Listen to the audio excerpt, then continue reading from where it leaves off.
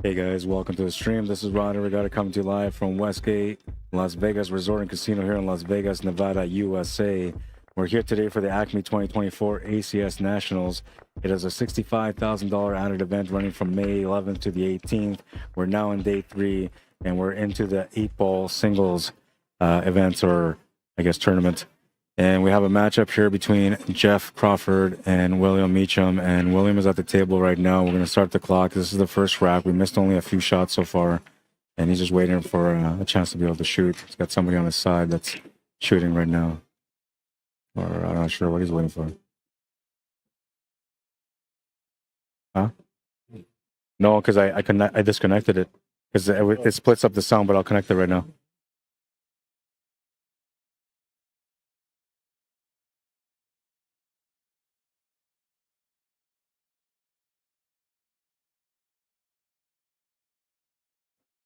Yeah, it was always on one side. That's all.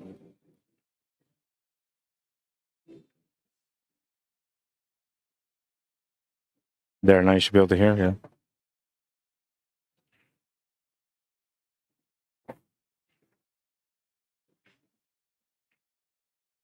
Is that on or off? It's got a lot of static coming through. I'm good.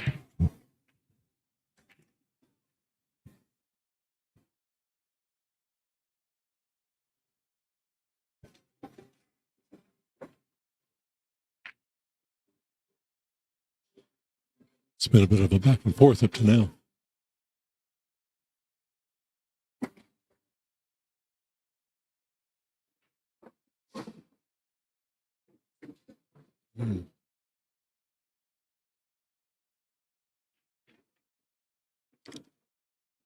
Let's try and push that 8 out of the way. Leave the 7 in front of the pocket. Come underneath it. Just a touch and draw. So he doesn't leave him. An angled bank on the 8. Alicia Overstreet. Alicia Overstreet may be on table 20. This is the last call. You have 5 minutes.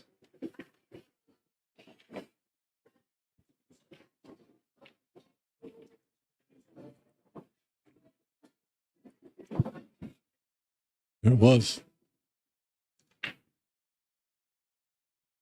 Probably a little bit harder than he wanted to hit that. Closer.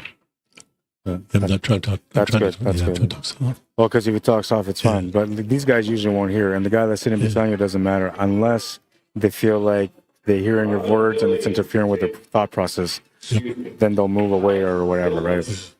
That should be all right. Yeah. Man, 3 days and I'm already starting to lose my voice. And now I was going to go to a concert. Good thing I didn't go. Call table 83. David, you have 5 minutes. I got to share the stream here to the ACS page. Oh, cool. A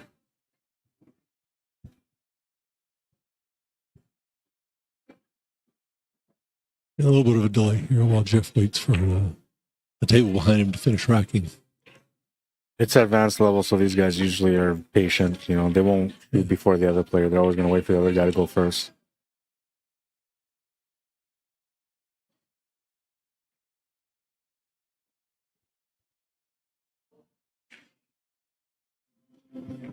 Game 1 in the books. Jeff's up 1-0. Yeah. That was a tough shot for William when he was trying to push the 7 in front of the pocket. A little bit harder than he really wanted to hit that, but it's a good try. Rod's being unusually quiet, saving his voice. No, usually I'm like this, man. But I am trying to save my voice. But usually when I first start off, I share the stream. Like, I know that people do share the streams, but just in case, I share the streams first to all the pool pages that I can. And when I stream, like, out of Manitoba, things like that, I usually don't go outside of local for sharing. But when I travel to go to events like this, then I share it to all pages because you just don't know where people are from, and there's people from all over the States here. Right. Binaural says, "Hey, Rod." What's happening, Binaural? How you doing, man? We got Chris Knowles joining me here. Came in and helped me out yesterday. He's going to come in and pitch in a little bit. Yep. When I get something to eat, I'll try and find some honey. It's something that you find everywhere in every hotel and every resort out in Canada, but out here, I don't think you can find it. Yeah. You'll find jam before you find honey. Oh, this is a nasty break. Mm-hmm. Is that a second ball break I wasn't watching? I don't know, but I'm assuming the way it broke. Yeah, the way they're all clustered.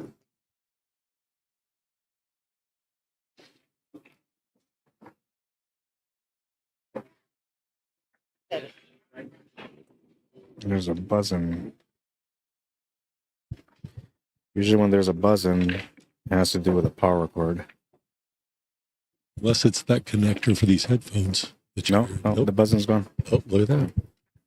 Trust me, I've been around the industry long enough to understand some things. Not everything, but some things. No, man, I get it. I remember when I first started, man, something would go wrong. I'd be like, oh, man, the end of the world. Yeah. I'm trying to figure out what it was, why it happened, you know. And now, like, I've gone through all the survival moments. So, like, I just know, oh, that's this and this is that. And that sound means that, you know. Yeah, I know audio. I haven't done a lot with the streaming. I mean, you've seen, I put content out there sometimes, but it's all edited video, not live stream stuff. I thought about doing that, man, but it's just so much work. It is a lot of work. Unless you're good at it, right? If it's something you do all the time, then not that big of a deal. Yeah, even though, I tell you what, though, to edit down an hour and a half of pool into a watchable match, it's a lot of work. It takes, I've always found it's like 10 hours for every hour, 10 to 15 hours for every hour, because I'm exacting and I want it to look right. So then you got to deal with, if you're running two cameras recording, you have to sync them up, time sync. Yeah. If you're not recording them simultaneously, then you got to work on syncing them up sometimes. But, that being said, we're here to watch some pool. Looks like everyone's going to get a good chance here on this rack. Yeah, this is William Meacham at the table now.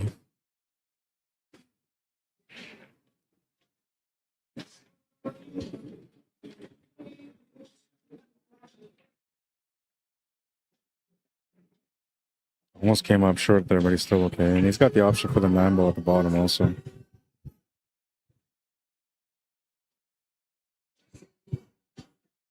Hey everybody, welcome to the stream. If you get a chance, make sure to like and share the stream. If you're not a subscriber, subscribe to my friend Rod Hare's channel, Cuesports Live Manitoba, exclusive streamer of the ACS National Championships.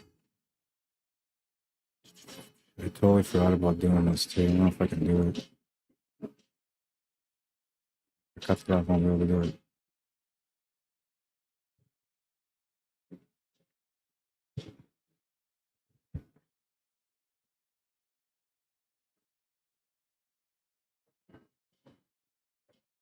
Right, I was going to share the stream onto the COMPUSPORT bracket.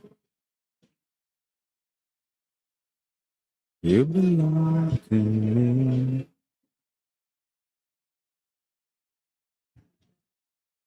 All right, so those of you that are trying to find the stream, if you find the bracket on CompuSport under 2024 Acme /ACS 8/9-ball National Championships, and you look up for this match, which is under the Advanced Masters 8-ball division, you will find the match between Jeff Crawford and William Meacham, and then you'll be able to just click on the link to be able to go directly to the stream on YouTube.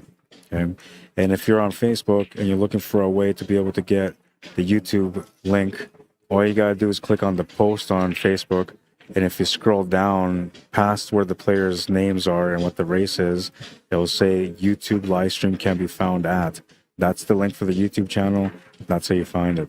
And if you're on YouTube and you're wondering, like, how do I find this on Facebook? Because for some reason you really enjoy 720 instead of 1080p. I don't know who you are, but that's really crazy. You can find her under American Cuesports and in brackets ACS Facebook page, and also under the Cuesports Live, 3 separate words, Cuesports Live Facebook page. So when you're full screen like this, tap it. Oh, yeah, I see it.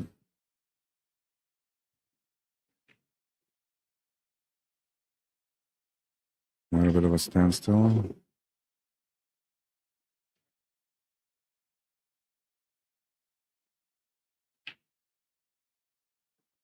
Now, this is an advanced masters division, and Jeff is racing to 7, so that would mean that he's the master. William Meacham will be considered the advanced player, but he's a little bit older in age, and I'm assuming this guy probably has tons of experience and probably is a really great player. Maybe as he's getting older, not as competitive as he used to be, so maybe that's why they made him an advance. But he seems comfortable at the table, and I'm thinking that this guy is like a shark undercover. It's quite possible. It's just a matter of him getting going on the stream.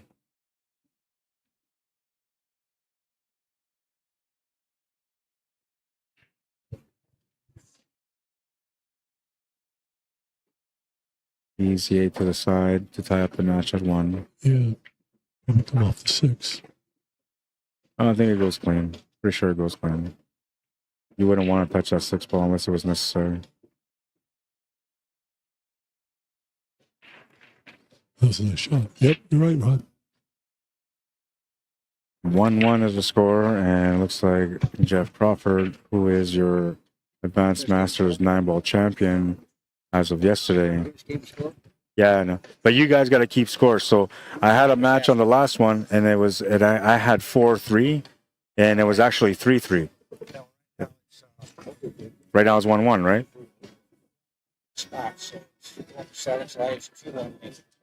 No, it doesn't work like that. So all it means is you just got to get to 6. That's it. Yeah. But in your mind, yeah, I get it. Yeah. And yeah, so just so you know, if you have a score and I have something different, William, I have to go by your score.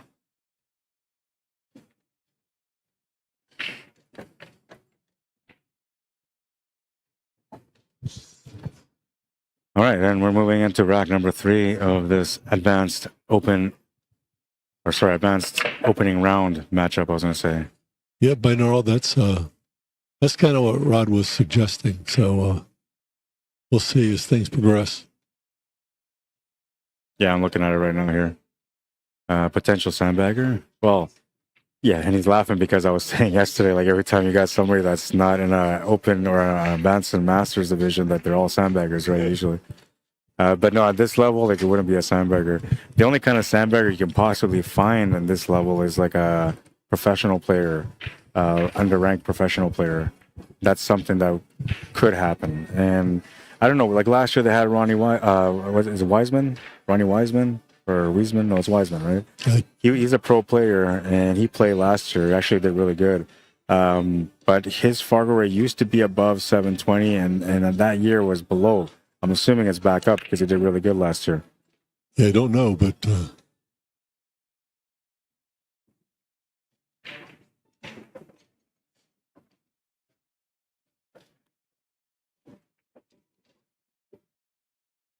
Still sharing the stream here.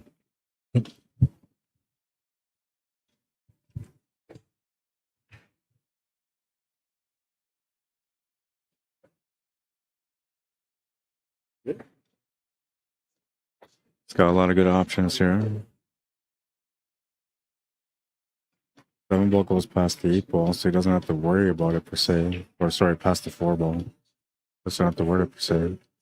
But the angle that he's got here kind of changes the path towards that 7 and 4. Ideally, you want to get onto that 4 or onto that 7 first, then the 4. I think he's gonna have to set up for the 1 ball here.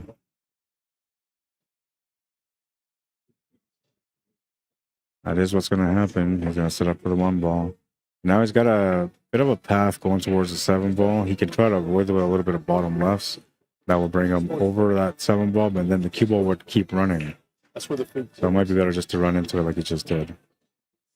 That was a great choice. And now he's got a nice angle on the 4 ball to be able to stun draw over and around that 13 ball and then land the shape on the 7 to the side. He's just going to get right over there for that 7 ball, as I was just saying. I mean, it's not quite 100% straight, but you saw as a shot. It's an easy roll-up shot, and you kind of want some angle anyway so you can get shape on the 8 ball. He's actually in a good spot. If you can draw it back, maybe, a couple of inches, that's even better. Or play through and come back over a couple of inches, that would work too. Yeah, so he did the same thing. Instead of just drawing back, though, he stunned over to the right and drew below.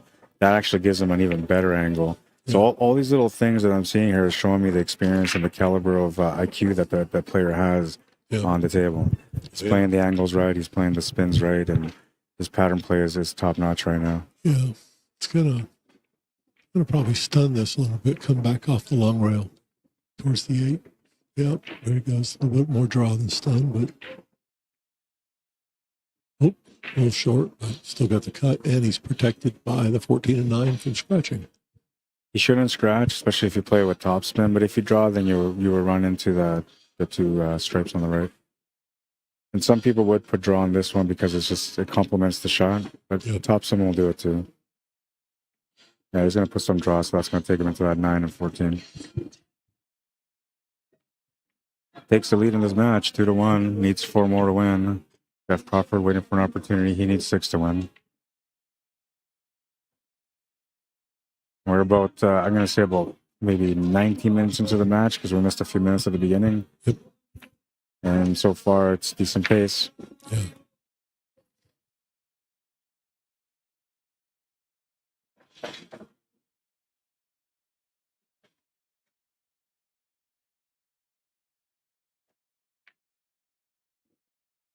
I played around last night, so this is another reason why I stayed up longer last night, is I was playing around with the graphics and trying to change it. I did like an American flag theme, and I just didn't feel right about it. Like I liked it, I liked the potential behind it, Right. but it just didn't seem to suit the graphics and the flooring and everything around the table. Right. So then I decided to go with all blue. And it did complement the color of the table. It actually went good with the color of the carpet, but it made the stream look maybe a little more boring than usual. Like, I'm not saying red is a hot color, but I mean, technically fire is red. But it's just that the red, I don't know, kind of makes things stand out a little bit more on the TV table. It does. And it doesn't hurt that it's in the ACS and Acme logos, too. Well, and that's the reason, like, okay, so I'm Canadian, right? So red and white is our colors. So typically I run with red, white, and I use black because I think black kind of pushes things out a bit. But when I did this, I was looking at, their logo. Right, both Acme and ACS have red and black and white in it, so that's what I went with. And the only reason I was thinking about blue is because, it's the American Cuesports Alliance, right? So I was thinking America, let's make it look a little blue. And or maybe gold, like the shirts with that gold so 20th anniversary logo. I do have the gold and black scoreboard available too if I want to switch over, but I won't. I like the way this one looks right now. It's good. It was a William Brook dry. So now Jeff's at the table. Yeah, he finally gets a chance to get going here on this rack number 4. Not that he's not on the board or anything like that, but it was kind of like he won the game and then his opponent won too. And so right now is a perfect moment to keep things balanced at the table.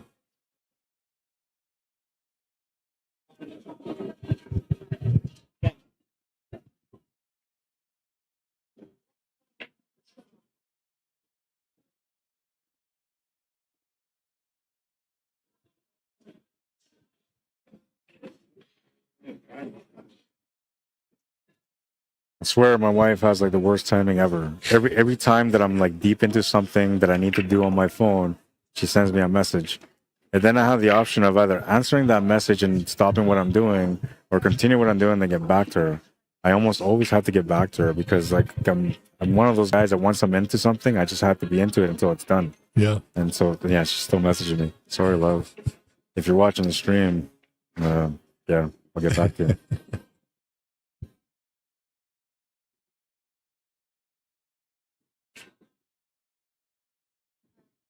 Yes, Jeff missed that 7. Seems a little bit off today. Well, he did play really late last night. Yeah, and I mean, he was around watching friends and stuff too, so he stayed here longer than usual, right? Yeah, that's right. That's right.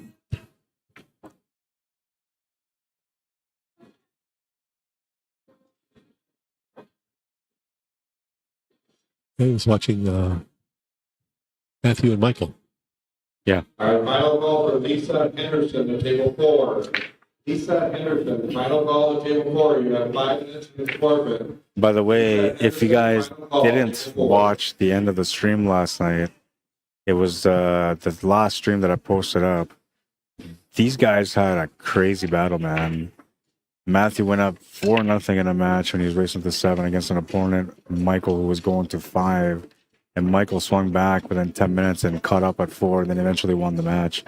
Just a really good match if you guys wanted to watch some good action. Yeah. The other one that was a really good battle, too. There was a couple of really good battles, actually. But the one that kind of stood out to me was a battle between Jeff Crawford, who's here, and Tyrus. Yep. Because they had a really killer A-side final, and then they had an amazing championship match with Tyrus winning the first set, trying to double dip, and then eventually he just kind of got shut out on the second one. Yeah. Yeah, Jeff found a second gear. Yeah. He to another level on that second set. It was amazing. You put a player against their back, man, their back against the wall, and they're going to swing back, man. That's what happened. After he lost that first set, he's like, okay, well, we ain't playing around anymore. It's time to get going. Yep. And then Marianne McConnell and Jessica Frieders also had a killer matchup, really good matchup, with Marianne McConnell winning the match on a 9-ball break. We had 2 9-ball breaks yesterday. Why my phone is not let me access the chat.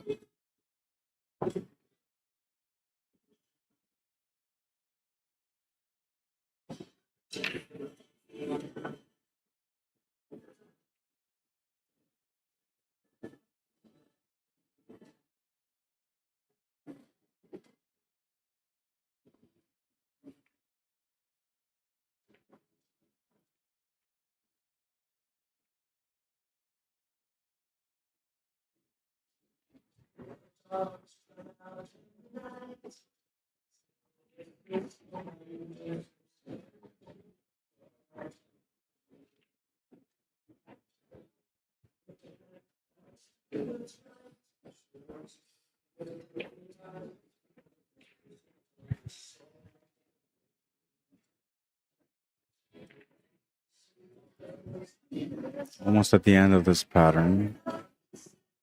Looks like he's gonna have to maybe play the shot to the side pocket and then come back to the other shot on the side pocket. He's deciding, he's trying to figure out which angle works best, and I think the 4-ball angle is better than the 7-ball angle. Unless he's shooting stripes, I just looked up, so I'm not sure, but he's been looking at the shoot the 6, shoot the 7. Looks like he's looking the 7. Yeah, so now if he takes the 7 and then he takes the 6, he has to draw back and set up for the 4-ball on the side, so that's where the gamble's at. And so him missing that shot was just more or less not really being committed. He was looking at both options, kind of said, okay, I'm going to go this way, but didn't really commit to it. You know,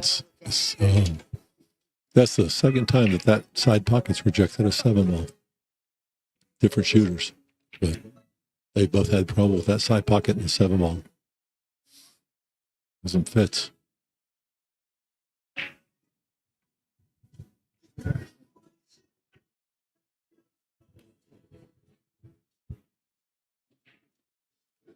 All right, so let's see what he's trying to contemplate here. No real problems here. It's all about just positional play. Opening shot is not necessarily limited. I mean, you can go 12, you can go 14, you can go 11 ball. Those are all the options that he has available right now. Yeah, I mean, the 11 ball's kind of out of play, depending on what you look at. But so, I mean, might be a good starter ball. It's the easiest startup, yeah. But, I mean, if you just clear out the top, you can finish the bottom and go back up. So, and he's a really good player, so it's not like he's looking at this like it needs 2 turns. He's looking at this like how to get it done in 1 turn. And what's the best way to get it done? Looking to maybe get set up for the 9-ball here because that's in a tight spot. Even though it's blocking the 4-ball, technically the 4-ball goes to the side. So, and it actually goes to the bottom right corner too on this table. You can cheat the pocket. So that 4-ball is not really being protected or blocked in any way. This ball, you know, this is the one that I was thinking about myself because I just don't like the where it's at. Oh, I thought he was going for the 12. He went for the 11. Yeah, he went for the 11. And then that leads to the 13, so he can clear out this side of the table. He's just got to get shape off the 10. Looking to get on to the 9. No, he's going to go for the 10, then come back around for the 14 or the 9. Well, that's how most players are taught to play. Like, it's you either clean up the top or you clean up the bottom. And then there's the players that play the up and down. And then there's the players that play the 2-way shot. So there's, you know, Everybody's got a different approach to the table, but generally speaking, most good players will clear out one side of the table and then move on to the other. Unless the top of the table or the bottom table looks like there could be an issue, then they might leave a bailout ball on the opposite end just in case they get into some trouble. He'll get shape on the 9 and come back to the 12. Yep. Well, he might go 14. around. Yeah, 12 ball's already been made. There it is. Oh, sorry, 14.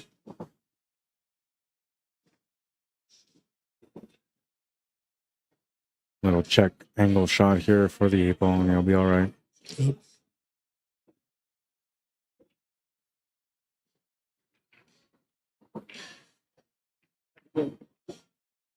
The opponent says that's good. He'll take it. And again, I just want to point out, that's always a classy move when people do it in tournaments. I never do it, man. Respect. I never give a shot, and I never expect somebody to give me the shot. And when people say, go ahead, it's good, I still shoot it. It's just, I didn't work that hard to not shoot the 8 ball, right? And then you eventually have to shoot the 8 ball, and you're expecting your opponent to say it's good, and he doesn't, right? So like it's an opening, it's opening the door for a possibility of getting sharked in the long run. So why do it? Just play it through. I mean, it's not like the shot was difficult, so just shoot it. Yeah, I don't know. I hear you. To me, I think it's just a matter of respect for players at this caliber. Respect, you can respect me on the last 8 ball.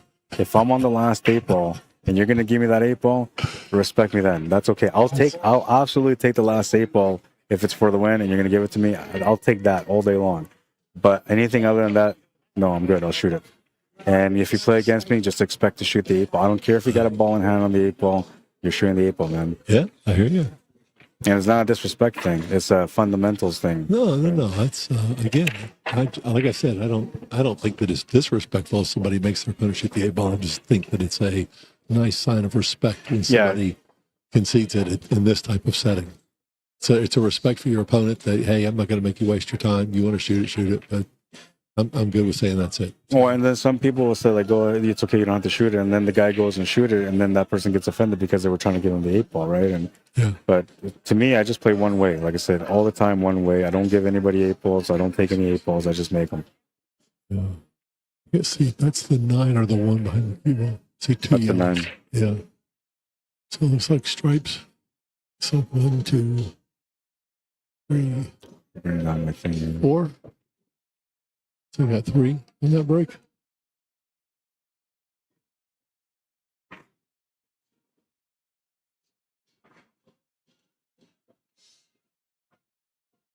Three, 4, 5. You got 2. Okay, so you got 2 solids on that break. Yeah, 3, 5, 6, 7. Yeah, so 2 solids on that break.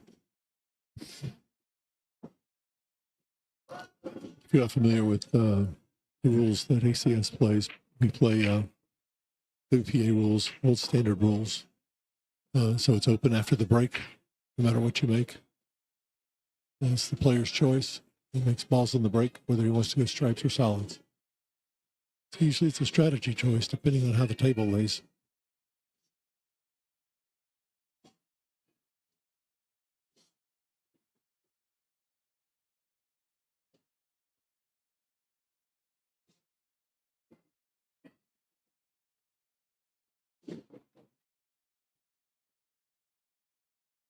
Looks like he's going to go with stripes.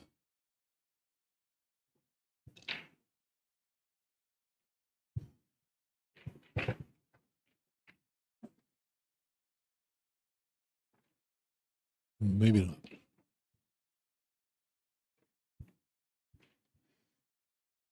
No, just probably shape on the second ball. That's where he's going. Nice. And he's got shape on the 11. Looks like he has a little harder shape on the 10. Kind of a longer cut on the 15. Or the 14. 12, sorry. Yeah, he's got a longer, harder cut on the 12. So, more tough cut on the 10. A little bit of a slider cut on the 11. 11 might get in shape to maybe come back and bump the 13-9 to get a little bit better position on one of them. If he gets it back there, then he always has position for shape on the 10. There we go.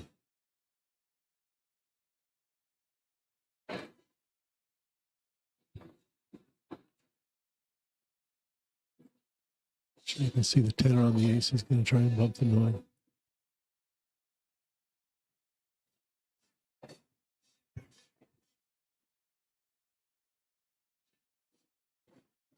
Oh, he took the 13. I have to move up just a little bit for shape on that 10. I'm sure the 15 passes the 1. Sorry, the 12 passes the 1. Yep.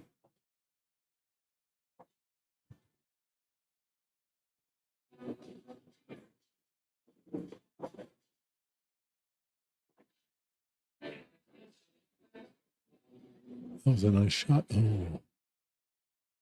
And now he's going to bump that. This is going to be an interesting cut on this 15. Watch out for the 8. Nice shot. Man, I love watching guys at this level. Yeah, they're pretty smooth, man. It's inspiring and daunting at the same time.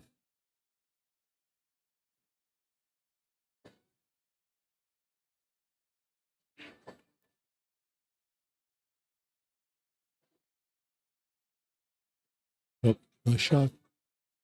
That's what you expect at this level. These guys, once they get in, they get locked in. Yeah, he had a little bit of a rough start on this one, but he seems to have gotten into rhythm now. Yep. 3-2 is a score. And I don't know why he always throws this chalk across the table. I don't know if you noticed that, but every time he's at that end, he just throws the chalk across the table. I didn't notice that. It's got to be like a habit of some sort, you know? Yeah. I don't know. For me, when I go break, like I always throw the ball off the bottom rail and then back to the right cushion or to the left cushion with some spin. So I'll spin it with my hand. Yeah. And it's just a habit that if I don't do that habit, it seems like my break isn't the same. So I don't know. It could be habitual. Yeah, that's true. Yeah, I used to try and spin it. Then I was down and got irritated. I would usually miss spin it and throw it into a pocket, and I would just get more irritated. So now I just give it a little push. Williams back up at the table. We also play alternating break. I didn't say that before.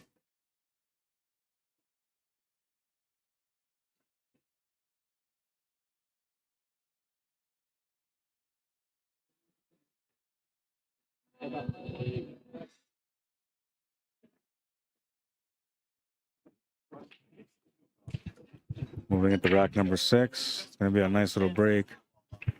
So the 13's trying to make the pocket. I break though.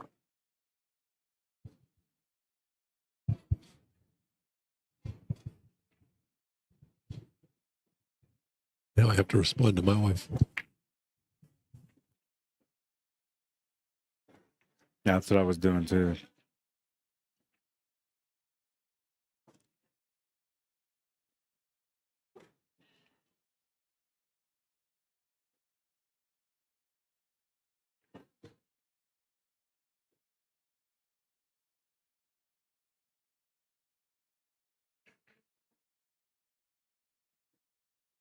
The world is yours on this table. He's going to call the 13 ball.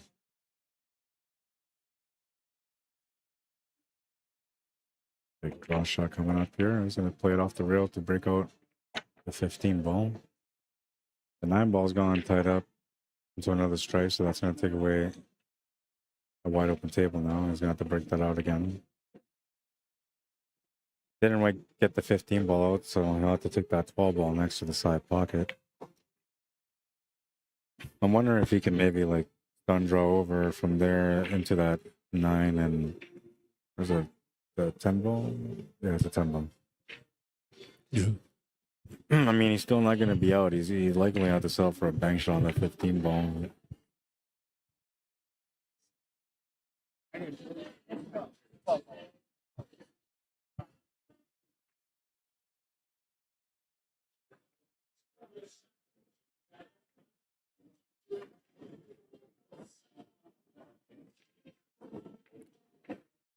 Interesting. So, like, what do you do, man? He doesn't have any real shot here. Or is the combo maybe wired to the bottom right corner? I mean, I don't think so. Looks to me like it's pointing actually right towards the left side of that pocket. And he can cheat that a little bit. A little bit of, yep, maybe a little of that outside spin. Keep it through. It's got to be a soft pace shot to make it go in. It almost went in. Almost went in. A bit softer, and it might have taken that roll in. But that's good because now, like, his 50 ball didn't have a pocket. Now the 6 ball doesn't have a pocket. Yep.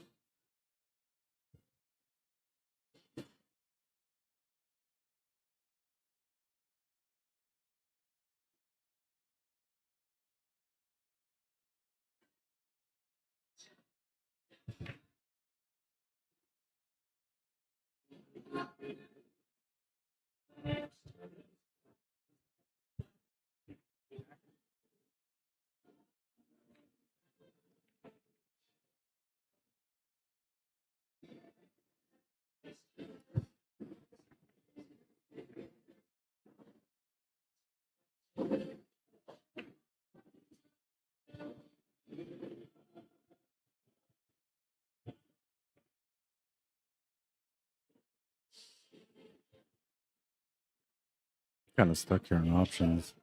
More or less has to deal with that 3 ball, I think. But... And that 3 ball helps him out for a breakout onto the 6, plus position onto the 2. Yeah, but he's got to cut that with some draw to throw it back towards the 11 and stay away from, and that table's belt's getting a little bit. No, I'm saying he shouldn't make that 3 ball. I'm saying he should leave it to use it for a breakout. Right. You know. Yeah, I got you. I'm not crazy on the table, man. Remember, I keep it simple. I just use the angles, a little bit of spin when I have to. Yeah. I understand. 4 is a tough cut. It'll go, but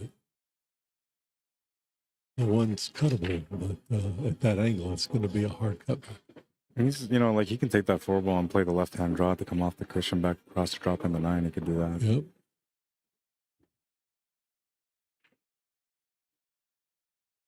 Oh, is he going to try pushing the 9 in now?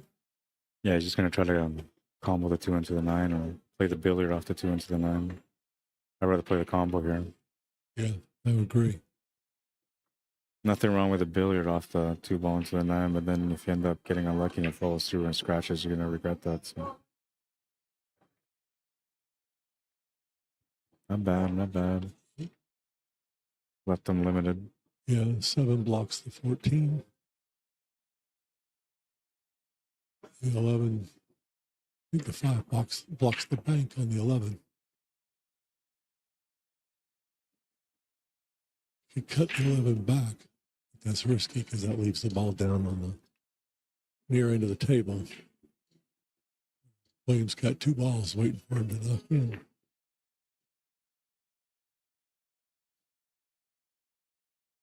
Try wiggling the 10 ball. He's going to he'll kick at the 15.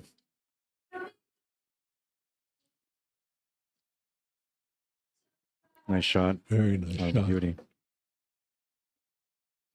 Making that shot gives him the out.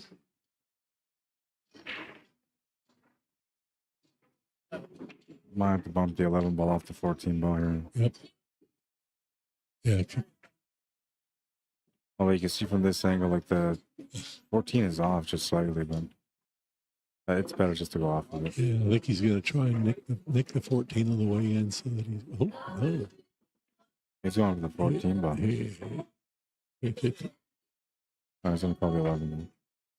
And you can't hit this light. You got to hit this with a little bit of power because you got to create some separation. And you're almost more or less just trying to shape up for that 10 ball after this. That's your main backup shot. But if you get something around 14, then you go that way. Yeah, you got to knock the 14 out of the way. Up, back up. So, yep. Oh, wow. And you have to put some pace on it and see you're shaping up for the 10 ball. Yep. Got unlucky, though. This 10 ball's makeable. It's got to cut it. It's a tight squeeze, but he can spin it in. Yep. I didn't think he had the shot. I really didn't think he had the shot. It looked to me like he didn't have it, but I figured he could maybe spin it in And the way he tried to spin it in, I would have played the opposite spin because you had to almost throw the ball around that strike to be able to make the contact to drop it. He just nicked the 14. That's what they call spin-induced throw. Yep. Yeah, that's what he needed to do.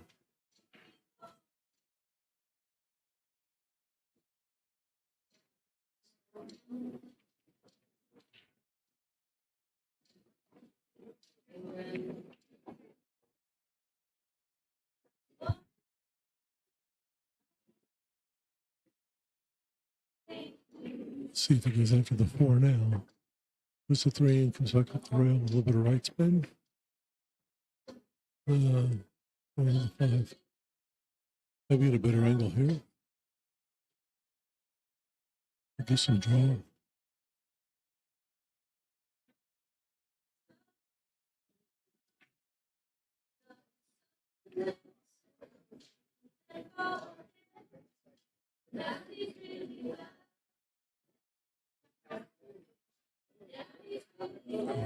Come back now.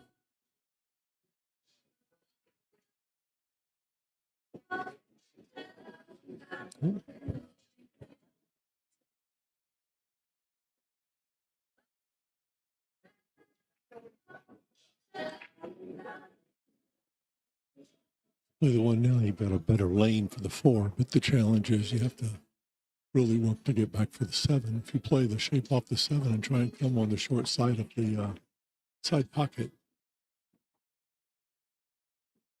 then you can, you've got an easy shot on the 4. You have to pull it back some to make the 8.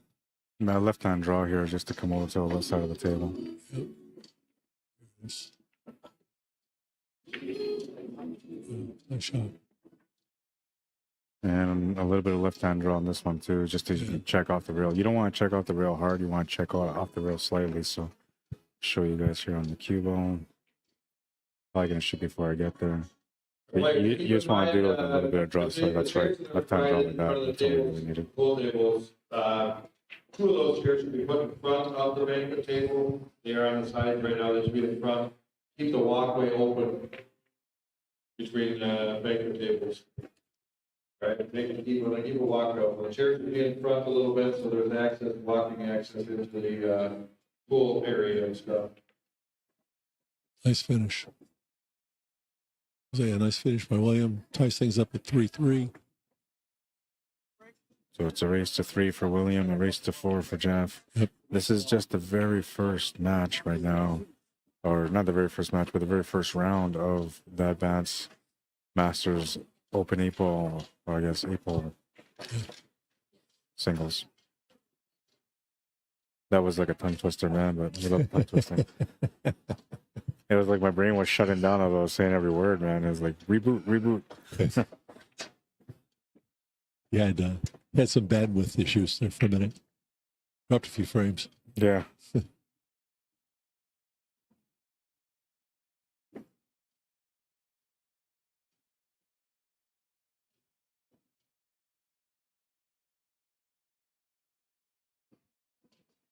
Jeff hails from Dallas, Georgia. My stomping grounds. Jeff's part of our league. What's up, Mitch DuPont? How you doing, man? How you holding up? I was gonna try to get in touch with you, man, but I was busy throughout my last few days before I came out here. Then I drove for 3 days, and ever since I got here, I've just been going, man. But I've been wondering how you're doing. I know you were really close friends with Trevor, so sad to hear about the passing of Trevor Hychuk in Winnipeg, Manitoba. One of the guys that was supporting the game as a player, as a business owner, as a friend. Supported a lot of the tournaments in my province just before he passed away, and it looked like he was getting deeply involved into making a difference. And unfortunately for our community, we lost somebody that was making a real difference in our community. Wow. Young age too. He was a young guy, man. Had lots of life ahead of him.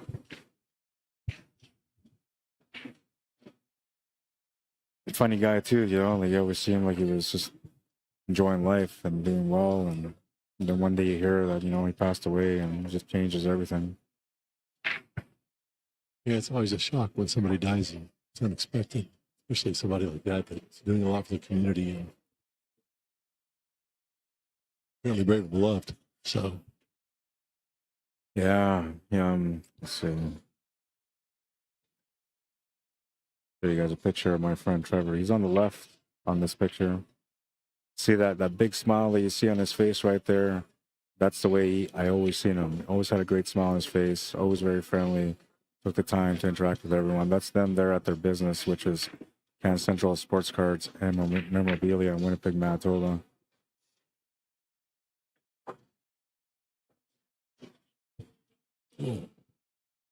The things that he was supporting out there were like the memorial tournaments. So he was helping organizers to honor those that passed away that we were trying to honor. So in my eyes, the way I look at it is he deserves the same respect. So I plan to honor his name. that's outstanding. It's a good thing, Ron.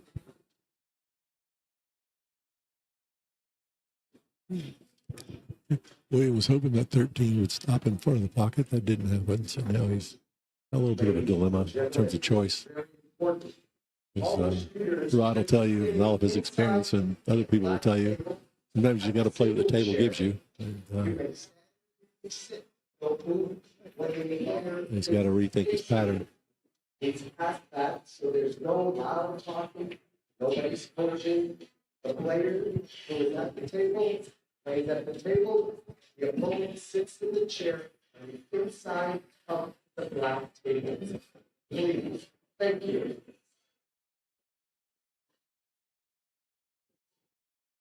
Interesting.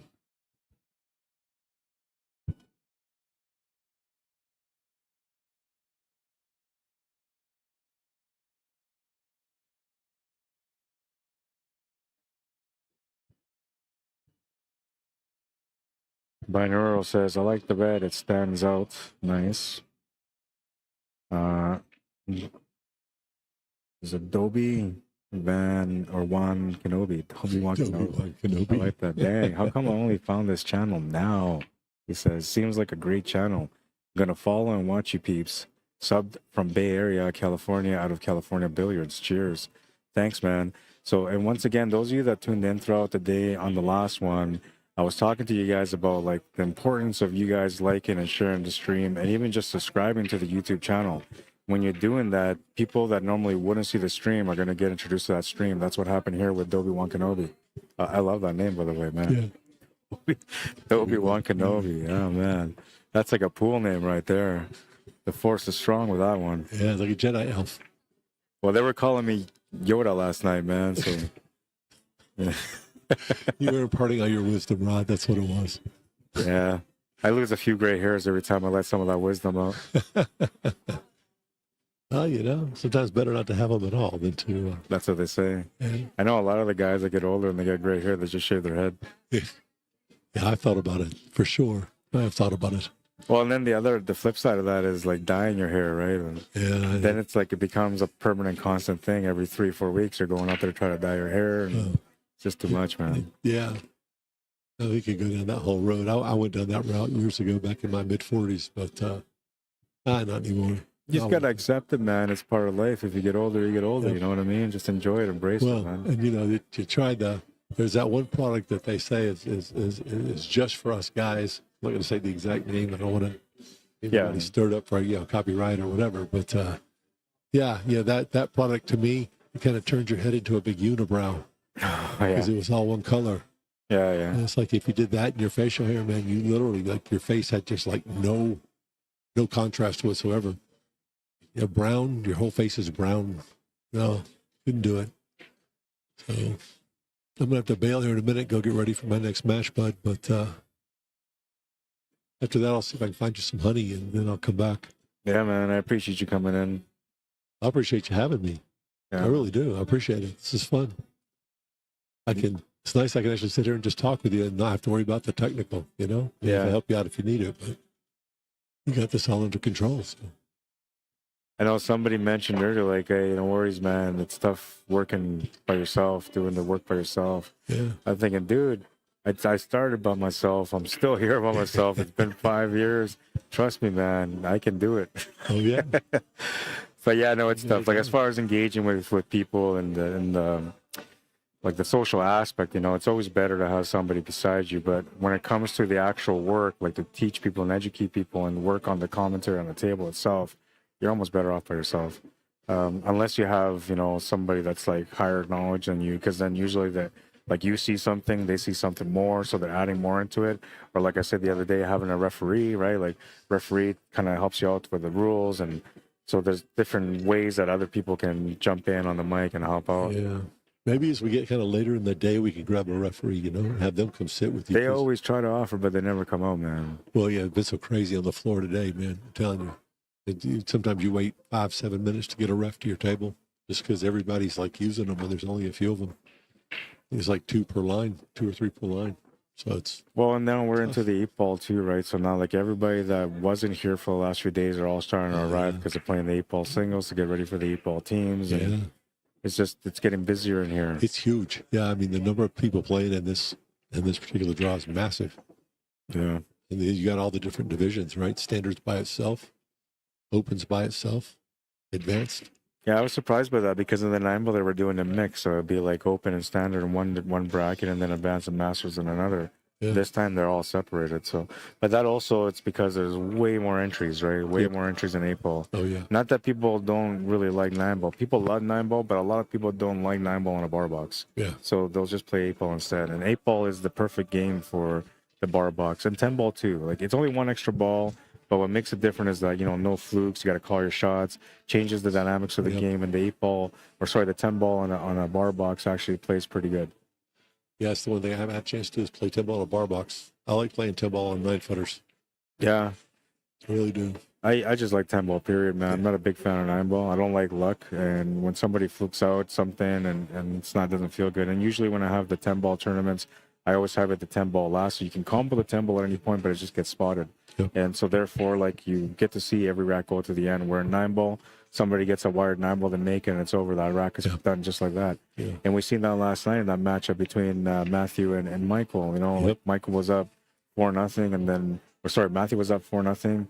Then Michael came back and made 2 9-ball combos plus ran 1 table out and got a chance on the 4th one to be able to tap. 9 on the break. And we got that 9 on the break too. Remember? Yeah. Yeah, the 9 on the break, the 2 9-ball combos, and then the break and run. The break and run, yeah, that's what it was. That's how he evened it up. And it was like 10 minutes, man. He was down 4-0. Yeah, it was started with the 9 on the break, remember? Yeah. The 9 on the break, and then... Then he had the combo. Yep. And then he had the... then he ran out, and then he had the combo. Yep. Yeah. And the second combo I didn't see, because I wasn't paying attention at the time, so I didn't see it. But I know that he made the second 9-ball combo, because I thought... What was it? I thought that he had missed the shot, but he actually played the shot and played a safety, and then he made the 9-ball combo. Yeah. All right, bud, I'm going to go bail. Get ready for my 4:30. Yeah, before you get your little warning. And I'll run to the bathroom real quick, too. I don't even think they've assigned me a table yet. Well, I appreciate you jumping in, man. Well, Good luck in your match. Thanks, buddy.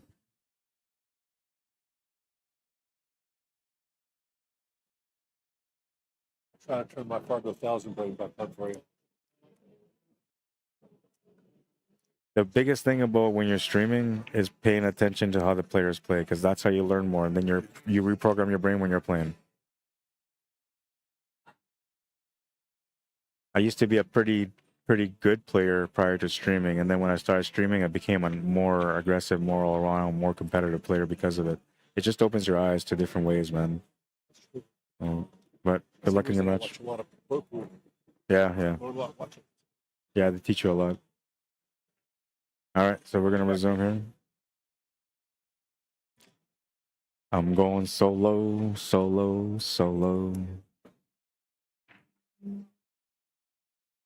Sportifista Northern Mindanao, welcome to the stream. Portuguese? Brazilian? Oren Miguez, welcome to the stream. Brandon Wheeler, what's up, man? Chris Mason, Michael Holt, Richie Boone, Dave Chanavasky says this guy's a poor player. I wouldn't think of it like that. You know, You got when you're looking at people playing on the stream, you gotta understand that like most of them are feeling weird from being on a stream, and if they've never been on a stream before, like the intensity is just crazy, man. It affects their judgment, and it affects their play, and if they get into situations where they're missing and they're not running out, not finishing the table, it starts to build up on them the intensity, and that honestly, like when it comes to streaming, it's probably one of the toughest things for people to kind of get used to. But if you just start ignoring the fact that you're on the stream and you just start playing your game and constantly ignoring what happens, with the stream. So let's say like you make a beautiful kick shot or a jump shot or just a spectacular highlight shot, that's one of the moments where a person will be like, oh yeah, I'm on the stream. And then next shot they miss it because they're thinking, oh, I don't know how many people like my shot. Like just don't think about it, man. Just play your game. It will pay off in the long run.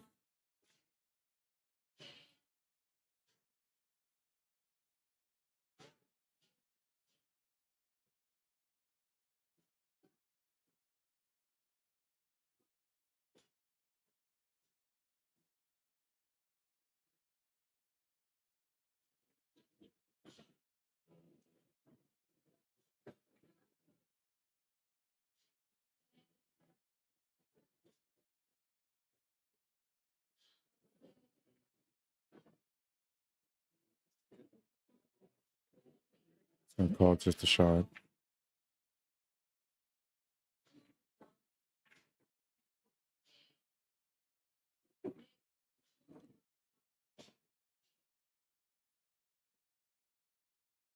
Rock and roll. Robert Morgan, how you doing? Says I keep watching for some of my hometown people to pop on the TV table, lol, but mainly supporting you while I lurk at me. Well, I appreciate you supporting me, man. Let me bring this back up again. When I have somebody on the booth, I don't have my display on there because then they're talking and everything is moving around, and meanwhile I'm not saying anything. It just looks like I'm the one that's talking, but it's not me. So now that I'm solo, I'll just bring that up again. And I don't know, you can't really see it. Like you can see it, but you can't really see it. So maybe I'm gonna change that into a red color. That might interfere with the table, but you know what? I'm gonna do it. I'm gonna do it, bro.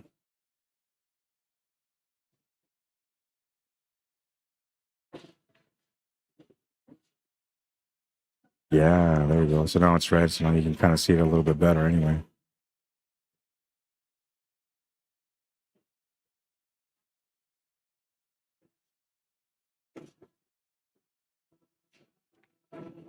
Kind of came out in the open.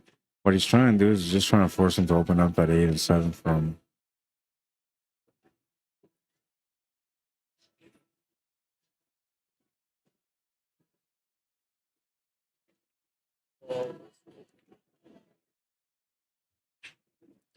You guys have to excuse me for a minute or a couple of minutes. Not right away, but in a couple of seconds here.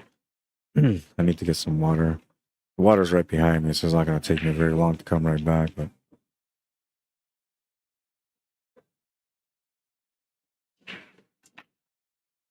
I am gonna step away from it for a minute. I got some Tylenols here. I gotta take some. And same with anybody else that tunes in to watch the streams. I'm truly grateful for you guys supporting the stream and my work.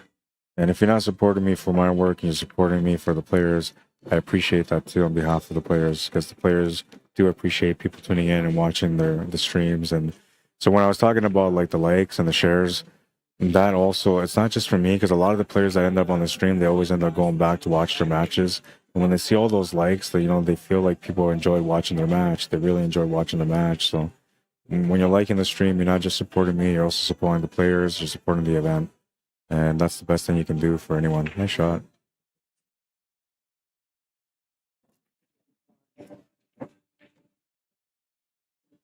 A little bit of room here to be able to continue, but I have to maybe involve a bank shot here. Looking at that right now.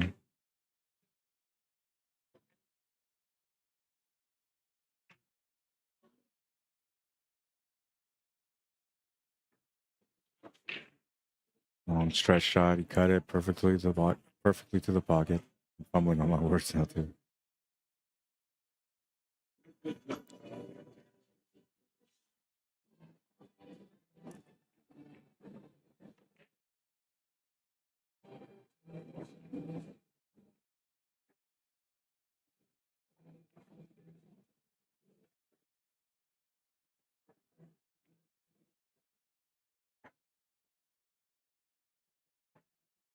Binaural says shooting craps with a chalk. Yeah, that's what he's doing, right? I know it's a weird little habit, man. Dobie Wan Kenobi says, lucky me, Dobie is my first name. And that's what they started calling me during our monthly tourneys. That's so cool, man. I mean, I don't know. That's probably the best name in the pool industry. Dobie Wan Kenobi.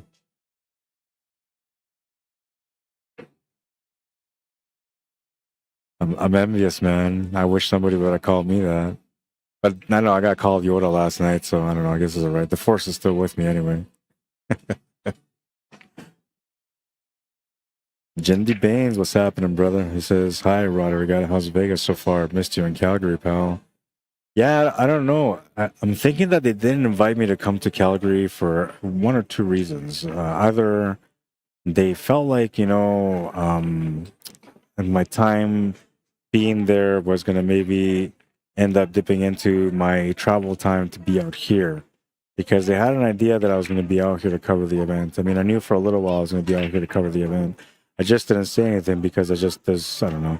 I'm not really the bragging type, but, I do feel special and blessed to have the opportunity to be here. So I did make a post about it. And I always acknowledge whenever somebody invites me to come out and cover an event, because I truly appreciate the opportunity of being there. And CCS knows that the organization in Calgary that runs the Western Canadian Championships for CCS, they know that, so every time that I stream for them too, like I've gone and done some walkthroughs and I love what I do, man. But I'm thinking that it's because this event coming up, they didn't want a crossover to happen. Either that, or maybe they just didn't like the way I did my work, man. Maybe they found somebody that was better than me to do the job. I didn't get a chance to watch any of the stream out there, so I have no idea who did the job, but if they were better than me, then hats off, man. And I don't really look at it that way anyway, I just try to be consistent with my work. It's not about what everybody else is doing or what everybody else wants to do. It's more or less of what I feel is good for the work that I do and the promotion of pool, like I like to promote it. Small window, I think you found it. But yeah, I was a little bit disappointed that I didn't get the opportunity to go out there, man, because I was hoping to go out there. There's a lot of people that I know in Calgary, and then the people that come out there to the event, I know a lot of them too. And I always look forward to seeing everyone, because they're slowly becoming. Indoors. No smoking or vaping allowed indoors. No smoking or vaping allowed indoors. That's a weird rule. The same as smoking here. So if you're smoking or vaping indoors, consider this your warning. If you're spotted smoking or vaping in this pool area, the referees or security or someone will just ask you to leave. It's that simple. Yeah, so they're talking about the smoking in the building, like vapes and e-cigarettes or whatever.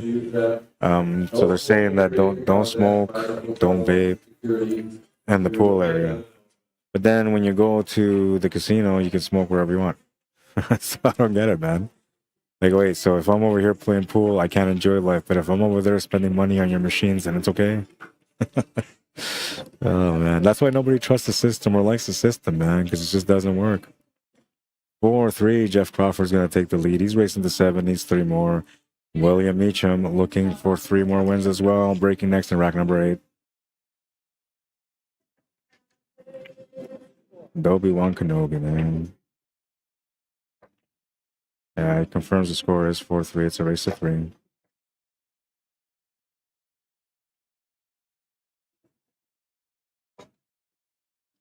Hopefully you do the Penticton one. Yeah, we'll see, man. Like, I don't know. We'll see, right? So if I get other calls from them for me to come out and cover their events, and, I know that it wasn't something like that it was just mainly time-based. If I don't get another call from them this year for any of the events, then I'll know they weren't happy with my services. And I can't do anything about that, man, because, I know that I work hard. I know I put in every effort. I know how much I sacrifice every time I go out to an event. I do, man. I barely eat, I barely sleep, and I'm going and going and going, and I don't really get breaks, you know. And I could be lazy like other people and just say, no, you know what? I want my breaks. I'm doing it. I don't care if it's a championship match. I'm on my break, man. But I won't. Like, to me, it's just I love pool. Pool comes first. So we'll see. Hopefully, I get opportunities with them. I really enjoy working with CCS. I had a great time out there in Victoria, but I didn't do that great of a job in Victoria. So I think that might be something that maybe is the situation. I was extremely tired out there. The first 3 days, almost didn't eat for 3 days at the beginning. So I was like totally worn out. And it's not on the organization at all. It's just the way that the days worked out, right? And so obviously when you're not getting good rest and you're not eating well and you're going, 16 hours a day, you're gonna have some moments where like the energy is just super low and mistakes happen and that kind of stuff. And that's what happened to me out in Victoria, right? So I'll give you an example of how bad it was at one point. So I'm on the last day and I'm supposed to be streaming a match. They told me it was going to be an advanced match and they told me that I could have a break. So I was like, okay, I finally figured out where all the stuff is for stores and stuff. So I went to go get some food. When I got that food, there was like a big giant protest and then like slow traffic because they were taking up the whole street. And so then I made my way back and I came in, the matches had already started.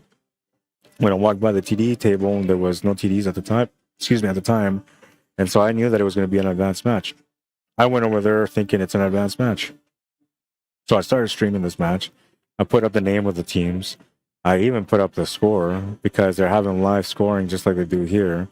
And so I go check the score, and I think the score is like 4-1. I can't remember. I think it was like 4-1, man. And I was thinking, like, how can this game? Because I'm talking on the mic, right? I'm already streaming. I'm thinking, like, how can this game be so deep into the match, right? And I kind of know a couple of the players from the advanced team that I was expecting to be there. And I see them. So there's 2 tables in front of me, right? One to my right, one to my left, kind of like how these ones are. And then there's like 3 tables on the right side following that table. There's 3 tables in a row. And I realized at first, I'm like, okay, well, they're playing on 3 tables. Then I'm looking at 4 table. I'm like, oh, wait a minute. That's another guy from that team. I guess they're playing on 4 tables. And then I look at another table further behind them and I see another guy that's on that team. And I'm thinking, okay, no wonder why the score is going crazy right now. These guys are playing on 5 tables, right? I've never seen anybody run a tournament on 5 tables like that, man, a match. So, like, slowly I started like, oh, wait a minute. Like, the bell kind of just triggered off. It's like, ding. Like, oh, wait a minute. They can't be playing on 5 tables, man. Is this really the advanced match? I'm like, oh, I got to go find out. So sure enough, man, like I'm so tired. I had no idea that I was running a standard match, championship match instead of the advanced one. Like little things like that. So like, I know I dropped the ball and I apologize to them about it, and they usually are like pretty forgiving. They don't look at it like, oh, you prick, you didn't deliver. They don't look at it like that. They just say, okay, well, what happens, no big deal. But I felt bad about it and I don't know. Maybe they didn't appreciate that. But I do try my best just to know that, and there's days that, I'm working out of town, working an event, and, I'm only getting like 3-4 hours sleep. I'm still waking up. I'm still going out there and trying my best every day, man. It's just like my pool game. I don't give up. I try my best, man. That's just the way it goes. So just know if you are an organization thinking about calling me, you want me to do some events for you, I'm all in, man. I'm all passion. Hopefully, if you guys give me a chance, you'll see that, and hopefully we can continue to work together as your events develop throughout the years. And I always know, too, like sometimes I'll get a call for a job. I may not get that call again for another year or 2 or even 3, right? Because sometimes organizations like to play around and try different people out, right? Or we'll see what this guy can do. We'll see what that guy can do type thing, right? And nothing wrong with that, man. I mean, if you have an organization, you're trying to get it represented the best way possible, then you're going to want to look for different options, right? And maybe you say, hey, this guy's really great, and then you commit to it, but then you find somebody that's better. Then how do you break that relationship with the other person and say like, hey, yo, bro, sorry, man, I found somebody better. We got to let you go, right? So it's better just to, give other people chances. I get it. I just hope that my work stands up enough where, they remember me, they keep me in mind. And if I do a really good job, usually I'm the first guy they think about. So that's usually the perspective when I go out there. It's just like my pool game, man. If you just try your best, you'll get the results. Richie Martin, you needed on table 68. Richie Martin. CJ Farnham, how you doing, man? Keith Parker, Daniel Fiantaco, welcome to the stream. Bobby Kendall, welcome. Robert Morgan says, so to help with that smoke vape thing, casino floors have special allowances, but when you go to the pool area, it is treated as common area. Ah, I got you, man. So it ain't a money thing? Because, you know, I don't trust the system, man. So, like, automatically, I assume it's a money thing. It's political. He says, no smoking. Hotel rooms went all non-smoking, and it's a common area due to distance of rooms, and it seeps, and you get massive charge for it. Yeah, no, and I don't care. I'm not a smoker anyway, so it doesn't matter to me. But yeah, I get it now. Appreciate it, man. CJ Sandoval says, we have tournaments at our pool house, Griff Billiards, Griff, Indiana, and can't smoke because we have Illinois players who can't smoke in their Illinois locations. It sucks. I don't understand it.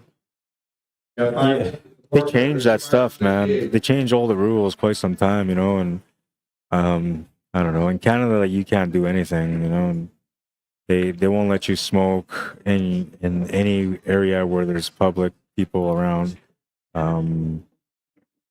Yeah, I don't know. They legalize marijuana out there too, but they don't let you smoke anywhere for that. They almost don't even let you smoke in your own place. So I don't know, man. It's kind of a weird world, you know. Like, you can do this, but you just can't do it at 90% of the time at places that you go to. What about my car? It depends if you're in my parking lot or not. It is what it is, though. You know, you just gotta follow along with the rules and just be understanding whenever, you know, they come across and tell you, hey, you can't be doing that, man. Dean Custer says, hey, buddy, you should be taking help with you so you can get some sleep. I worked like that a couple of times, and it doesn't make it any better. If you have people that are responsible, that are passionate like you, that are fully committed to the job, then yeah, that works, man. But that hasn't been the case so far. And I'm still looking for the people that are like, that fit the profile of what I'm looking for to help grow what I do. Anybody can grab a mic and talk. Not everybody can do the job like the way I expect it to be done, my standards. And my standards aren't necessarily what sets the world on fire, but in my eyes, my standards are what makes a difference on how the work is presented to everyone, not just the organization, but the viewers and the players that end up watching the streams after they're playing on the TV channel.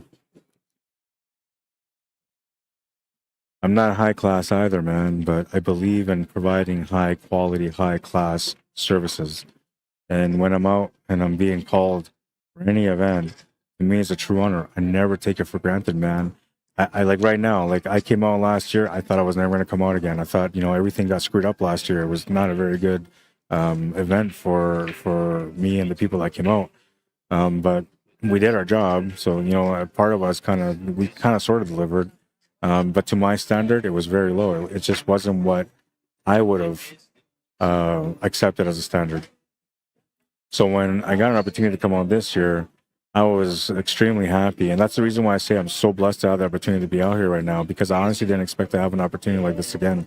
I thought everything that I'd done to build up to get to that moment last year, it just kind of destroyed me in the end. And it was what it was, right? But I know, like, you can't undo things that have been done. So I just kept moving, you know.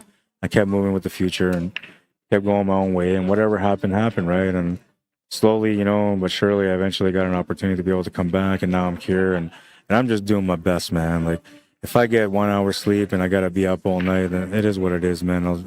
I'll just be here on 1 hour sleep, because I want to make sure that these guys know that I truly care, and that I'm doing my best to represent their event and organization the best way that I can. And I'm telling you right now, man, like, if every streamer out there had those kind of standards, the streaming world would be so much better. But there's a lot of people out there that just don't have standards. I've seen people stream with no commentary. I've seen people stream with no updating on the scores. I've seen people stream and only focus on just interacting with people. Rod Arriagada, you're doing that right now. Note to self. But I've seen all sorts of things, right? And then there's people, like somebody was telling me the other day, yesterday, they were saying, you know, like, I really like your presentation. It's not too crazy. There's not a lot of stuff going on. It's not distracting. And you see a lot of the stuff out there too. So there's got to be standards, man. But we don't work in a world where everybody kind of works together and talks to each other and supports each other. We work in a world where everybody thinks they can do better than the other guy. And, you know, some people are successful enough to do it, and some people, you know, just try their best. Whatever the case is, there's no clear standard when it comes to the professionalism behind streaming for pool. And I think I try to do something like that, but I don't know. I'm not great. You know, there's a lot of times that I drop the ball. There's times where I'm off on the call, and there's times where, you know, like I'll lose the scorer. So like nobody's perfect, man.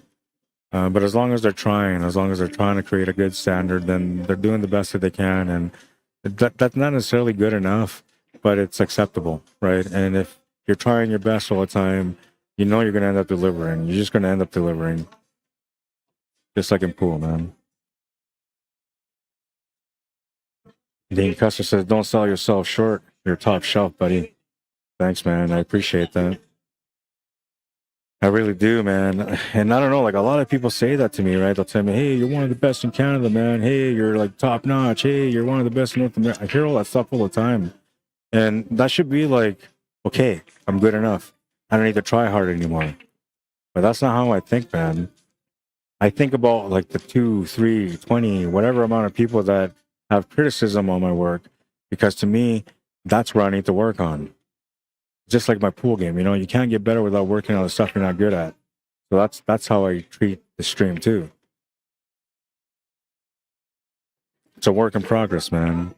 But one day, hopefully, if I do a really good job, I will set the standard. I will make sure that people will do their best to compete against me, so then everyone out there will just be really good. And then pool will have a great opportunity to be in the spotlight like it deserves to be. And that's all I try to do when I'm working, man. I'm just trying to make sure that pool gets the spotlight that it deserves. I mean, and you can see that with my graphics, my presentation, my angles, you know, all that kind of stuff. When I decided to get into this, man, I said to myself, you can't be average. You have to be, you know, like the olden days, like the 1990s, you know, back in those days, like everybody that was televising pool, it was exciting to watch. You know, that's all I want to do. I just want to make it exciting to watch, man.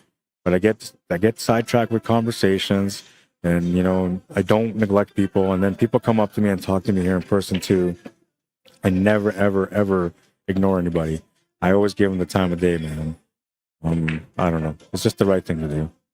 Anyways, let me stop talking about, you know, the progress and the future and where I'm at and myself, and let me try to get back into this match. But first of all, I had to go get some water. I was going to go get water like 10 minutes ago, man. You get me talking about passion, and you got me sucked in the whole day. I'll just be talking about passion, man. Passion, passion, passion. Pool, pool, pool. That's what my shirt's going to say. All right, so give me a second here. I'll be back. Won't be that long. Rackle. Why is this thing always changing position? Is somebody constantly moving my tripod?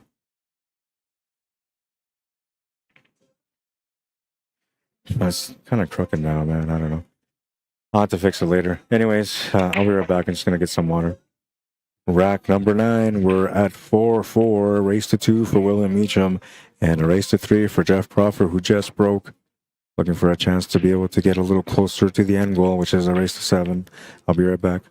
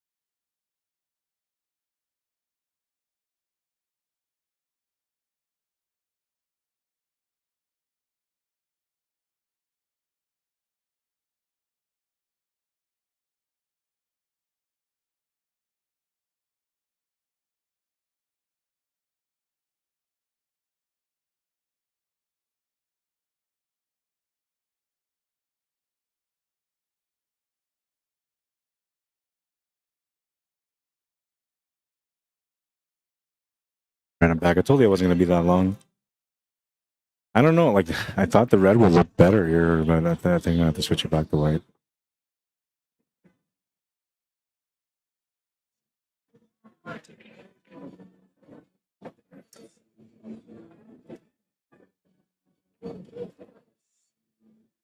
I wonder. I'm gonna try something here.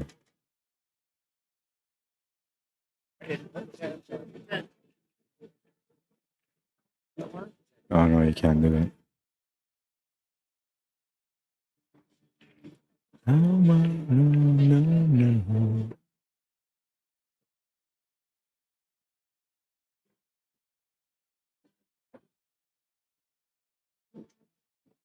I'm going back to white. Yeah, I think the white one looks a little bit better. I thought like you couldn't really see it, but when I switch to red, it becomes a little bit harder to watch or to see the red.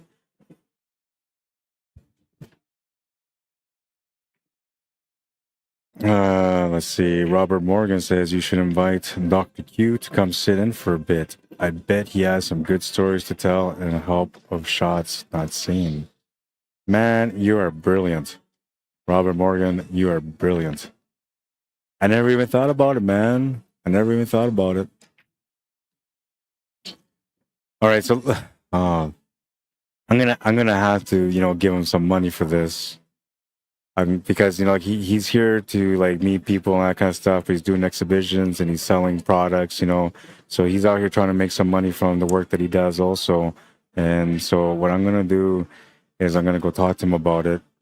I'm gonna compensate him for his time, and we're gonna get him to come out here and sit on the booth and talk a little bit with me. And then we're gonna get him to maybe do some trick shots on the table. That sounds kind of fun, right?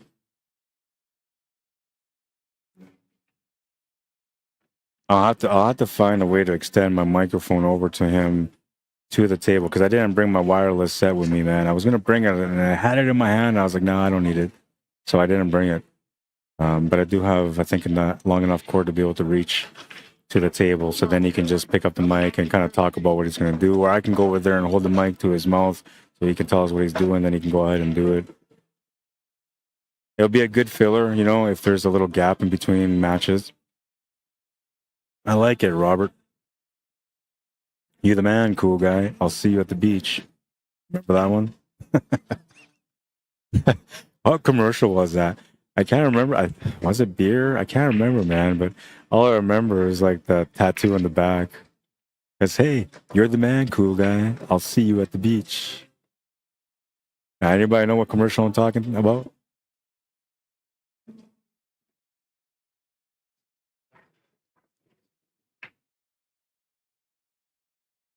Oh, and this guy, man, you want to be my agent?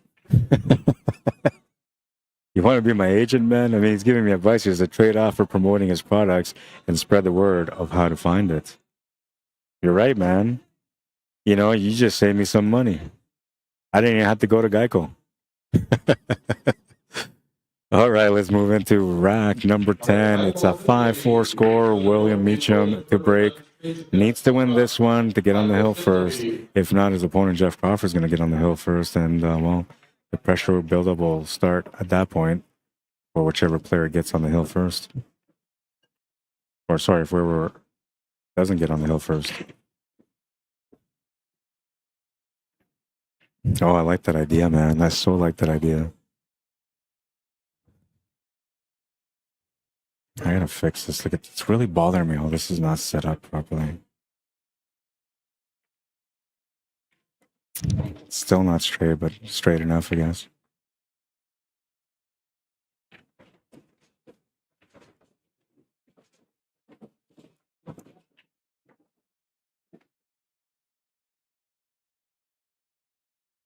Glenn Murray says Labatt Blue.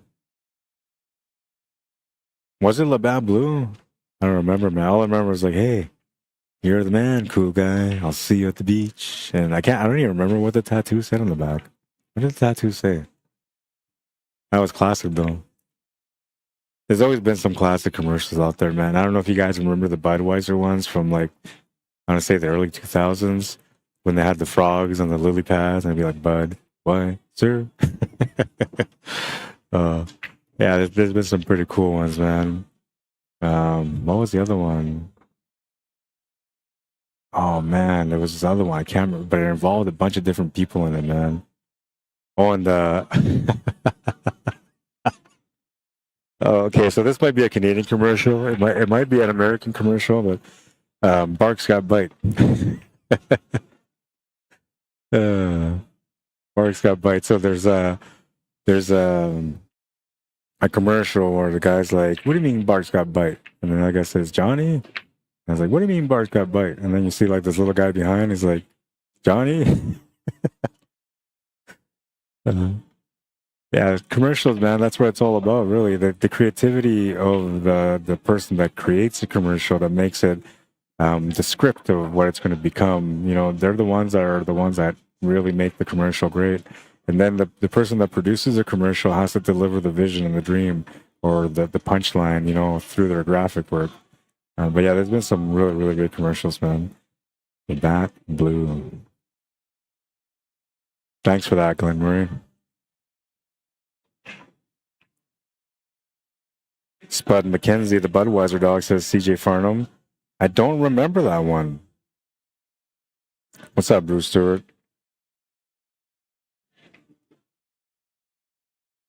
Now, first of all, like I've been talking about Trevor Hychuk yesterday, today.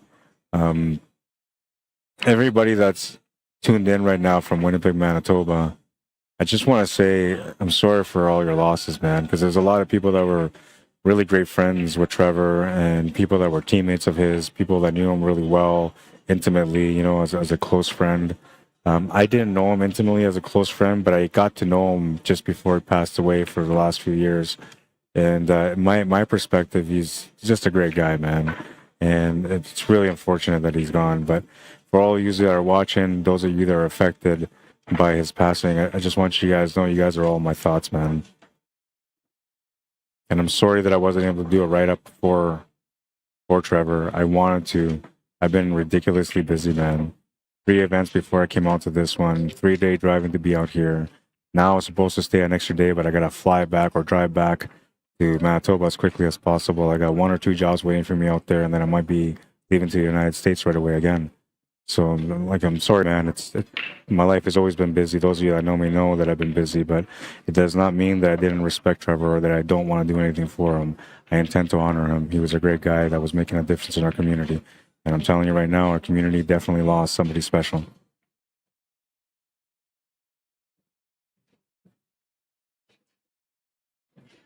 Bruce Crenshaw, how you doing?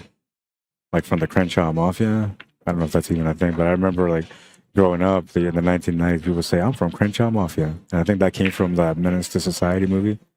I can't remember. I think that's where it came from. Anyways, off my noodle here. Herminio Felix, how you doing? Wilson Acevedo, sorry. I've seen an A. Acevedo. Mike McCammon, welcome to the stream. Bienvenido, Wilson. I'm not trying to neglect YouTube, so I'm going over there right now.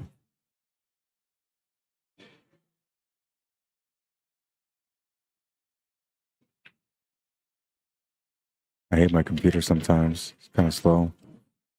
Pooty Putin says, talk about the match. Stop babbling, man. Oh, no, I got one of them. Where's the eject button? Sorry, man. I do talk a lot. I'm sorry. I'm not going to apologize all the time, but I understand. I'm out of line. You know, be more focused on the match. Oh, yeah, the old lady asking where's the beef in the Wendy's hamburgers commercials. Yeah. I remember that. I think the Geico commercials are pretty clever too, man.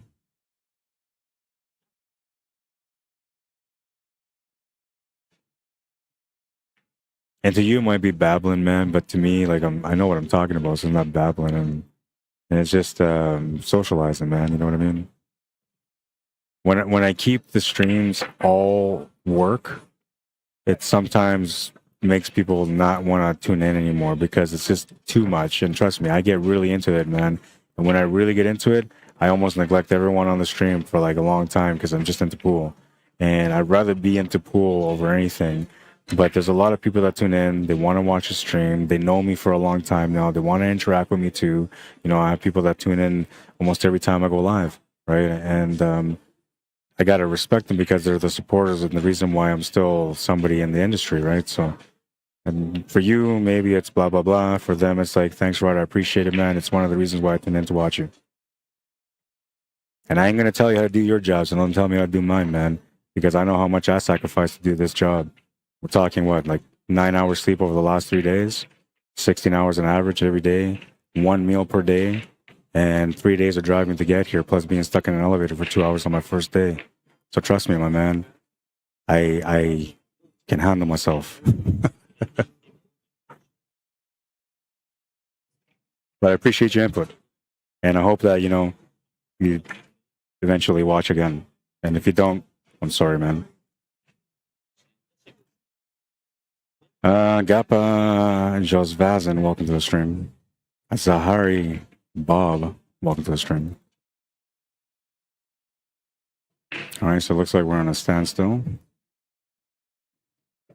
Kind of a crucial point here, because if he wins this rack right now and ties up the match, we're at 5-5.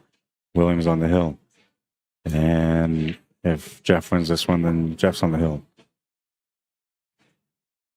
And looks like there's an opportunity here, so he's taking a quick reset. I always advise people, when you're playing pool, if you're feeling a little, pressure in a match, maybe you finally get an opportunity at the table, you got an open spread, and you're about to close out. Not a bad choice to just take a couple of minutes breather, man. Go to the bathroom, splash your face or whatever. Just walk away from where you're at, because then you need to release some of that emotional attachment that you have going on with the game. So by taking a little splash and, walking away for a few minutes, you come back, it's like a really, really good reset. And it allows you to get, focused better at the table.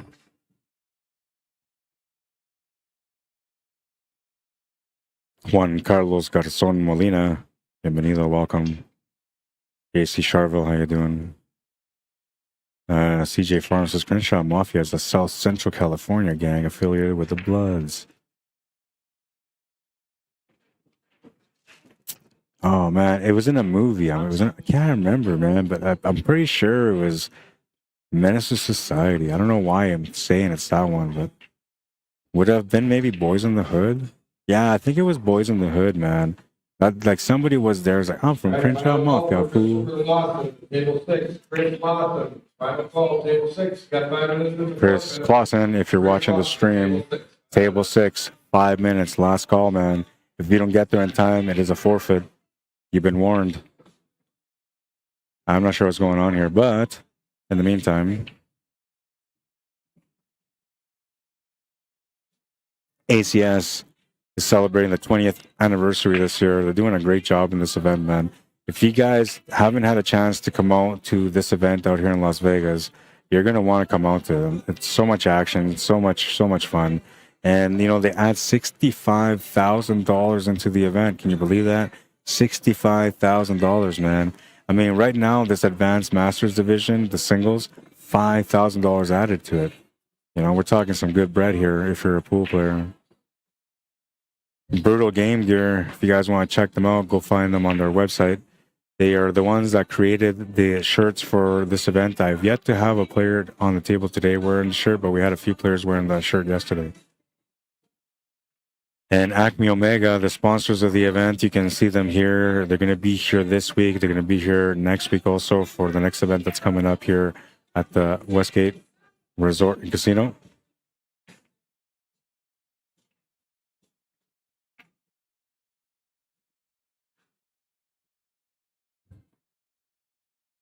One Fo Yo says, what's up? Retracted their message. And he says, you're good, bro. I appreciate the stream. Cool to get to watch some pool here, and they're definitely appreciate it. Thank you. I appreciate that too, man. Dobby-Wan Kenobi, a new viewer, says, it's good to be inclusive, man. Commentating is cool, but talking and sharing like life stuff is informative and a bit more fun to watch, in my humble opinion. I know. It's just like Putin, he's not a fun guy. Where's that guy that was like Trump is God? I think that's the one. We need Trump is God back on the stream here. Let's have him and Putin have a little conversation.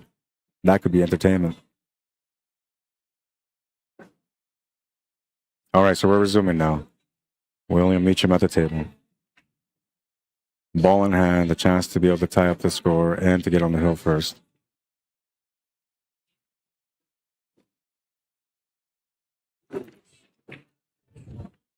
Abel doesn't really have a pocket. Oh man, I don't know if, I think, okay, so they have like these water bottles in the back. And the first 2 days, it was actual bottled water.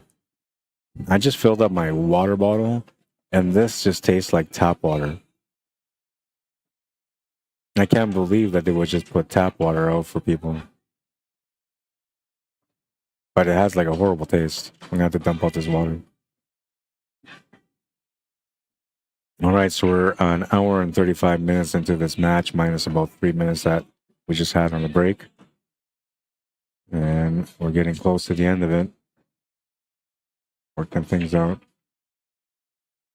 Needs the shot on the 5 ball. He's gonna get it. Can play shape for the 7 ball here and then play down for the 2 or 3.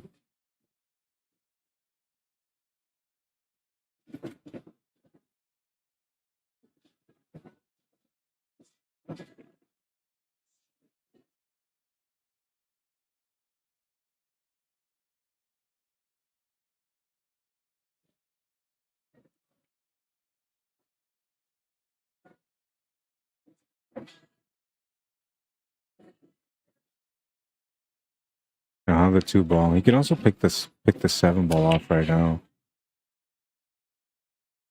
I actually like making the 7, then the 3 in the same corner as the 7, then the 2 ball as a finish ball. I think that's way easier for a finish.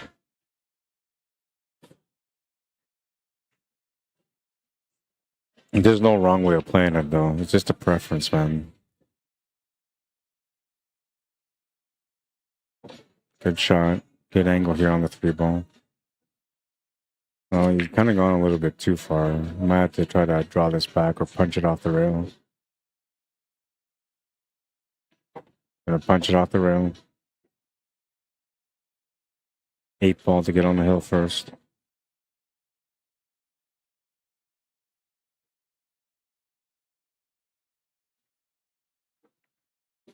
Eight ball is good. He's on the hill.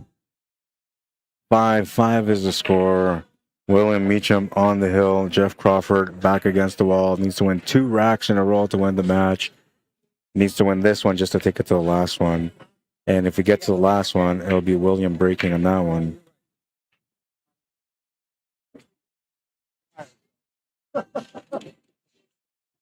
Here's that my addition.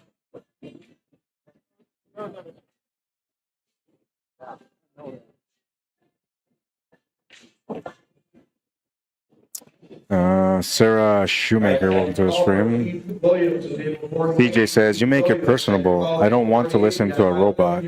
If that doesn't like it, he can move on. I don't like being that harsh because honestly, I appreciate anybody and everybody that tunes in to watch the streams. And you don't have to tune in to watch the streams, right? You can go watch a soap opera or something else, right? Like, there's other options out there for things that you can do on your social media. But I know that those that take the time to interact with me and to watch a stream, I appreciate it, right? So I try to, deal with everyone, even if they're sometimes hard to deal with. Putin. Just kidding, man. You ain't that hard. Trust me, I've had worse than you, man. I had worse than you, and I'm still standing tall, my friend. Ted Lamb, how you doing? Timothy Maxey, how you doing? C just says, what location casino is this taking place? We're at the Westgate Resort and Casino in Las Vegas, Nevada, USA. And C just says, portrayed and straight out of Compton and Boys in the Hood. That's right. So it was Boys in the Hood, right? Yeah, you're right, man. I kind of remember, like, Boys in the Hood was a long time ago, man, but I kind of still remember a lot of that, man. That was like a really crazy movie, right? Because it was one of the first long movies. It was one of the movies that kind of introduced everybody to like gangsters out there, right? And then they go and well, if you never watched the movie, I'm not even gonna kill it for you, man. But let's just say that they do some crazy stuff in the movie that's just like, oh my god, I can't believe that happened, man. And then that was like more or less like Ice Cube's debut, right? And he did a really good job, man. That changed his entire career, that movie. he would have been busting rhymes forever, man, till the day he died. But that movie turned him into a movie star. Yes, Lila Martin, that's right. It's Westgate Las Vegas Resort and Casino. Sam Sparks, how you doing? Carlene Edwards, welcome to the stream. And Lila says, sorry, was replying to someone else. My bad. Robert Morgan says, hey, the deals you work is up to you. You got a great thing going, just tossing out a few new ones to consider. The passion is there. Oh, yeah, man. I wake up with passion and I go to sleep with passion every single day, man. I live for the game. I really do. And I'm fortunate that my wife and family understand that, because I miss out so much time with my family, man. I have 3 little ones that are with me. My 2 older ones that are now, adults living their own lives. I don't get to spend a lot of time with them because I'm always streaming. I'm always working pool, man. And I don't mind because it's my passion. And if I didn't have the support of my wife and kids, then I wouldn't be able to do what I do, man. So I'm truly blessed to be able to be in the position that I'm in. I never take it for granted, man. I don't wake up today saying, you know what, I'm not going to care about what I'm doing. Never, man. As soon as I wake up, I'm like, I got to go. Even today, like I was trying to sleep in because I knew that I would be able to sleep until like at least 10 o'clock. I still woke up at 9, man. I instead of sleeping 5 hours, I slept 4 hours, right? And I was like, no, because, I got to go out there and do this job. People are wanting to be on the TV table right now. People are on the TV table right now. They're wondering, hey, where's the guy, right? So nobody understands that the guy's been, beat up lately, 9 hours of sleep over 3 days, They don't care about that. They just know that they're on the TV table and they want to be on it. Their friends are wanting to watch that match. So yeah, I'm all in. I'm all passion, man, 110%. And, I'll do this job until the day I die or until the day I can't walk anymore, because that's another scenario I got to face with my neuropathy. My legs have been going on me for the last couple of years, so that's one of the reasons why I don't practice and why I don't compete at a higher level anymore. I just can't put in the time to practice. But I still compete really well, man, and there's not many people that can beat me, and I never give up. So every time I play against anyone, no matter what the score is, they're always in trouble. They always know it. But yeah, it's all about the passion, man. It's all about the passion. Samuel Hernandez, welcome to the stream. Dallas Jones, how you doing? Johnny Garcia, what's happening, man? Dean Custer, is there Canadian players down there? Yeah, we got some people from Calgary. We got some people from Nova Scotia. I don't think I've seen anybody from Winnipeg here this year, but we had Winnipeggers all last year. Zarha Hartshorn, how you doing? Layla, sorry, says, are any other streams going on? Would love to be able to watch my husband, Richie Martin. He's in the semifinals 8-ball right now. I'm not sure which division. I've been watching on and off today and on Facebook and YouTube, and I'm still thinking about how you said earlier that you taught yourself to play with your left hand just like your right hand. I've seen some one-off movies with their non-dominant, some on-off moves with a non-dominant hand, but being able to fully play is very cool. Yeah, so I don't. I have to go get my cues. I'll get my cues when I get a chance, when I get another break, and I'll bring them down here, and then it probably won't be on this stream, but on the next stream. All right, we're gonna put up the 6 here because Jeff Crawford just got on the scoreboard to make it a hill matchup. Yeah, I'll do a little demo, right? I'll shoot some left and rights, show you guys. Dallas Jones, how you doing? Gary Quinney, welcome to the stream. All right, so it's come down to the moment. It is rack number 12, the last rack of this match. Both players on the hill, and William MEACHAM is going to make a ball. He's going to get a shot on the stripes as well. A decent layout on this table. Great opportunity to close out. The only real problem he's got here is that 15 ball, but the 13 ball being near it, that 12 ball being by the side, gives him a couple of different options to break that ball out. And he doesn't really have anything on the solids anyway, so he's going to have to take the stripes. I think this is probably for the best, and he's going to get a real good opportunity there. Wesley White, second call. Raymond Silva, how you doing? Wesley White, table 89. Wesley White, table 89. You have 5 minutes to get there. He's running, man. He was right beside me watching this match. He's running right now. He's like, yo, I'm here. Don't disqualify me.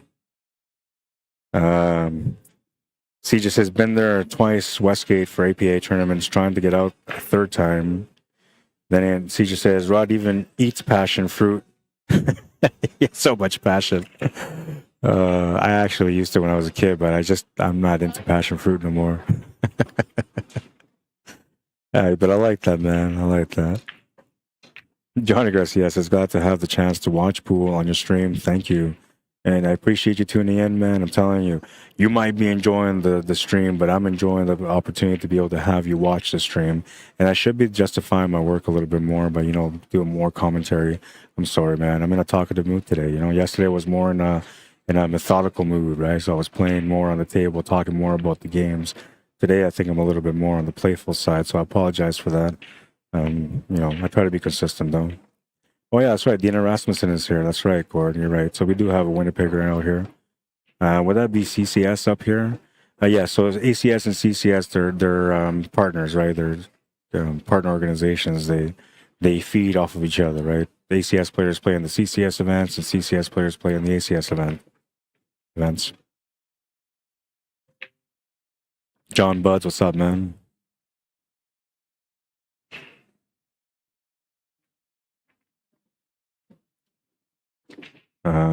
One for you retracted the message again. I'm not sure what you were saying, man. I wish it would let me see.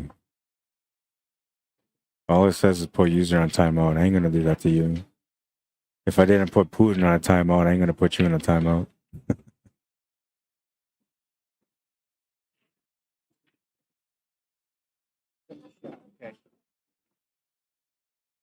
Al Ghana says, show Patty Ghana's match, please. That's my mom. Which table are they on? So if you look at the CompuSport brackets, tables 12, 13, and 14 are the ones that I have coverage on. Across from that, I can do 15, 16, 17, 18, and 19, but they're all going to be at crooked angles and from, weird angles altogether. One for Yo says, my bad, it wasn't anything. The first time was a typo. The second time was I dropped my phone on the keyboard. All right. Well, as long as you drop the phone on the keyboard, you're okay, man. There's times that people are watching the stream late at night and they're dropping the phone on their face. I can literally hear the plop, the plop sound when it hits the face, smack. I'm telling you, I don't know, man. When I'm in the mood and I'm doing my job the way I love to do my job, people get engaged, man. They'll stay up all night watching the streams because I'm very thorough on my knowledge, right? All right, so I'm going to stop interacting right now. Let's give these guys the respect they deserve on their match.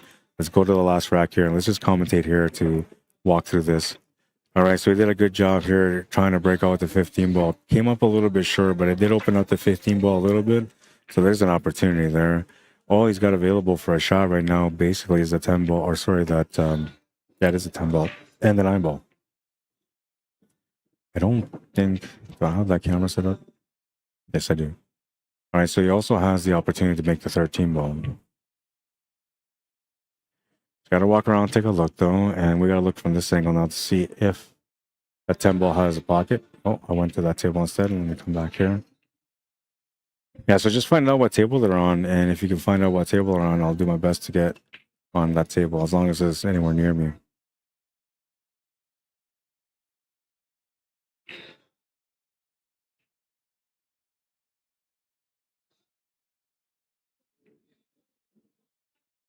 As you can see here, that 15 ball does not have a pocket right now.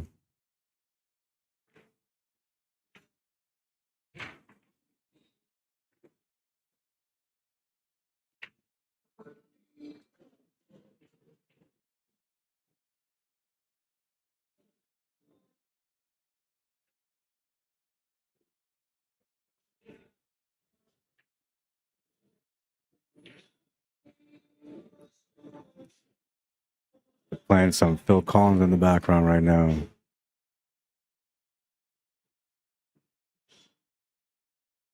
I don't know how he's going to get this 15 ball though, because I feel like he's really tight on this cut.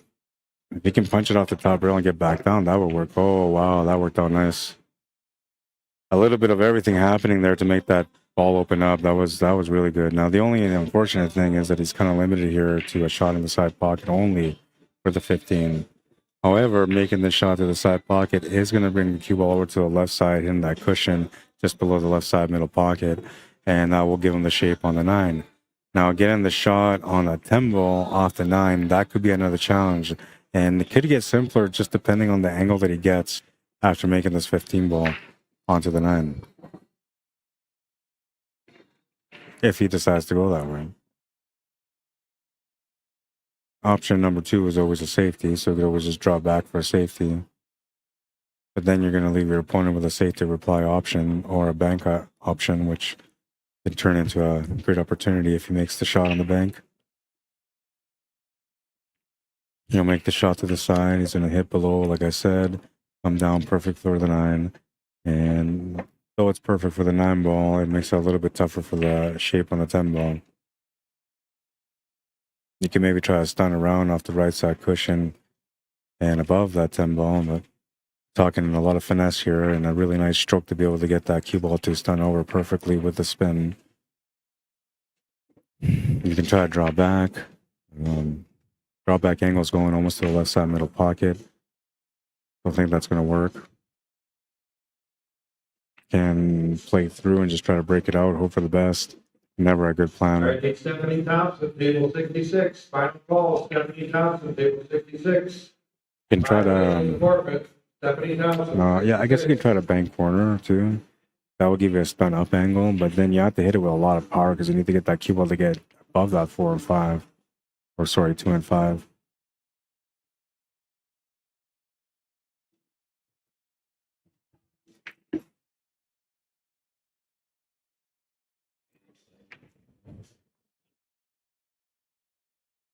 The joint on his cue looks strange to me, says Leonard Spice.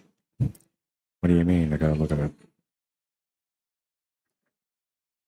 Oh yeah, so it is strange because he's got a like a 4-inch extension on it. He's a tall player though, right? So having an extension on a cue is kind of common practice. I think I don't want to say the pool was invented with short people, but most pool cues are perfect for the average height person. And almost every tall player has to go out there and get an extension. There are people that are shorter than the tall people, and they also get the extension. Usually that's just for comfort or for their stroke, however they stroke their ball. And that's going to leave him with a bank side. He's not happy about it. He's kind of bitching on himself right now, going through the motions. But he does have a shot. He could make the bank. I believe he can get past that 5 ball. Shape for the 8 ball is going to be second, though, if you're doing that.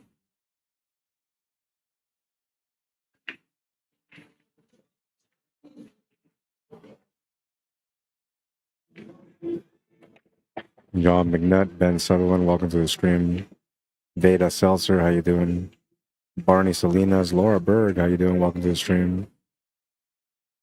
Stephen Graham Vinicombe, welcome to the stream. Bobby Neagle. Jesus Eduardo Severian Javier, bienvenido, welcome. Tracy Price, how you doing? John Buss says, hi, good to hear you. Right on, man. Robert Morgan says, best bridge breaker, learning to teach and practice both hand shooting. Taught myself that way when I could afford to play more. It's a great tool, man. It really is. You guys want me to show you how to become ambidextrous? I don't know, man. It might change the world too much. We're going to have everybody out there switching hands every shot then, because it looks cool. So I don't know. I don't know if I'm ready to create that kind of wave in the pool world. But I do have a technique. I have a very simple technique that helps you develop the skill. Oh, man, he overbanked it. Oh, man. And Jeff Crawford with a chance to close out the match now. 6 and the 4 are the problem balls.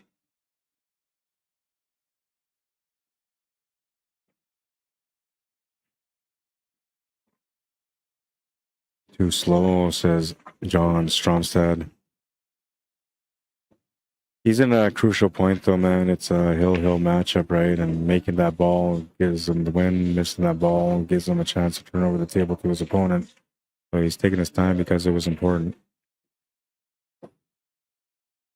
I don't know if he was trying to run through a 3-ball. I thought that's what he would have tried. He didn't quite get on it.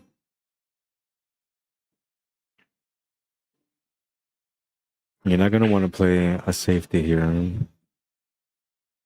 I guess you could. Yeah, I guess you could. There's no foul, no harm here if you were to play a safety. You definitely don't want to play a combo, which is what the option is right now with that 3 and 1. I don't know if you can see any of that 4 and 5 or 2 and 5. I know the 5's not there, but if the 2 is, then he's still okay.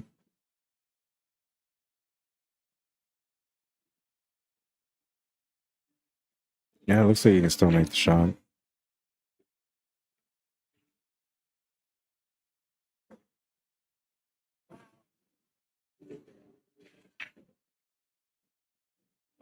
Laura Burke says, "Hi, Rod. How's the family? This guy must be 6'6". Definitely needs an extension." Yeah, I know he's a pretty tall player.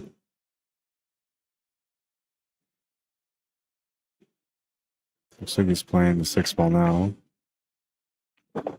Oh, man, he's going to scratch. Unbelievable, man.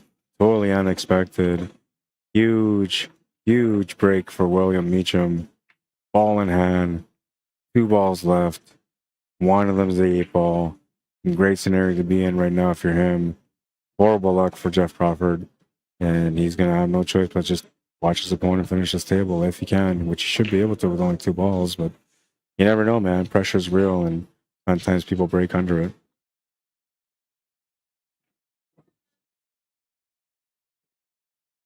He's going to make sure, though. He's got good position here for the 8-ball.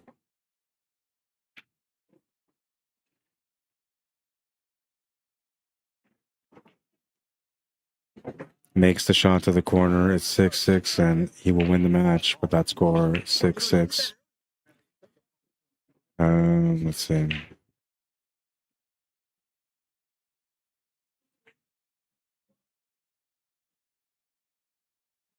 Some call me the gangster love. Some people call me Maurice. It's not 128 players.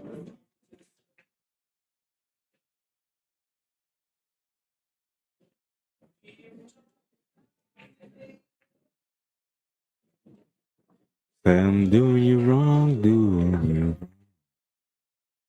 All right, so this is the other matchup we got going right now. I will stop the timer on this one. It was just short of 2 hours. We'll find out who is who.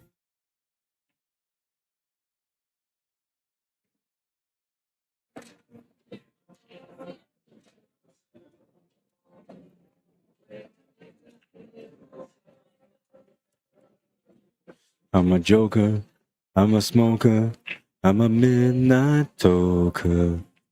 All right, I'm gonna see what's happening. What's happening? I know I'm talking stupid right now, man, but I'm I'm not gonna say I'm tired for all day long, but I'm exhausted, man.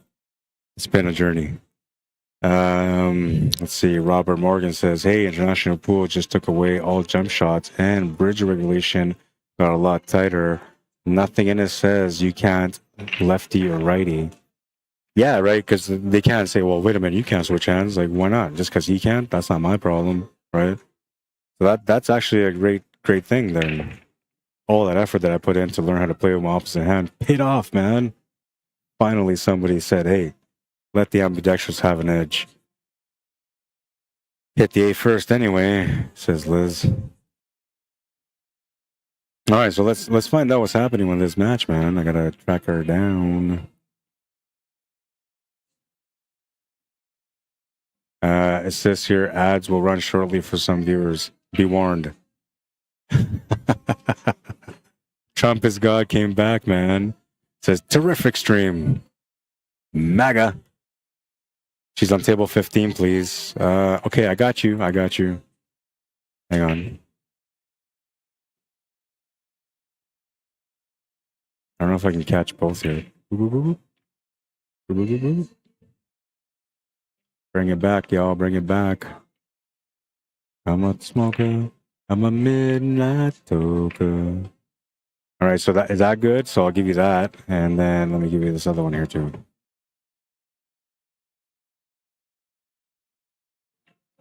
and I'm a sinner in the sun. I'm a midnight token.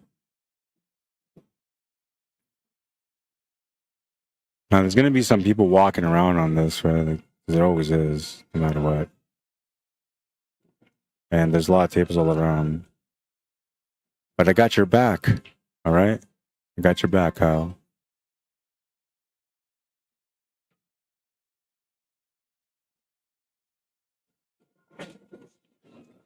There you go, bro. I'll leave it on there. That's their table, only their table right now, all right? I'm going to go find out what is up with the next matches. I need to take a quick bathroom break. I got to take these Tylenol, man. My legs have been killing me from neuropathy and cement floors. So I brought some Tylenol earlier, and I've been trying to tough it out because I don't like to take pills. It's just not my thing, man. But I'll be right back. I'm going to figure this out. And yeah, we're going to get the score on here too for you guys. So what's her name again? I got to look here. Because if I look up her name, I'll find that match right away. Table 15, please. Show Patty Ganas. Okay, I'll find her. Got you, man. I got you.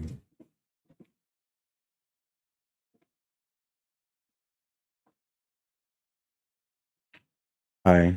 1 second. Jeff lost.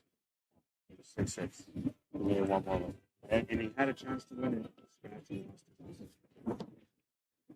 Yeah.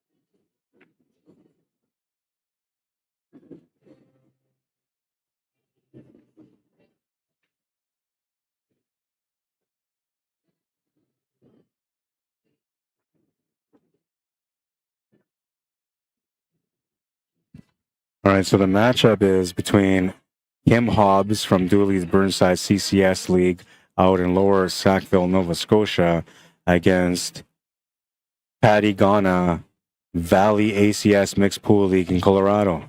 I love Colorado, by the way. I drove by there on the way here, man. Beautiful. All right, so first thing we're going to do is get the names up on the board. Because we don't have any matches right here beside. Well, I do, but, you know, we want to watch this one. Somebody requested. I'm going to deliver, man. All right, so Kim Hobbs, Patty Ghana. We'll put Patty on the left. No, we'll put Kim on the left because that's the way it shows on the CompuSport. And this is race to 4.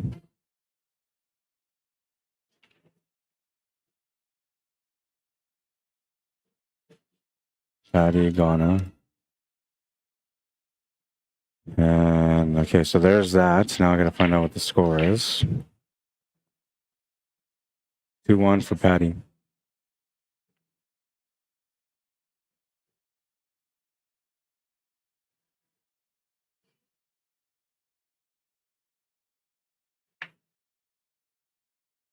All right, there we go. That's the score. There's the names. There's the game. And like Arnold Schwarzenegger said back in the day, I'll be back.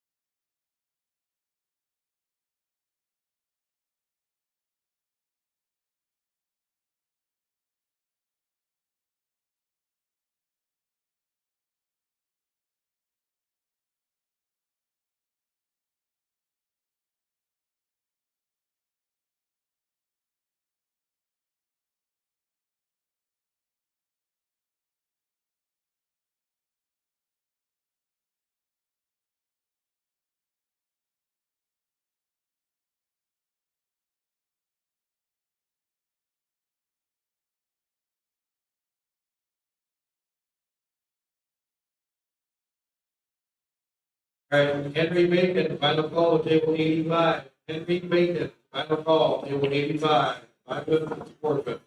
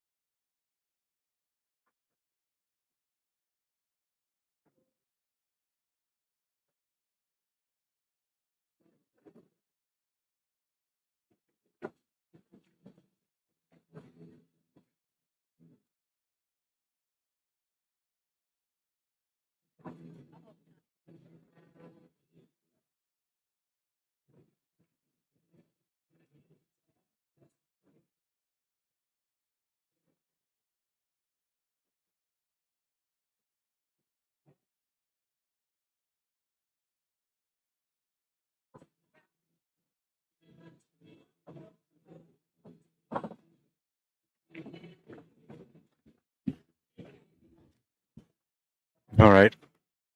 So I do have another match, but not till 6 o'clock.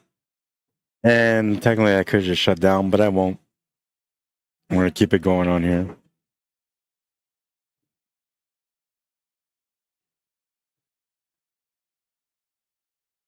This water tastes awful, man.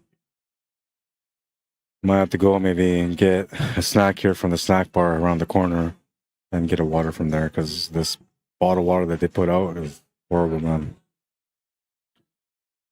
I don't really have standards when it comes to most things, but streaming, my pool playing, and water have standards for me. What's going on with the internet? It's not working on my phone now.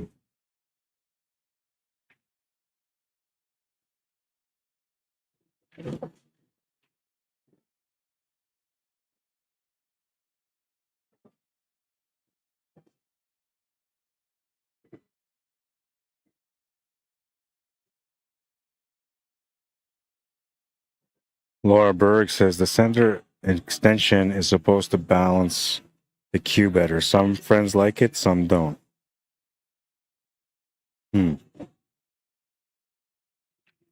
I know a few players that have the extension, and some of them actually put them at the end, and they won't use like a 4-inch, they'll use like a 6 to 8-inch extension on it. And they're not like super tall players, and they still do it. So it's 3-1 for Patty. She's on the hill.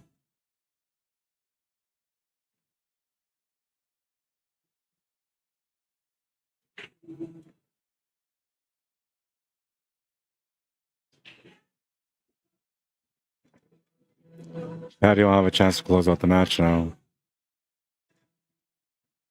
So we do have some other matches going on around me. And we'll jump to one of those two tables if this match comes to an end. Did she get a good reply out of that? Looks like it. Kim Hobbs at the table right now.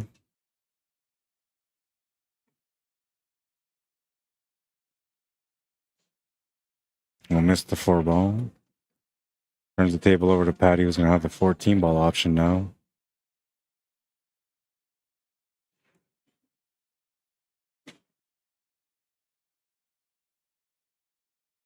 She'll make the shot. She'll get a shot on the 8-ball. And she'll have a chance to close out the match.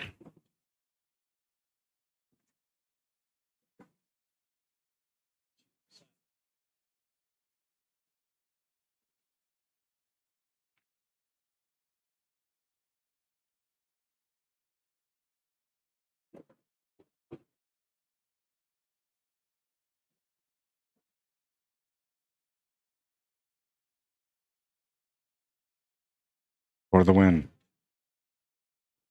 Oh, she can't see the 8-ball. I thought she could see the 8-ball. She tried the kick there. Will miss the shot. That's going to turn the table over to Kim Hobbs, who's going to go ball in hand. 3 balls remaining. The 3, the 2, and the 4-ball. Everything seems to be in the open, so she should be all right here for a finish.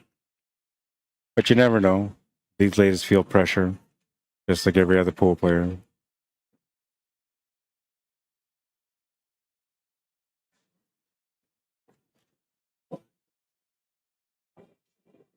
Laura Burke says, different type of extension. This one is weighted if it's the one I'm familiar with. It is the one that you're familiar with, yes. 100% you're talking about the right one. I know which, oh, what is the name of it now? Oh, at the tip of my tongue.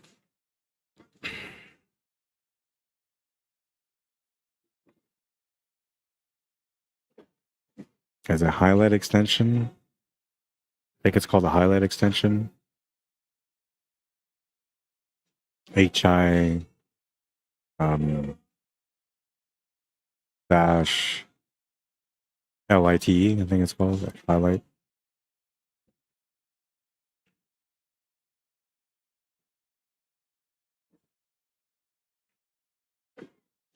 Hansel Zamosa, how you doing? What's up, Guy Smith? Welcome to the stream. Jared Brazard, welcome to the stream. That's Kim Hobbs, I believe. That was Kim. He's at the table right now. Looking at the 8-ball for a chance to get within one.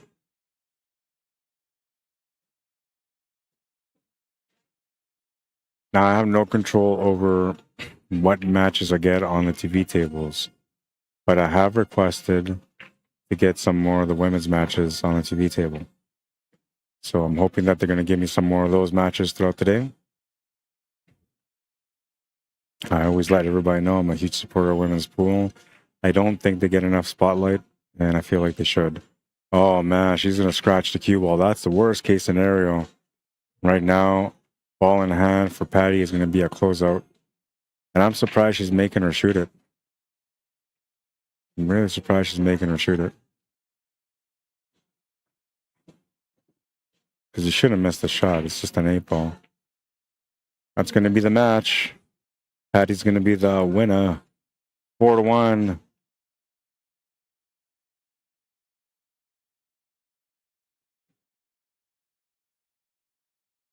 Go to this table for now. Find out what is up.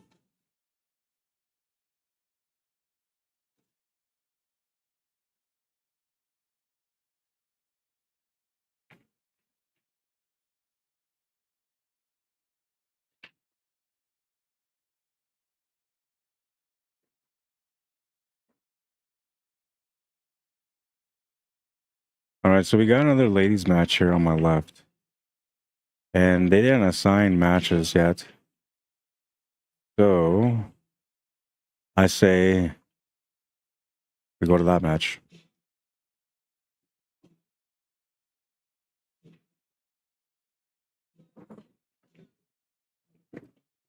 Wasting all my time.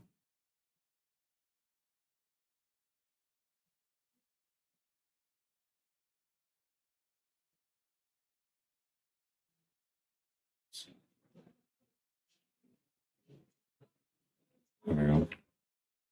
I usually do all that kind of stuff on the side. I didn't do it right though.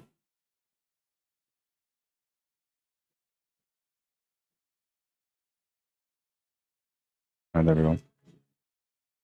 And we'll figure out who is this match. Who are the two players that are playing on this match? When the match starts in a half hour for the advanced match, if this match is still going, I'm gonna have to switch over to the main table. But for now, we'll watch this one.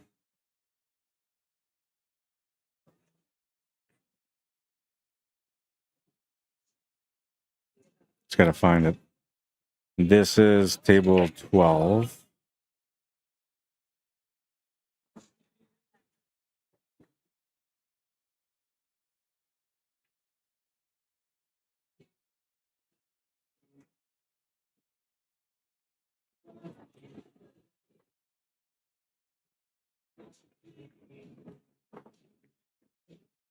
I just gotta do a little bit of research here, so bear with me.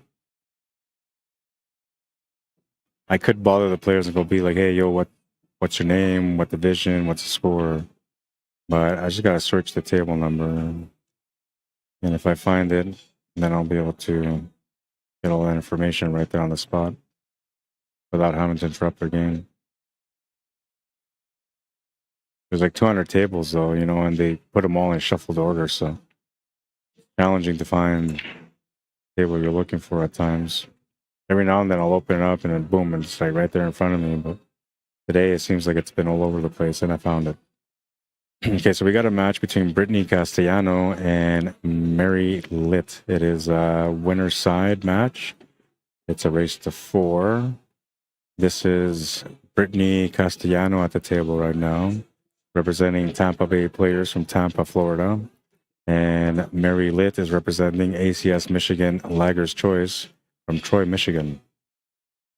They're both have CSR Fargo or CSR ratings, which stands for CompuSport rating.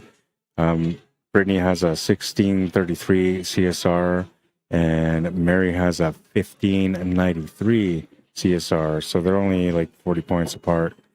Not that much of a difference. When we're looking at win percentage, Brittany, who was at the table a couple of minutes ago, she's got a 73% win percentage. And Mary has an 80% win percentage. And the score is currently 3-2 for Brittany.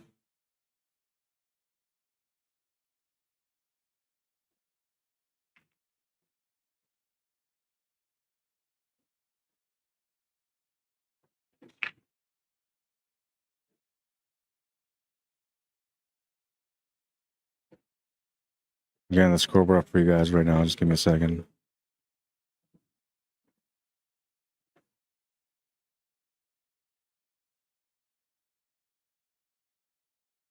It's all right. All right, so there's a scoreboard. Mary Litt versus Brittany Castellano. Brittany's at the table right now trying to close out the match. As somebody's head in the way, I can't do anything about it because she's standing in front of the camera. That's the player that's up to the table right now.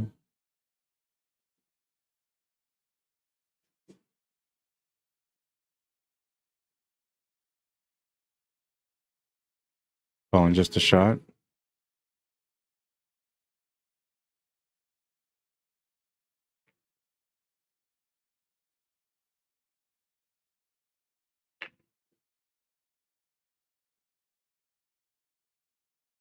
It's all right.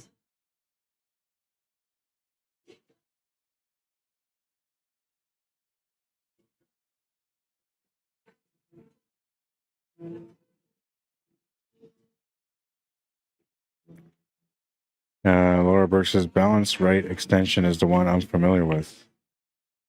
So I'm familiar with Balance Right. I think the Balance Right is the black one, right? The extension. But I'm not familiar with the extension. I'm familiar with Balance Right because I bought a Balance Right cue for my kids.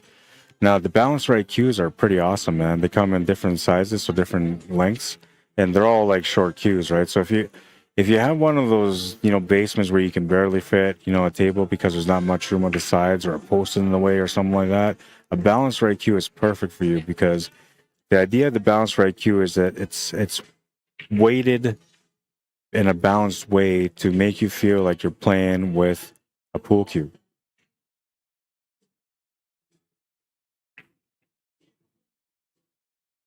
We won't use the timer on this one because they're at a point where they're almost done. Yeah, so I bought that for my kids, and they played with it because I had a table when COVID first came out. I rented a table from Active Pool League out in Winnipeg, Manitoba, and my kids got to play in it all the time. We had it set up in the garage, so it wasn't like like this beautiful setup, but we got a chance to play pool every day. We loved it, and me and the kids, it was great. And so I went out to buy them a cue because I was like, yeah, my kids are gonna be pool players. Yeah, baby, let's get them ready. So I went out there to buy them a cue, and eventually we took the table back. It was just too cold. It was the winter, too much cold air coming into the garage. So we ended up getting rid of the table, and they still have the cue. It's just sitting around nowadays. But, when I get a chance to, enjoy life a little bit more with them starting next year, because I'm going to kind of slow down the pace of the work that I do. Or maybe it's going to get crazier. Who knows? But whatever the case is, I'm going to try to spend some time with them to teach them so they can become pool players. And we'll see if they follow the path or not.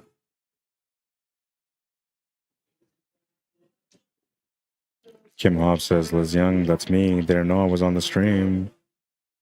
Yeah, it's all good. Oh, it's a white extension. Okay, no, so this one is like a wood. It looks like a wood extension. That's why I thought it was highlights or something like that. I'll find out what it was. There's lots of people out there that have that extension right now.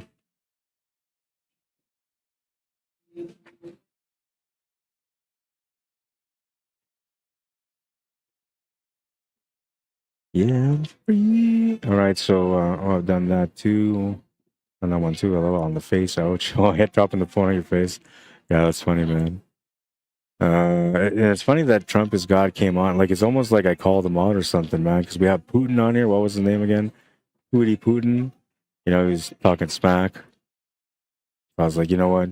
I'm not going to get in a fight with him. I'm just going to bring Trump into the play. And Trump came like minutes after, like, yo, yo, yo. Make America great again. Obi-Wan Kenobi says, too bad for the scratch. Enjoyed watching. See you next time. Right on, man. Thank you for tuning in. That's one of the first-time viewers here today. Obi-Wan Kenobi. What a name. Ninja, that guy. Ninja. Kyle Ghana says, thank you so much. You're very, very welcome, man. Boss man, what's happening? Says, how's it going today? We're making it. We're not gonna fake it. Yo, we're not gonna make it. Oh, wait, no, that's not the song. Yeah, I know it's a tough day today, man, but we're surviving. I'm doing it, man. Caldana says, if you're streaming it at 6 still, if you can show some of Patty Gana's other game, again, she plays at 6. Thanks so much. It means a lot to be able to watch her from Colorado. Hey, no problem, man. So I have a match that's coming up. It's an Advanced Masters, and it sounds like it's gonna be like one really, really crazy match. That match is gonna be on table 13. If they end up putting her match on table 12 or 14, what I could maybe do is have that camera set up as a picture-in-picture for you while we're covering the advanced one. And then you can still watch that match from there. It's going to be a little bit smaller, but since you're watching on YouTube, you can watch on a television, and that's going to make it way more visible than if you're watching on your phone. Yeah, we can do that for you, man, as long as it all works out. Now, if she's going to any other table except for anywhere where I am, nothing I can do about that. They can try to request tables too. Like, they can go up there and ask the TDA, hey, can you put me on table 14 or table 12 or table 15 or table 17? Because those are the 4 tables that I can definitely get on. And then the main one is table 13 and table 16, but I don't really, like you can see here on the screen, you can barely see table 16 because I'm mainly focused on 13. Man, that water tasted awful, man. Awful. Paul Silva, how you doing? Says, thanks for the stream, Ron. You're very welcome, man. Can't wait to get there in a couple of weeks. Right on, man. I ain't going to see you because I'm going to be long gone. I'll be all over the place by then, but yeah, man, for sure. For sure. It's going to be a good time. I promise you, man. Always a good time in Las Vegas.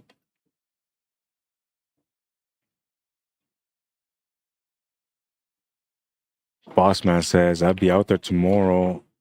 Land at like 5.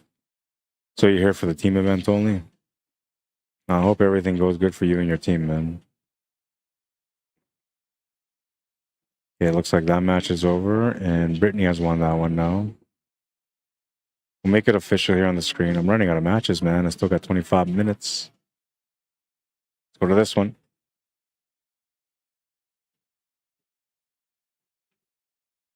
And let's figure out what the score is on this one and who is playing on my table. We'll reset the zeros here. And we'll look up the match here on CompuSport.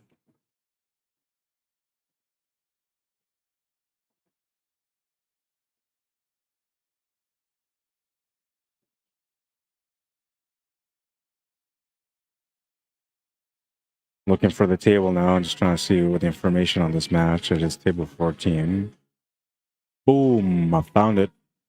Jed Farley versus Jay Smith.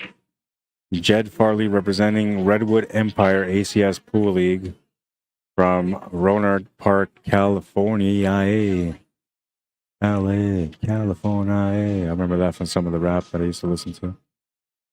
Jay Smith is from The Bar, THE, all with dots in between, so it stands for something, but The Bar Monday Night League from Brookfield, Missouri. Now, Jed Farley has a 67% win rate. Doesn't have a CSR. I can't see a fog rate on there either. Jay Smith has 1777 CSR, which stands for CompuSport rating. Something that you usually get through through VNEA leagues. And he's got 100% win percentage, but he only has one game on the record. Man, that's the only time you're ever going to see 100% on your record, man. So tough to do to keep 100% going. All right, so let's get their names on here. Jay Smith on the left. And this is race to 6.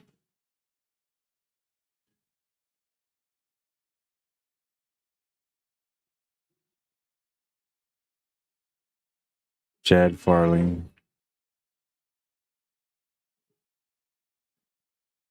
I know what the score is on this one. We're at 4-3 for Jed.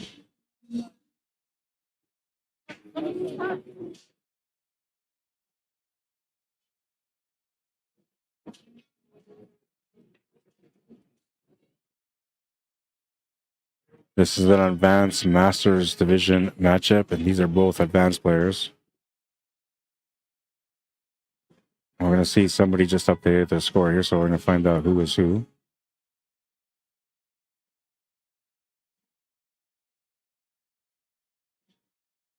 It is 4-4. Jay Smith tying up the match. Breaking next for a chance to get on the hill first. All right, and I really got to do something about this water, man. Like, I'm grossed out by this right now, so I'm going to go and grab a quick little snack from the bar. It's about, maybe, 100 feet away or something like that. Should take me a few minutes. I'll be right back, and just bear with me, man. Be patient. Hopefully these guys are still in the battle on this rack number 9. I'll be back. And by the way, if you haven't liked this stream yet, you can always like the stream. Like, just an example of how passionate I am about this. I could have had a break. I could have walked away a long time ago. I'm still going. I could have walked away after this last match or the one before that, and I still kept going. I still kept going, and I'm still going now. So if you appreciate somebody that really, truly loves pool, that sacrifices everything for the betterment of the game, you can support me by liking the stream. Now, I could sit there and ask people, hey, can y'all donate me $1? Can y'all donate me a few dollars? Right? I need to make some money. I'm not saying that. All I'm asking from you guys is a like. A like equals $1. It didn't cost you anything except for the effort of just hitting the like button. If you're on YouTube, you tap on the screen on your phone, it'll give you the option to like, share, and subscribe. If you are on a computer, all you gotta do is close the chat, and then it's gonna give you the option to like, share, or subscribe. And if you're on Facebook, I would really appreciate the likes on there. You don't have to share it on there if you don't want to. You can share it on your own personal page. I hit up about, I think, 30 pool pages with the stream, so there's a lot of people that know about it already. But on your personal page, by all means, because then your other friends are pool players or family members that enjoy pool will have a chance to be able to tune in and watch this, and they'll get a chance to see the kind of work that I do, which, you know, today I think I've been dropping the ball a little bit, man, but I don't know. People seem to be happy with it. I guess I'll know by the amount of likes that I get to see on the stream after this stream is done. This is part 2 right now. We had part 1 a little bit earlier, and we had some really good matches on part 1. Some pretty good matches here in part 2 as well. I'll be back in a few minutes. You playing on the table now?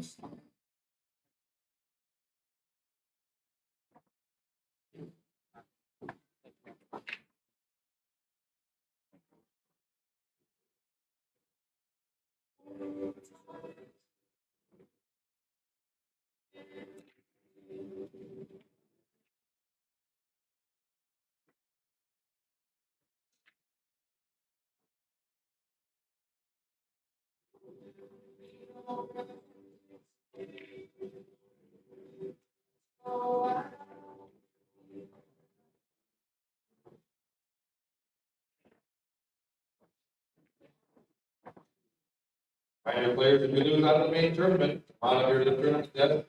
No entry fee. Sign up for the second chance tournament. That'll start at 9 o'clock tomorrow morning. We'll be taking entries for the second chance tournament all the way up until about 11 o'clock tonight. So get in, on up and see one of us at the tournament desk. We're good to sign up. Also, if you're out wandering around and you wonder why you lost, go out to the pool school booth out front in the lobby area.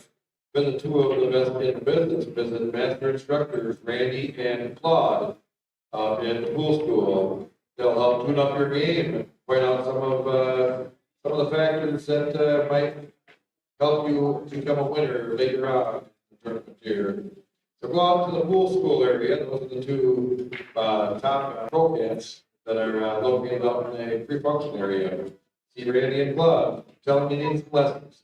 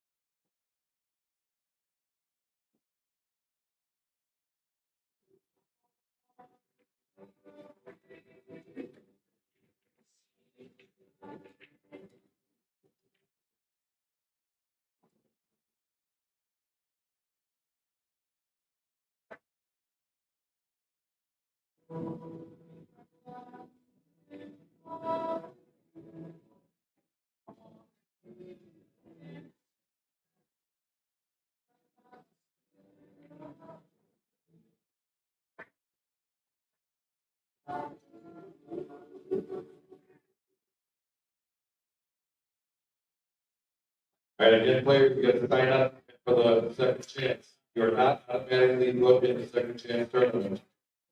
There is no entry fee for it. Money will be added into the tournament, into the second chance tournament. But you must come up to the tournament desk and give us your name and sign up for the second chance tournament this year. You will not be automatically booked in the second chance tournament.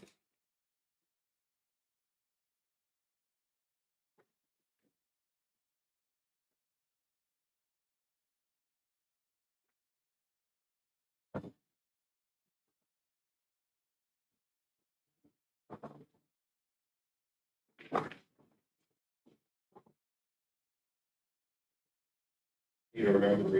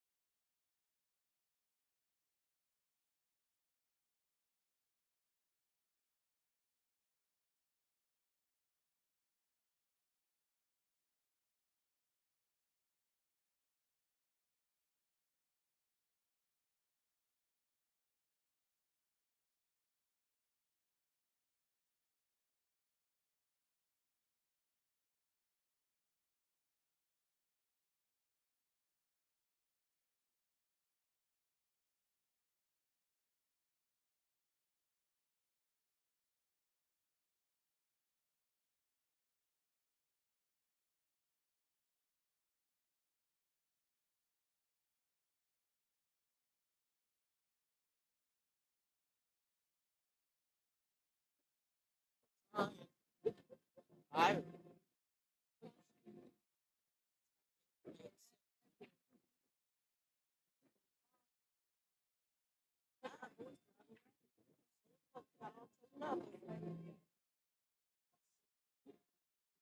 I got smoke.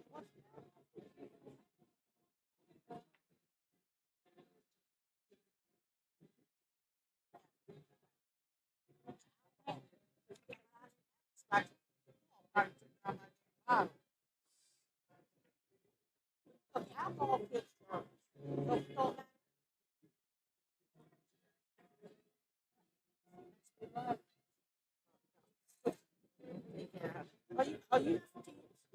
Oh, I'll see that. All right. Take care of that. I'll bring some more liquor with me. I'm ready. I'll bring a cup. I got some. What makes?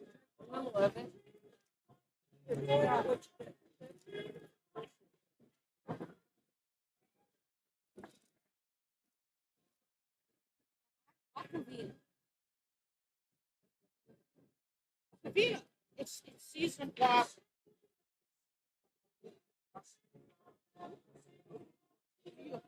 Oh.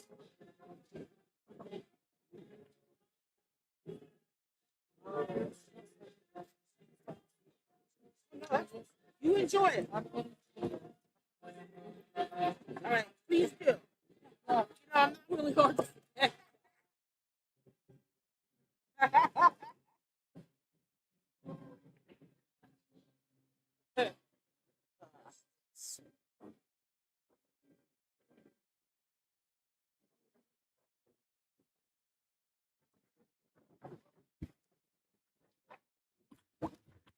Oh man, I had to wait quite some time to get that.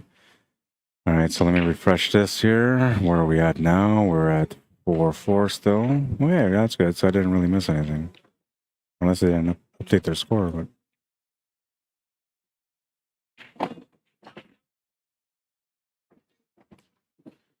Oh, it looks like Jay Smith is going to get on the hill first.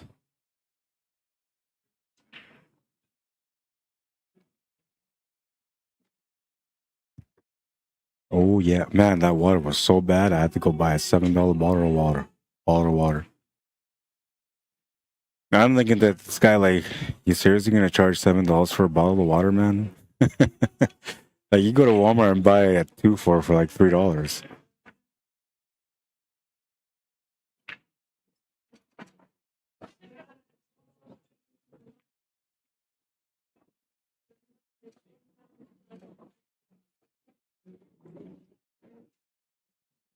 No, Jed's been putting up a fight in this match so far.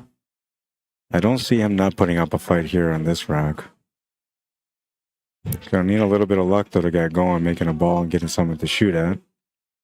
But nonetheless, he'll put in his best effort here.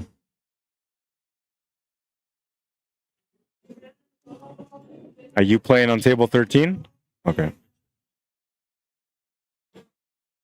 All right, so we might have to switch tables here. We're going to have the advanced level matchup starting right away.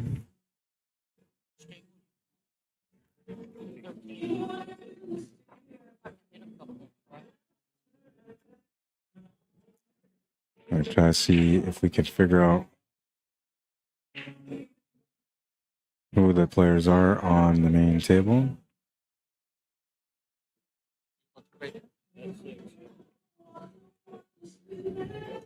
What is this supposed to be an important match? Where do the cameras?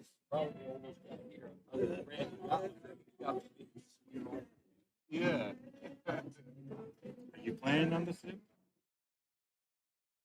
It's outside. I don't know. He's playing. You're not playing in the tournament? I'm not saying you're saying you're He's playing. Big truck. The last time I tried to, last time I played, she tried to make me an advanced player, so I said, and I quit. That's kind of what happened to me, man. I started off. First time, man. Didn't matter. Take advantage of the team discounts. You want team discounts, over and check out the lot and lock and loaded for you.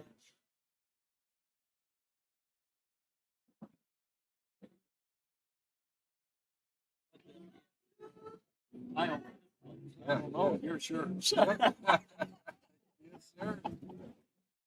you're Corey? Are you Corey? I'm wrong. You're wrong. Okay, because it shows here table 13 is Corey Flood. I was supposed to play Michael. Here. Says on. And these guys are playing, and then these guys are waiting because they're not supposed to go. Happens. Well, it says table 13. On the computer, it says table 13 is 6. I played a guy named Michael.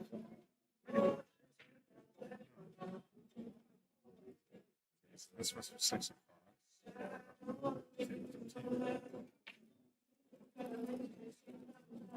Okay, what's your name again? Ron. Ron. Yes, sir. Let's see if I can find it.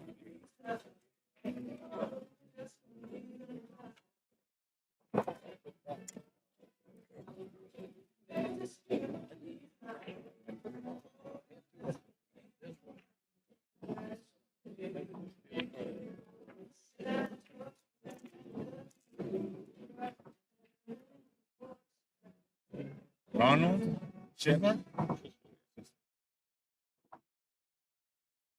Yeah, that's weird. Oh, no, wait, they got you on table 40, man. Oh, what? They got you on table 40.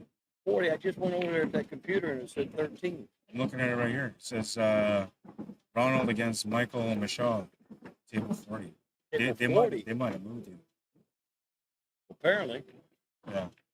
Table Miami. 40? Yeah. I just was there about 5 minutes ago. I'll go find out from the TV.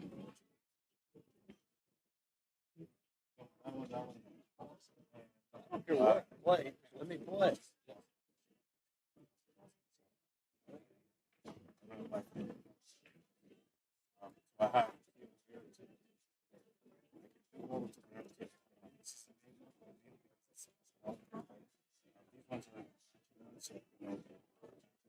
We'll back over and see what that's because that's the table 13. And yes, like this match is done. That match is done. I can cover those 6 tables. I can actually cover. I can cover 10 tables.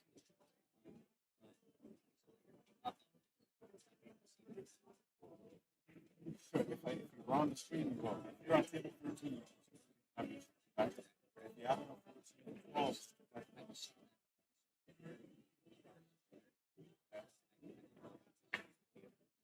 okay, so you are in this match, okay? Yeah, you're still on there. It's 5. You know what I'll do is I'll attach the on Compass.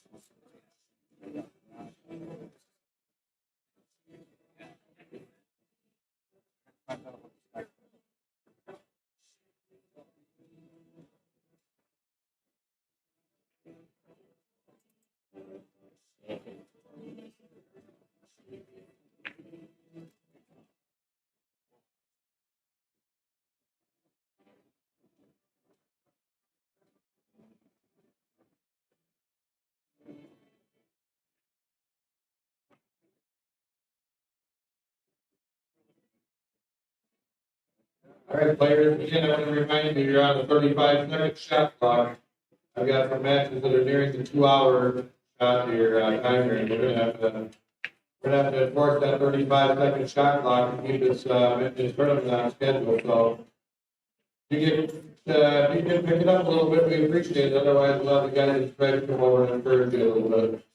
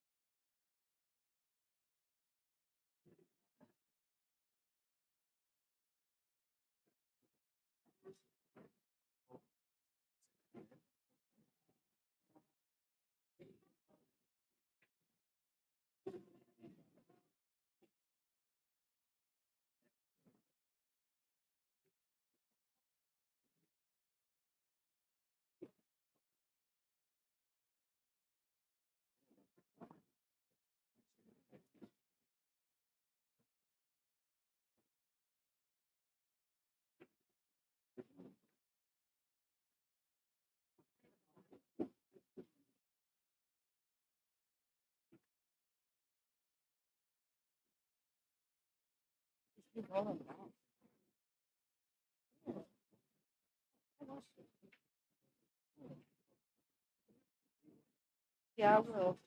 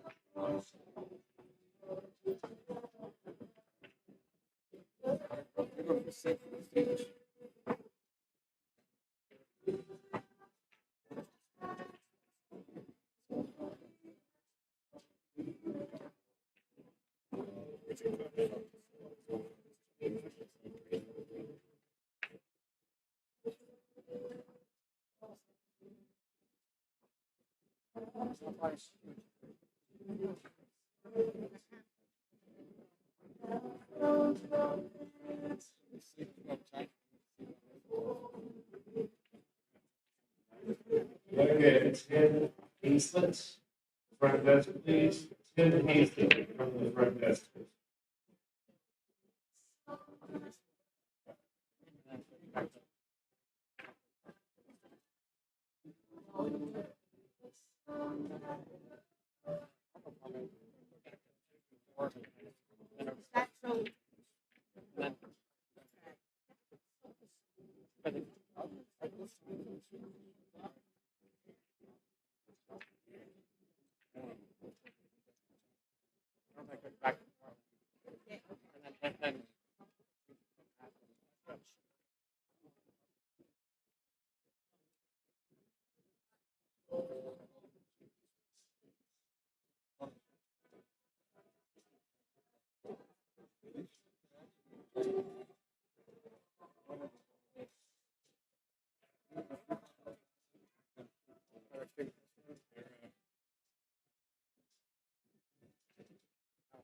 All right, got double badges. Nobody will do the correct race. I know there's a fluke in the race, and it's not increased. It's loser bracket race. Should be one less on the winner's side. Please score accordingly.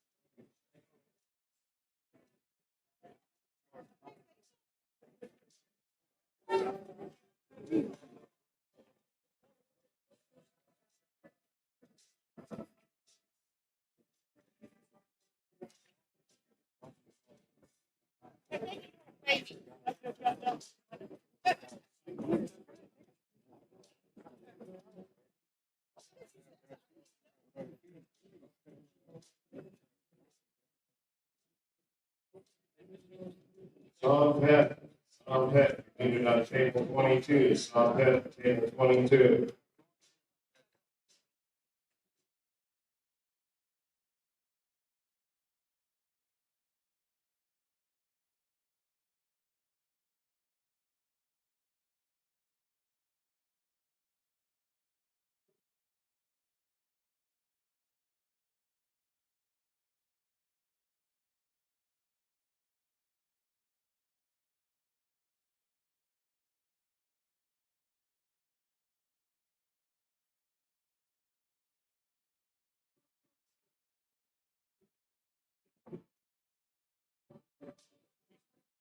I know.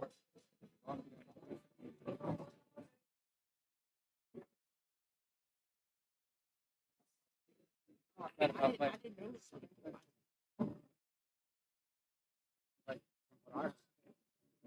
watching his body.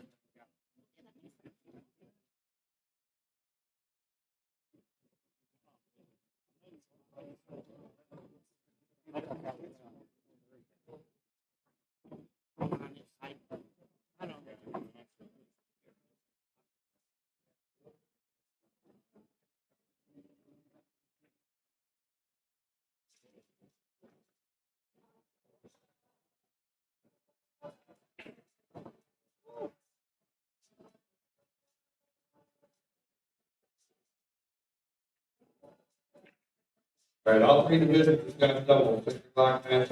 We'll wait for a couple of people to finish up, but we're playing the 6 o'clock match, got double check.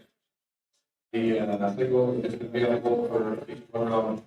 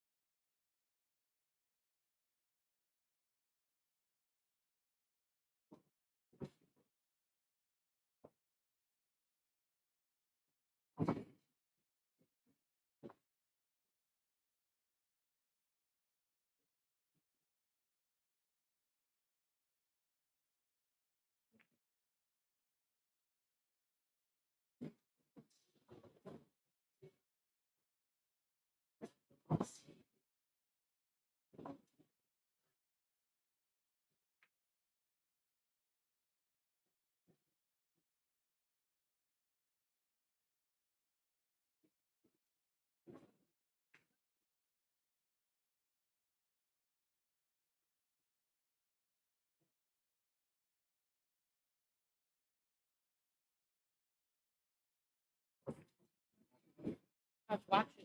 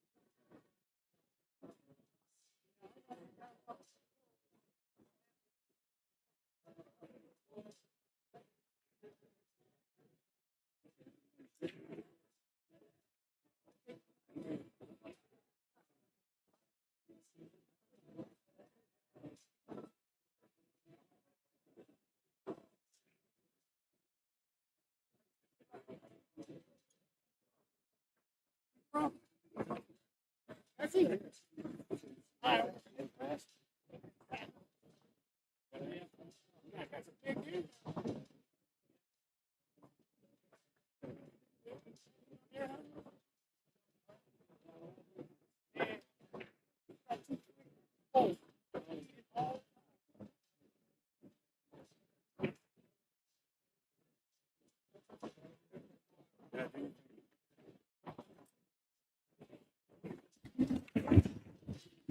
All right, sorry guys. I was talking to a few people here and getting sidetracked. So that match is over. I gotta find. I think this match has started now. I said to these guys I was gonna put the brackets into their match.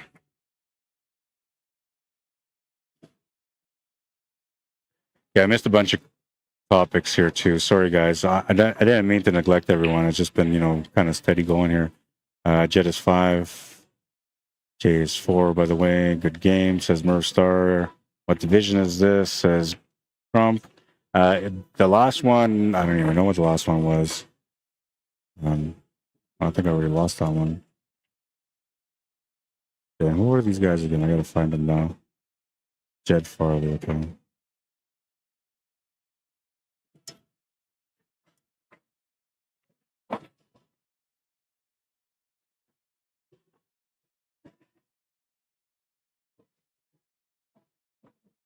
I told him I was gonna attach that match for them.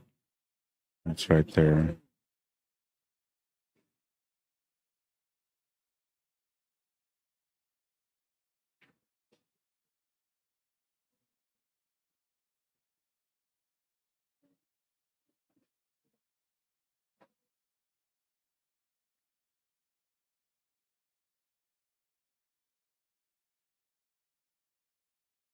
All right, and let me go back here. Oops. So Jed had won with a score of 6-4. Jay only had. Jed had 6. Jay only had 4. That was the actual score there. All right, and now I gotta find this other match. I'll let you guys choose. Do you guys want to watch?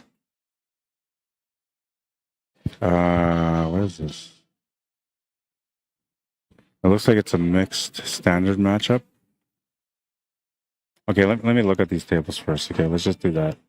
And then we're going to let you guys pick the table that we're going to go on. All right? That's the least I can do for you guys since I dropped the ball there on that lot. I've been dropping the ball a little bit today, so today's one of those rough days where things just ain't going good for me. Let's see. 99. 3 show matches.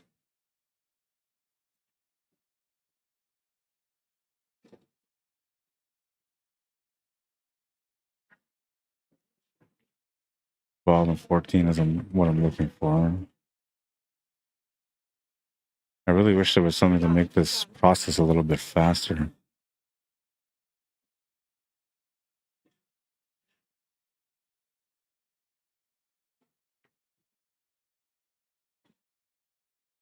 I was supposed to have a advanced Masters match at 6, but we're still waiting for a match to finish before we can get to that. That's Corey Flood waiting for an opponent right now.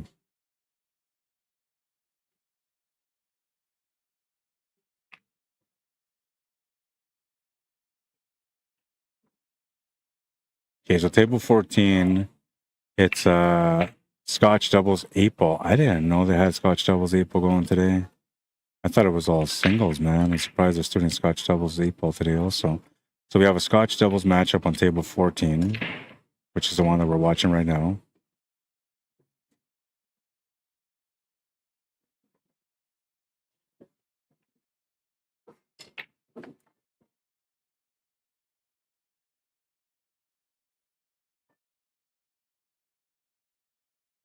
All right, so your choice is, this is a men's mixed open 8-ball singles. So table 12 is a matchup between James Gibson and Nate Gross.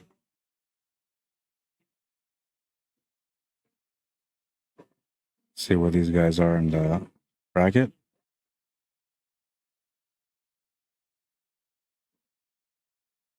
They're just starting the match right now, so they're at 0-0, race to 5. Both players have fairly even stats too, as far as information goes. But this is a B-side match, all right? And we are the winner of this match goes into the next round, and we need to win this match, one more round to get out of the bracket. And the other one is a Scotch doubles match, which is just starting on now. So give me an option here. Singles, men's open, or Scotch doubles. Your choice. Majority wins, man. Majority wins. What is the skill cap for the Scotch? Let me find that again.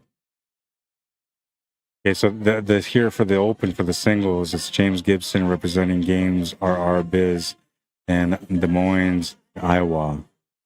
Nate Gross is from Lexington Travel Pool League from Lexington, Kentucky. All right. Just in case if you guys are wondering where they're from. And let's go to the Scotch doubles one. I gotta find it again.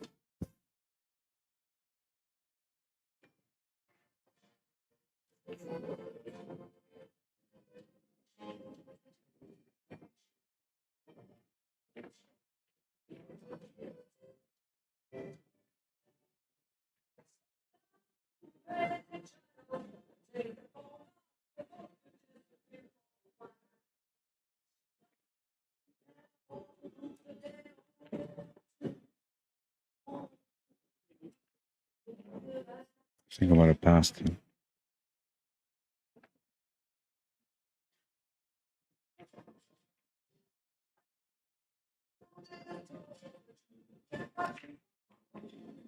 Yeah, it's 12-14. That's what I'm looking for.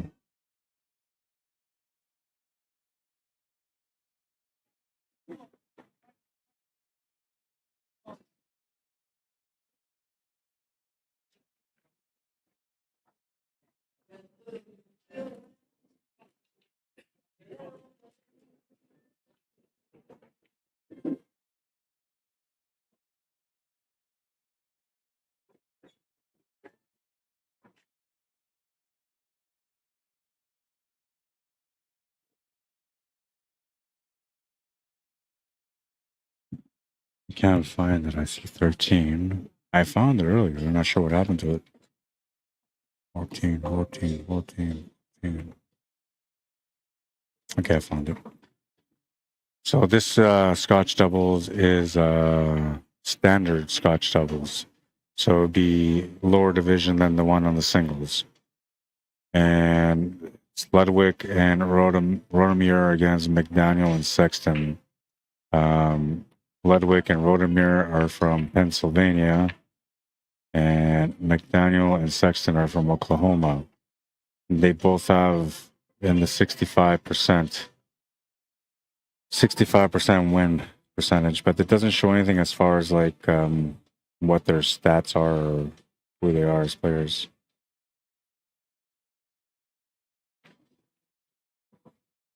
Let's see. Okay, so we got their CSR, or the CompuSport rating. Together, it's 3,300. 3,300 for one team.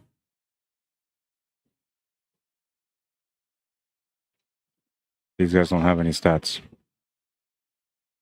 So no idea, but it is a standard division matchup. The other one is an open matchup. One Scotch doubles, which is a standard. One is a singles, which is the open. Let's see. Got some comments here on You're the Man, Ross. Says, Guy Smith, how you doing, man? So Robert Morgan says here on Facebook, oh, wow. Heard the shot clock rule come into play. Possible. Man, I hate that only because half the time finding what table you're supposed to be at is never accurate. Yeah, that's right. Where you're supposed to be at is never accurate. Don't get me wrong on that, but playing and check in, it says be here and then it changes after. Yeah, they do that all the time. This match, Scotch, is fine. Looks like a good matchup.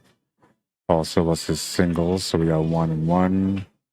Nathan Gross, that's a local boy to me, but I'm fine with Scotch, says Robert. That's 2 for Scotch. Joe Caves is single, so we got 2-2. What is the YouTube world saying? Singles, so that's 3-2 for singles. Scotch doubles, so that's 3-3. Singles 4-3. Singles 5-3. Singles 6-3. So 6-3. So I guess we're going to the singles. I said majority wins, right? Do I have this table set up yet? Yes, I do. All right, we'll get the score for you guys. I gotta track this baby down again. I think it's right by where I am. I'm gonna go right back to the reset. Damn you, system. Why you always do that to me, man? Like, I close the tab and boom, I gotta go right back to searching for everything again.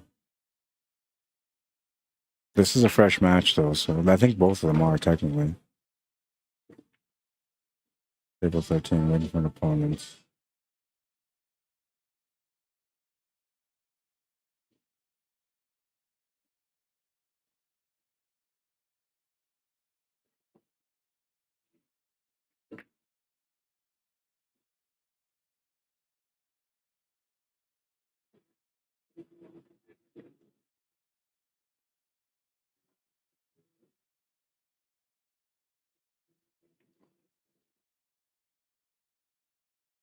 Okay, James Gibson, Nate Gross, that's what it is, and we'll find out what the score is. 1-0 for Nate.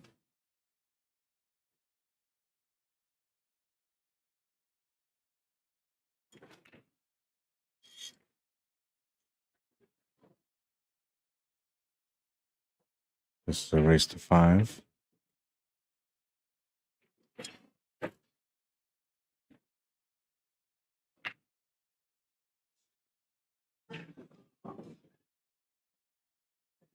Now it is. I'm just setting up the scoreboard for you guys.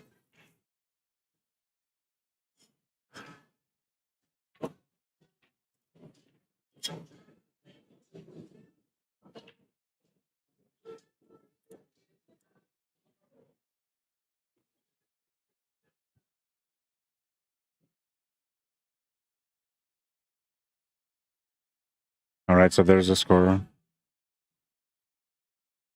Kind of music that soothes the soul.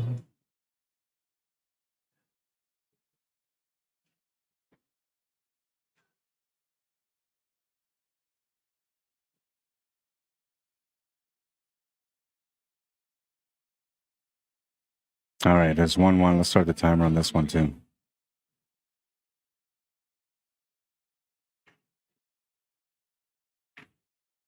So my match was supposed to be at 6 o'clock. We're now at 6:30. Those are the kind of things that happen though in tournaments. There's delays, there's slow players, that kind of stuff.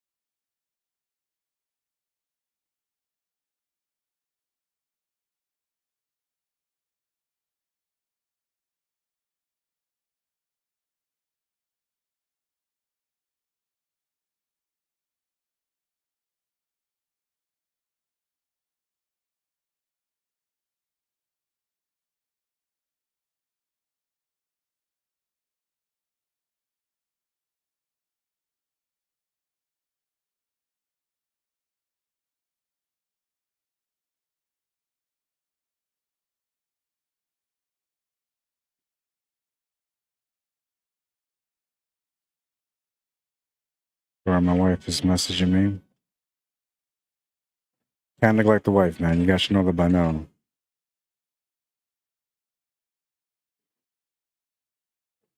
It's like an unspoken rule, man. Never neglect your wife. Never ignore her because you will regret it, man.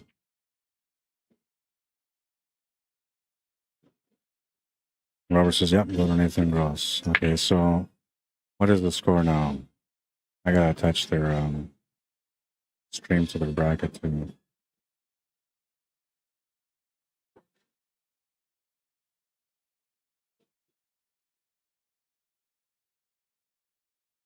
Do nothing.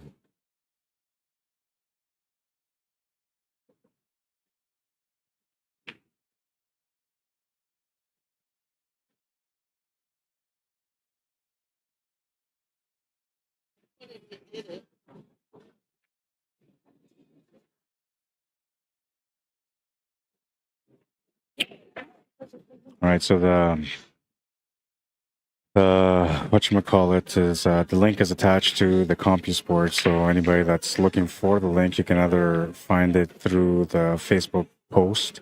So when you look at the stream on Facebook, if you click on the post, underneath where it says who's playing who and what the race is, it'll say you can find the YouTube live stream at, and then the link is included there.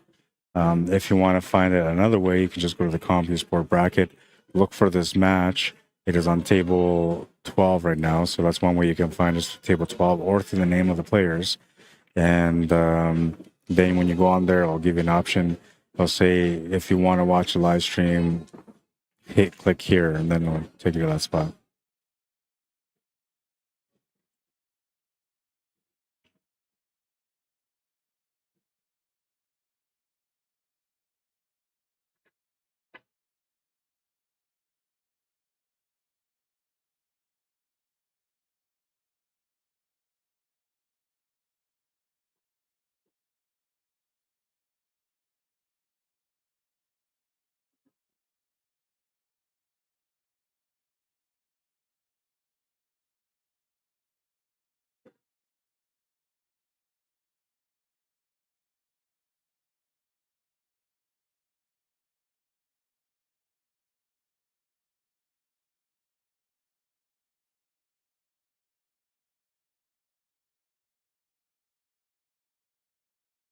Looks like he's taking a shot to the corner here.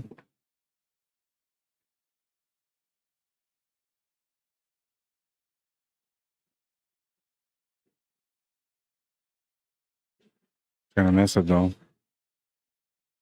James Gibson feeling a little bit of pressure. Perhaps he knows they're on the TV table now. That's usually all it takes for a player to start feeling pressure in a match.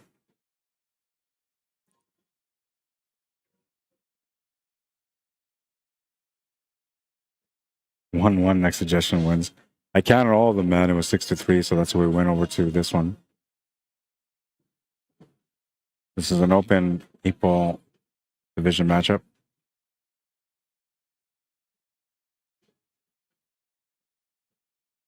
Gonna pot the 3.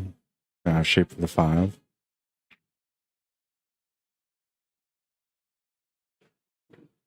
Not a whole lot of options after that. Can't really make the 4 unless you bank it. What's up, man? Yeah, it should be fine. Just not near the tripod. That's good. You playing here on the table now? Who are you playing against? Ross Bradson? Okay. What time are you guys starting? Right away or in a bit? Oh yeah, so he probably wants a little breather. Okay. I'm covering this match right now, so whenever you guys start, you start. No big deal. I'll just switch over. Advanced Masters coming up next. They're finally done their match that they were waiting on, and we're to continue the coverage here on the main table. But for now, we'll continue on this one. Nate is up by 2. James is at the table right now trying to work it out.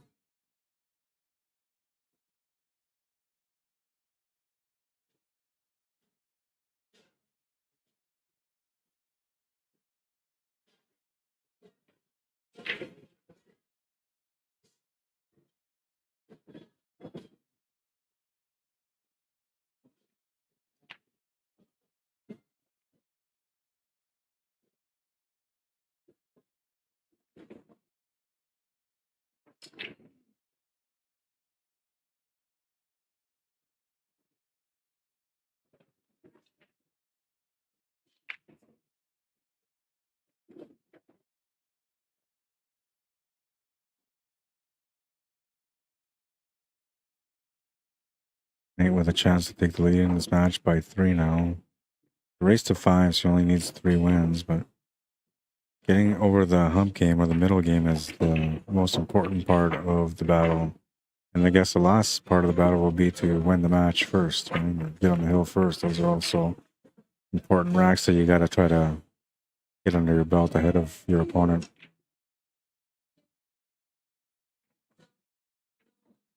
A little bit of angle here on the 6 ball, but not a lot.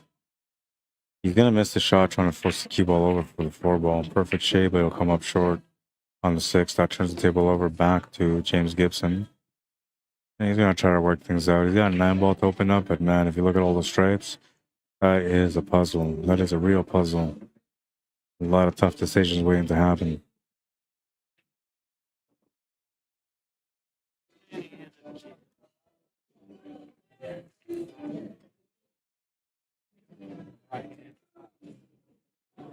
Andrew Alberts, how you doing? DT Laquette, welcome to the stream.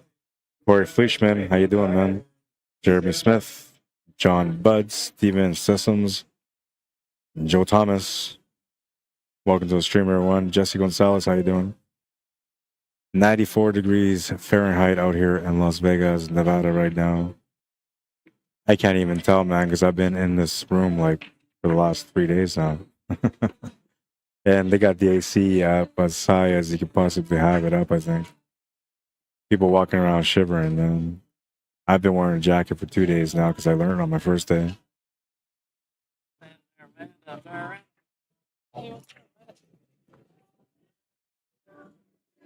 Oh, table's turned over again. They will have an opportunity on this one.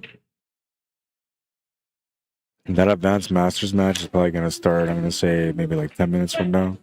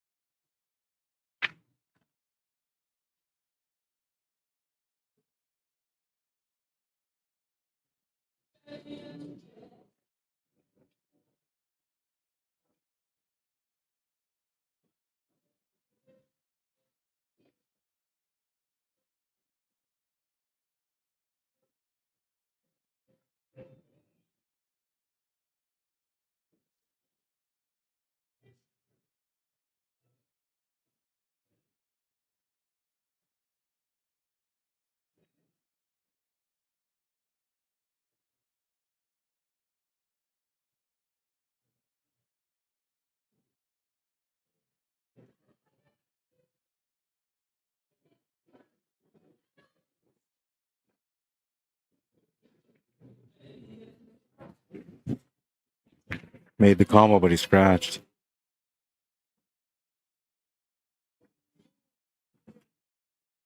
Not having a good time at the table right now.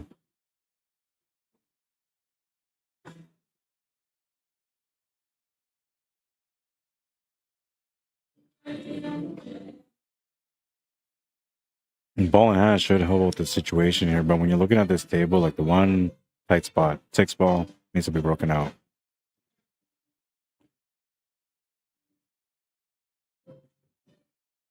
Can you make the 6 in good shape for the 1? That'd probably be the best option, but or the 1 and break out the 6, that will work out too.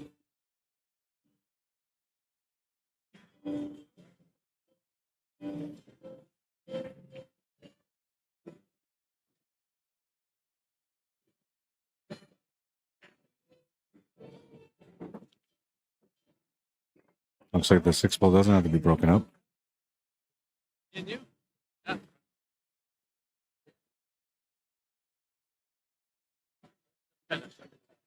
Yeah.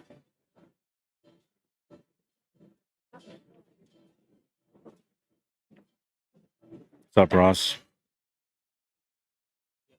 I always do, man. I even throw my bag there just in case. Like usual, man. 16-hour days, 4 hours sleep, almost no food. I'm loving it.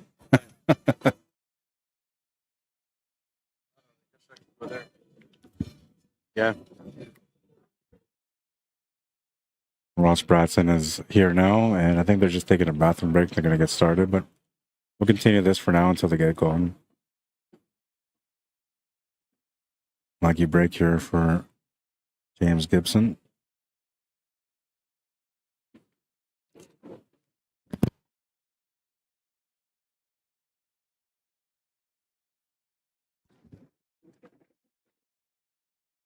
gonna have the shot on the 15 ball.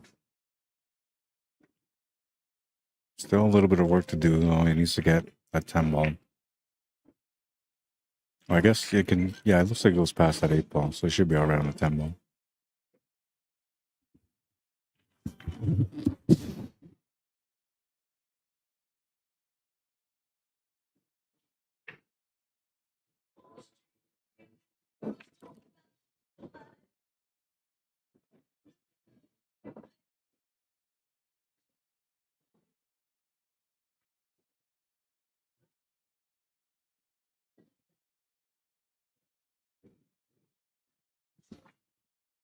That was a rattler, man. It wiped his feet on the way in.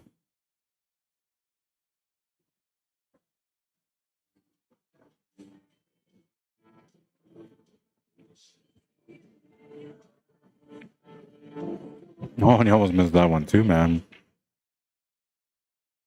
And they always say third time's a charm, so I'm kind of thinking he might miss this shot on the 8 ball.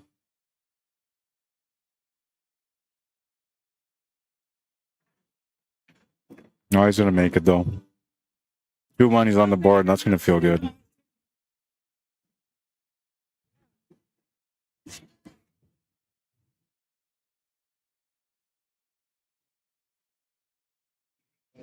I got tacos, man. Oh yeah.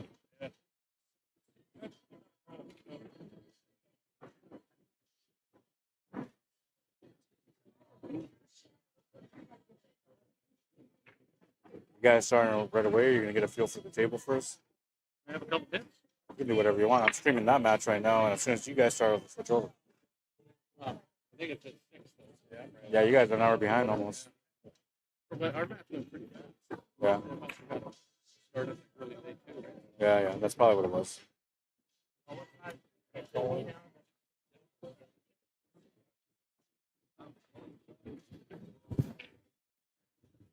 Okay, these guys are gonna start.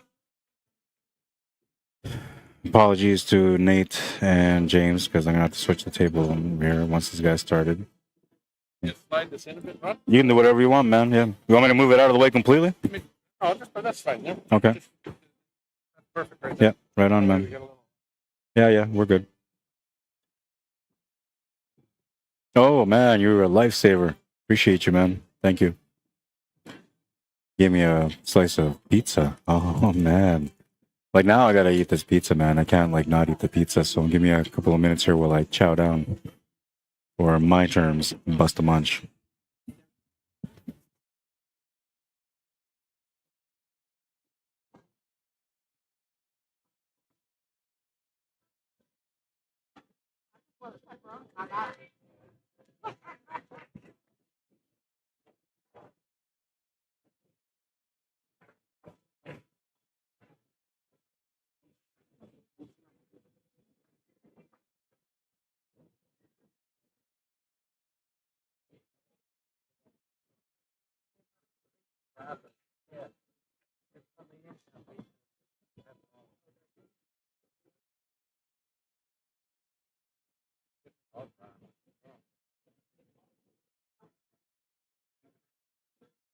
You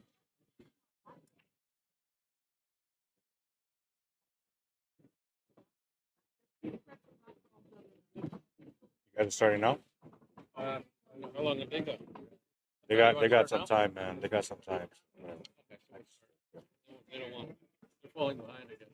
Yeah. I'm good with it.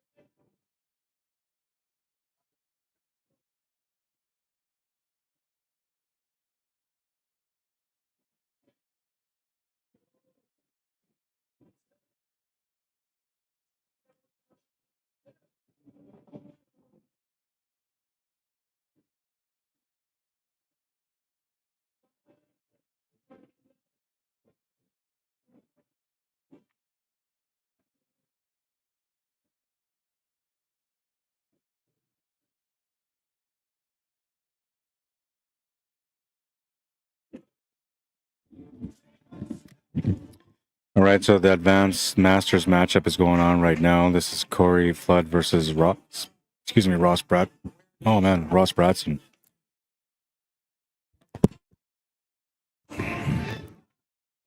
And that's Ross Bradson at the table right now.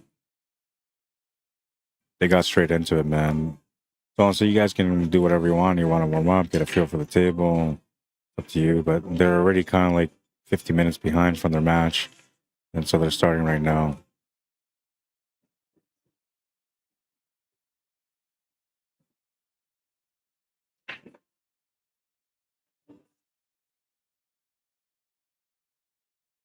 This would be a bit faster, a bit of a faster paced match, I should say.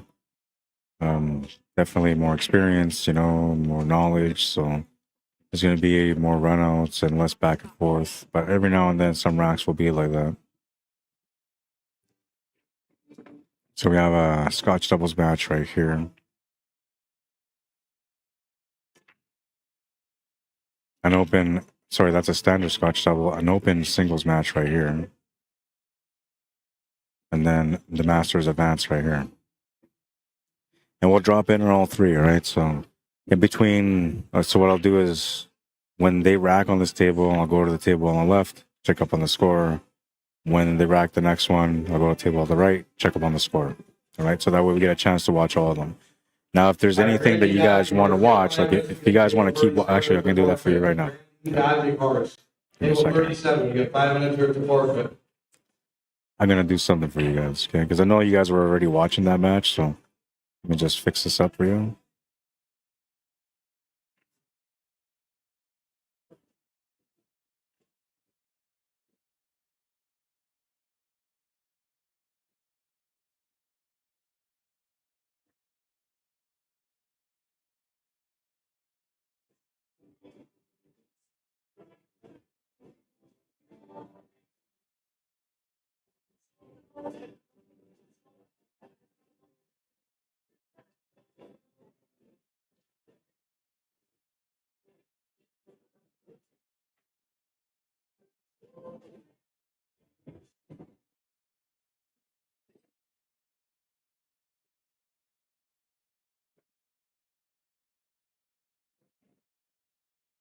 All right, so on the top left of your screen, you're going to see that other table that we were just watching.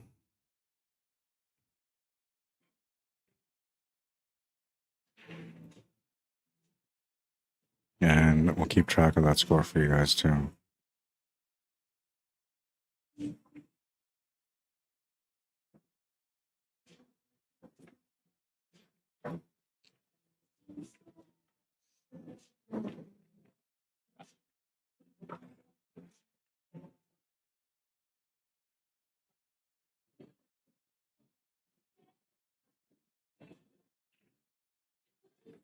All right, so I attached a match to that one too.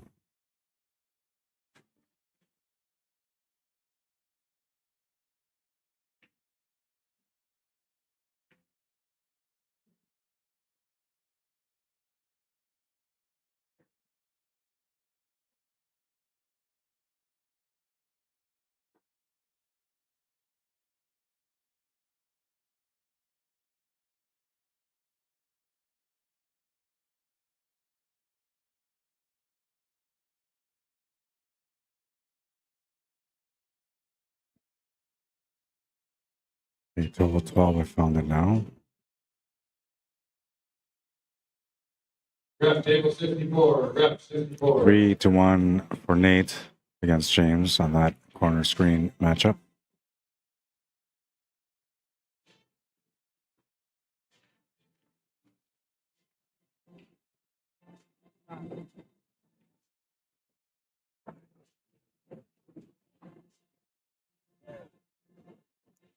I try to find the other matchup also, so I can keep track of both of them.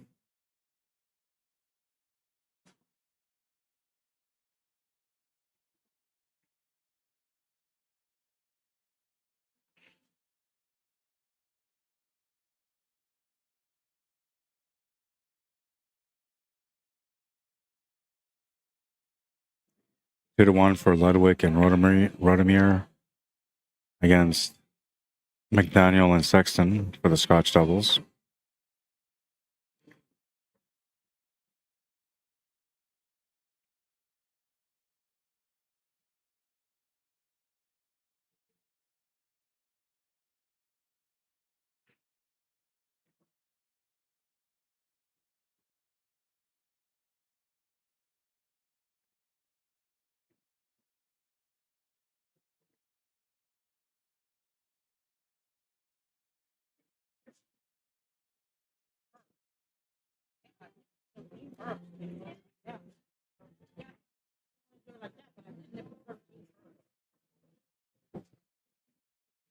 Looks like Nate is trying to work the table to get on the hill first. Wait, I think these guys are raised to 6, right?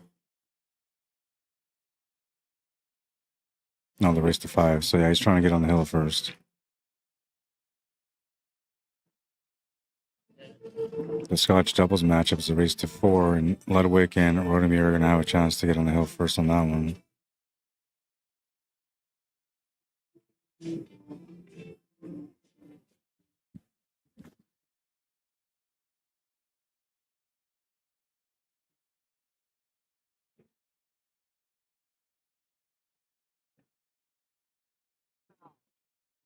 It's still the first back, right? I moved my ball too much. So like I'm hogging everything, eh? Even my ball over there.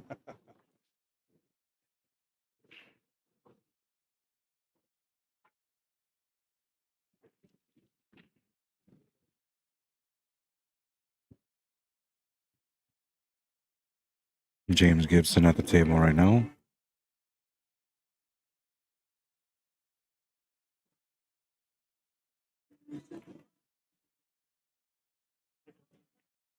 Skull Ross is Ryan Mason.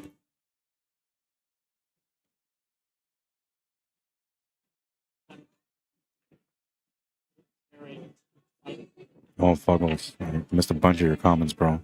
Sorry, man. Lisa McDermott says Scotch doubles. Fuggles is giving some stats, maybe a 454 P. Go with that one. Stripes are terrible. Oh, Rod, are you melting? No, I'm not, man. I'm wearing a jacket. I'm wearing a leather jacket in here because it's cold inside, man. Is it winter breaks? No, it's alternate breaks, bro. Nicely done. Break and run. Rumpus Goss is nice out. August me says Corey Flood is a 617. Rod Spratson is a 673. That's why there's a 1-game spot between them. Rumpus Goss says just keep it a 1 match. August me says, wow, nice hit. Where's the 8 going? Not good. It's cool, man. I just, like, I know people are watching for Nate, too, and people are watching for James, so we'll let them be on the corner there. I don't mind. All you gotta do is just focus on the big table if you're not watching the little one. But if you're watching the little one, then you know who you're watching. You know what the score is on that one right now.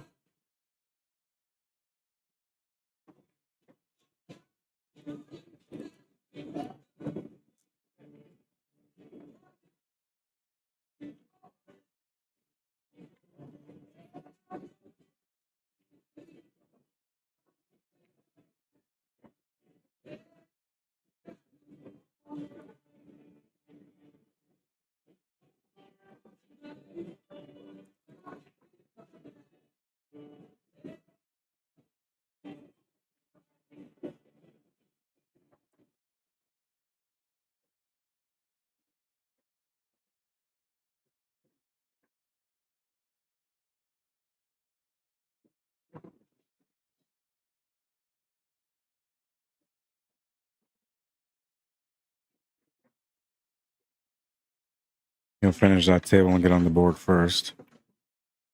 Race to 5 for him now. He's racing to 6. Break. Oh. What's up, Chris Curtis? How you doing, man? Emilio Valenciano Jr., long time no see. How you doing? Welcome to the stream. Dennis Bowery, David Walker, Bill Rayfield. Welcome, guys.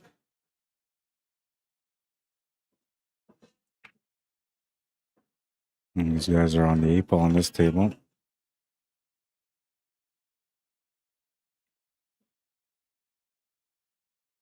Just to get on the hill. It's going to go in. They're on the hill. Oh, no. It says there was 3, but I guess it wasn't updated. That was for the match. So, Rodemeyer, and Ludwig are going to be the winners on that one. Why did it only show it? Let me see. Okay, so there were 3. It's just that it hadn't updated on there.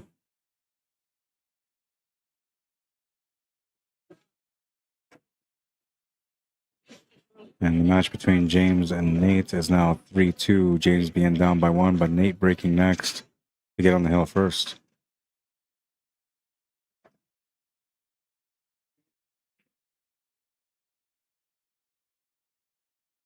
Now, I got a question for you guys because we're going to have team events coming up starting the 15th to the 18th. Do you guys prefer a picture-in-picture setup for teams, or do you prefer the split screen setup for teams?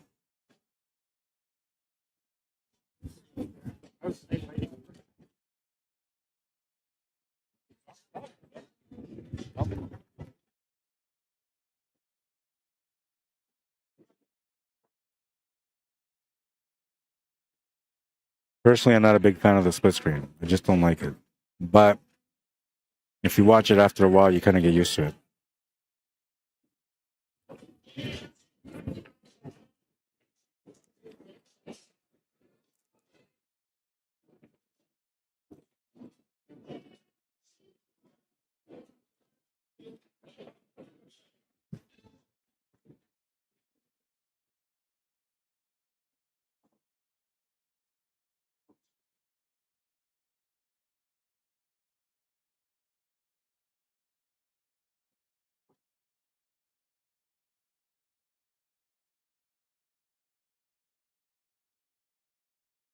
First rack. That one is at 3-2.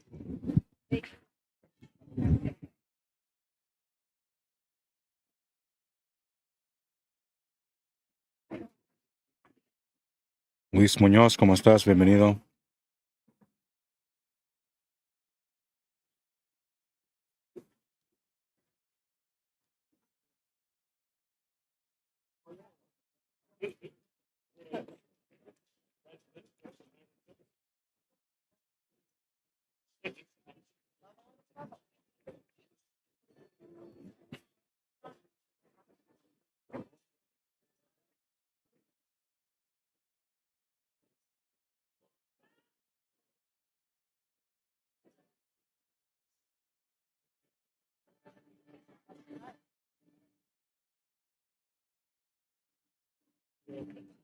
Working in a tight area here.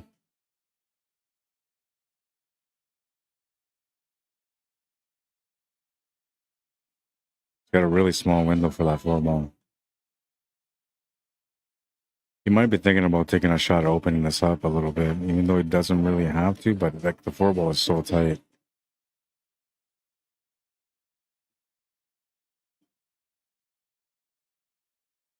At first, he was looking at the perfect window to get onto the floor.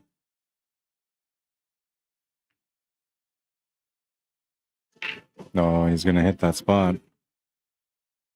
Nice little touch shot on that one.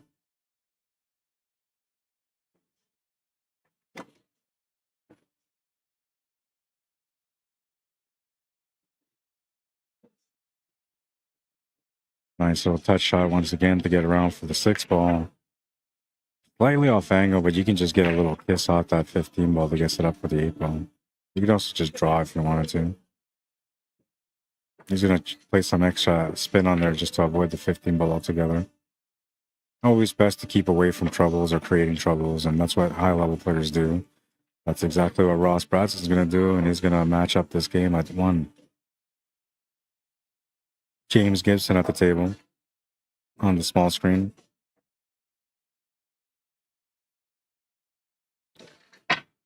In a 3-2 battle, he's not going to be happy about that scratch. Feeling a little bit of stress right now.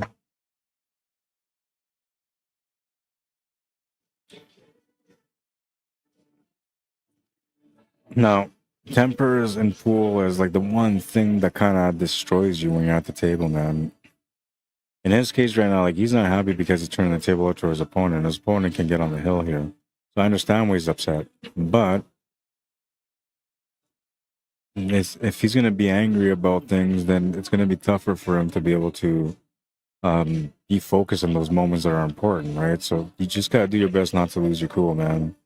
And I know it's tough, especially because I was talking about this earlier, you know, the way mentality and emotion connect when it comes to pool and shortcomings or failure to win.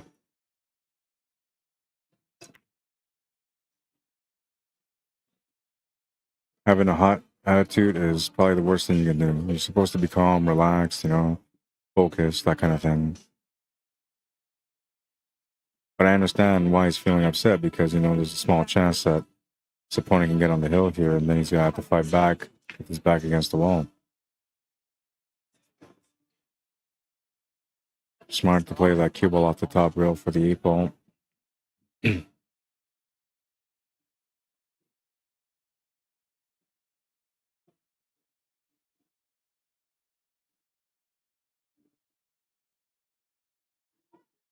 Oh, and Nate's going to miss the 8-ball. James Gibson gets another chance on that table to tie things up. That's why you don't get mad, man. It's pointless because you never know. Like, you might get another chance. And if you don't, your other player played better. You made a mistake and you got to live with it. Getting mad is never going to solve anything. It's not like by you getting mad and throwing things around or snapping your cue like I've seen some people do. It's not going to change the scoreboard. It's not going to erase the missed shot. And it's not going to change anything in the match. The only thing that's changing in the match is your personality and your attitude, which, you know, that's only affecting you in the long run, not your opponent.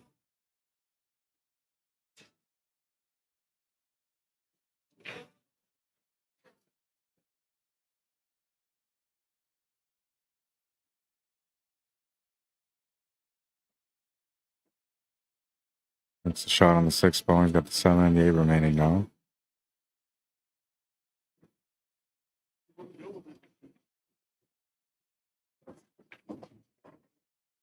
Spinning the cue ball off a couple of rails to get across for the 8-ball and get a little closer.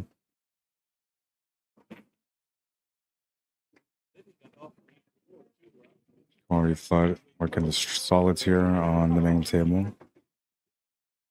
James Gibson's going to tie the match at 3. It's a race to 5, even race for those guys on the small screen. So whoever wins this next rack is going to get on the hill first. Very crucial rack coming up here.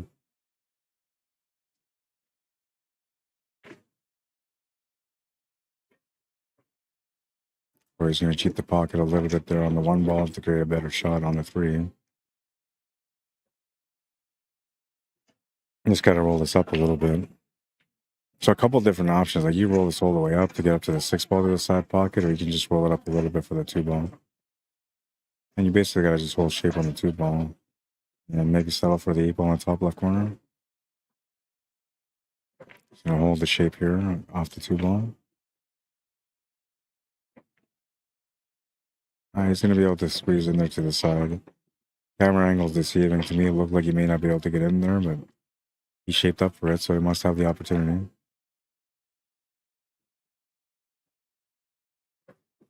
He's going to finish that table and take the 1-game lead.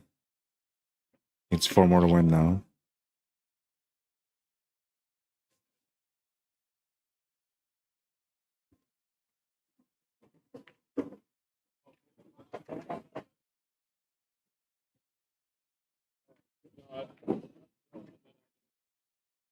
Going to move into rack number 4 of this matchup for a flood to break.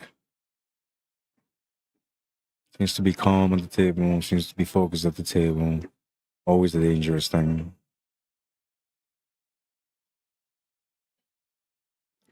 Okay, I got lots of interaction going on here, so I gotta pop out the chat from YouTube. We're gonna check this out. All right, so Trump is God says too confusing going in between matches. I know, but they're almost done, man. And it's the only time I'm gonna do it. So don't worry, man. We're all right.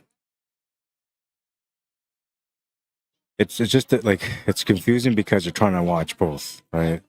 And that the goal here wasn't so that you can watch both. It's so that the people that want to watch Nate and James could watch them still, because they already started watching them before I moved over to the advanced table. Now, the reason why I moved to the advanced table matchup is because that's my main camera. That's my best quality camera. And I just like the picture better. The other cameras that I have are more expensive than this one, but this one is a beautiful one. And the competition when it comes to advanced and masters is just really intense. You know, a lot of runouts, a lot of good knowledge that we can draw from them. So I wanted to make sure that you guys got a little bit of extra experience and knowledge through these guys playing at the table right now. So Trump, all you gotta do is, you know, stare at the big one, not the small one, or stare at the small one. Whatever floats your boat. You know what I mean? Fuggles me says, I think I'm taking Ross in this match. And it says, maybe not, LOL. Oh, don't give up on Ross, man. I'm telling you, that guy never gives up. He doesn't have quit in him. It's not built that way. And it says, never mind. Good question. I kind of like this split screen. Can you get the score on the upper picture-in-picture? Yeah, all right. For you, man, if you're asking, you know, I'll go out of my way for you. I'll do it. Let me find it. Did I erase that? I think I erased that today. I did too. Okay, so give me a second. Yes. 9 o'clock. 9 o'clock.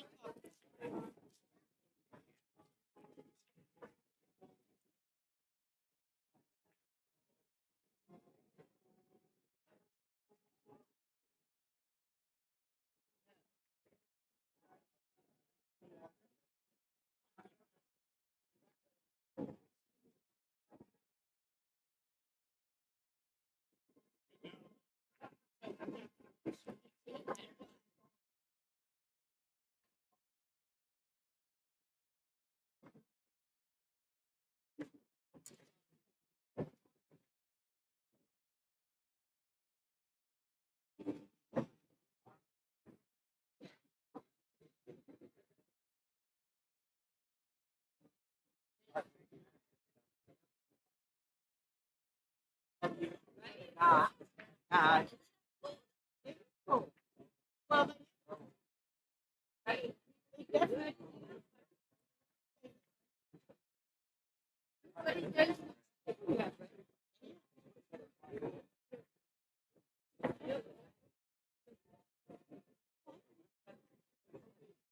All right, Corey's getting some momentum here on this one.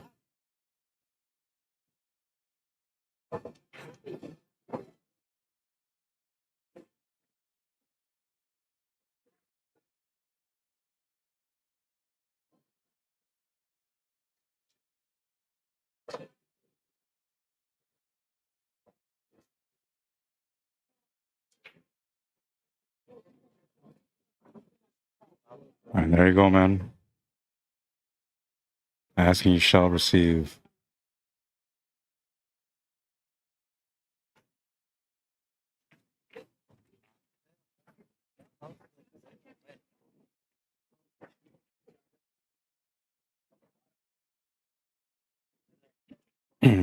James just missed the shot.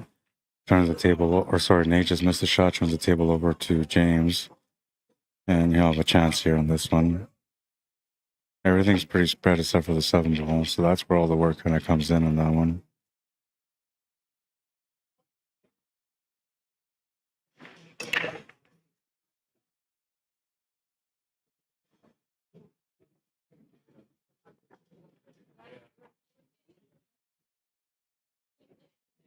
Yep. All right.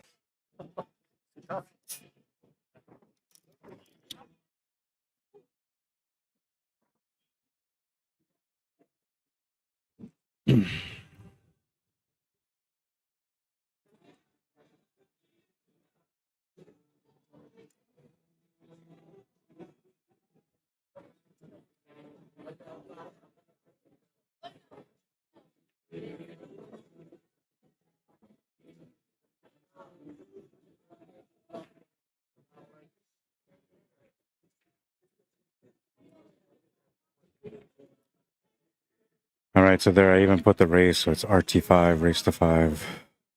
And you guys know what's going on in that matchup.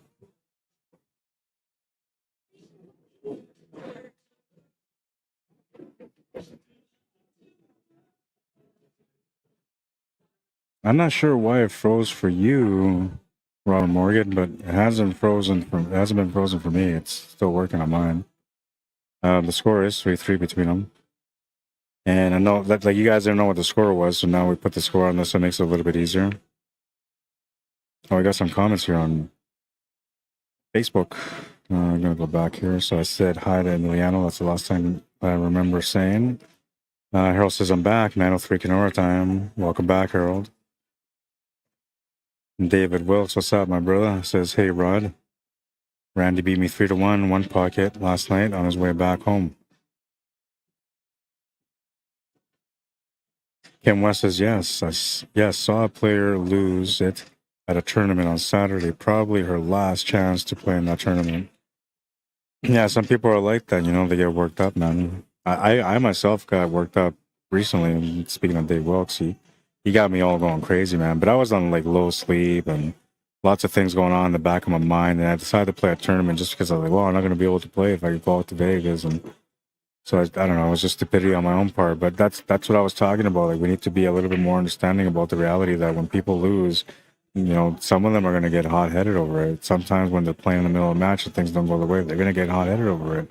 The more that we understand that it's just, you know, a psychological aspect of the game that we have to work on, the less we get worked up or bothered by what the opponent does when they're feeling that mood.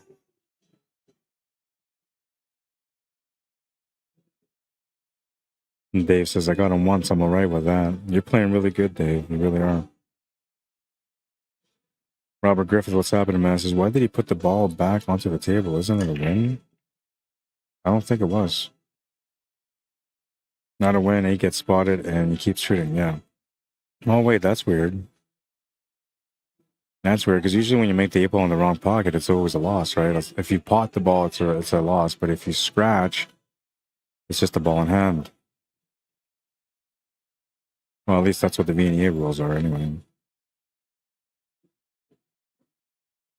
8 ball and break back to spot. Yeah, it's supposed to be back. Oh, so that was off the break. Yeah, it just gets spotted.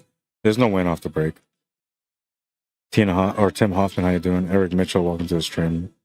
Linda Sip Livy, welcome to the stream. Related to Michael Sip Livy. Noella, how you doing? Says good evening, Rod. Great to see your live stream. Thank you for tuning in as usual. Dan Hoger, what's happening, man? Kelly Clay, Sheila Clark, Pat Dignault, Jello Mags, Jack Clay, welcome, guys. I hope everybody's having a great weekend. Mr. Joe Cave, welcome back. We're live on this one, man, on 2 tables at the moment. I haven't done that yet, but the only reason I did it is because, you know, we were already into the match here between Nate and James. The score was 2-1 when the Masters and Advanced matchup came up. And the Advanced and Masters matchup was the one that I wanted to get on TV table because of the quality of the camera. And so, and I didn't want to like have these other guys feel like they got robbed from being able to watch what happened on the stream. Now they're going to be able to go back home and watch what happened on the stream.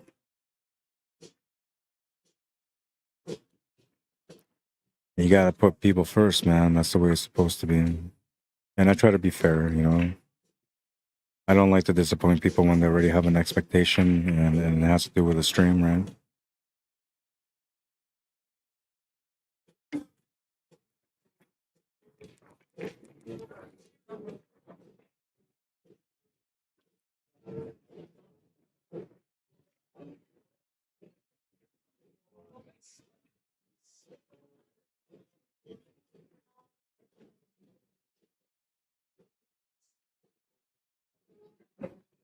Good shot from Ross Bradson. He didn't quite open up that 13 ball enough, though. Oh, wait, he's low ball. Never mind. I thought that was a 9 that he shot, but that was the 1 ball he shot. So that was a good shot. Using the 13 ball to get the ball in the pocket.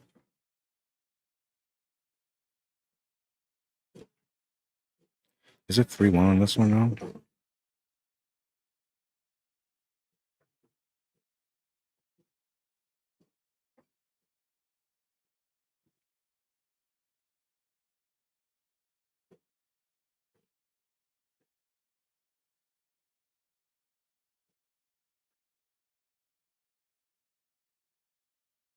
Yeah, it is 3-1.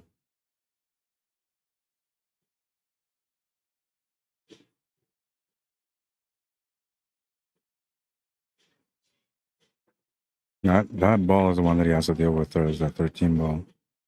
And it's usually tough to get that ball past that side horn, but the ball in hand could maybe help to make it a little bit easier.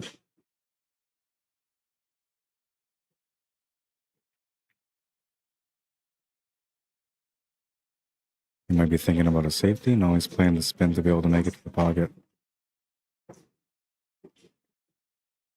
Cross back too to set up with a side pocket. Now the cue ball's got a tangent line that's going to run towards that 8 ball. Like almost spot onto the 8 ball.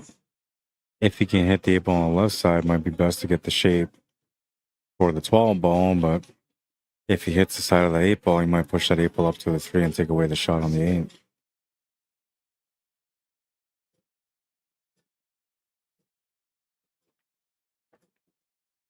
Oh, how did that come out? How did that ball get spat out? I gotta look at the replay here.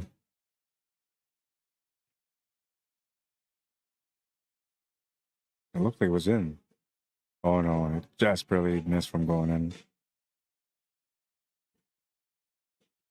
I just took a quick glance at it and it looked to me like it had gone in and then it got spat out, but that wasn't the case.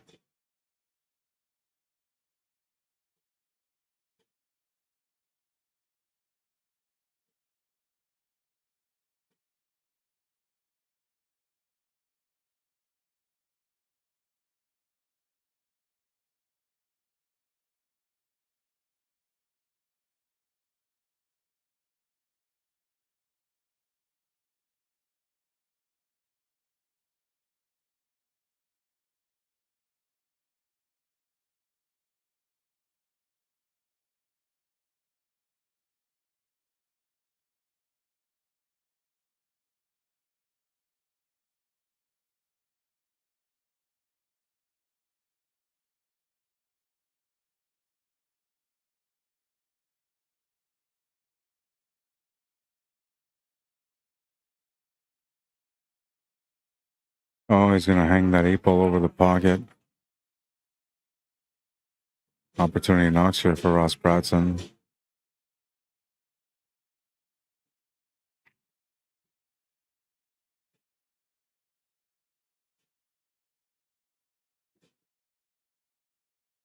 Oh, and Nick is on the hill on this one also. Let me just update that real quick. All right, so you're thinking it's hard for you to see things. Just imagine how hard it is for me to see things and keep track of everything because I'm paying attention to one thing, well, then I lose track of the other. You know, it's quite challenging, man. Usually I'm right on my game. If I'm rested, I'm really on my game. But today has been a rough day, man. We ain't gonna talk about it though. Just making a statement, that's all.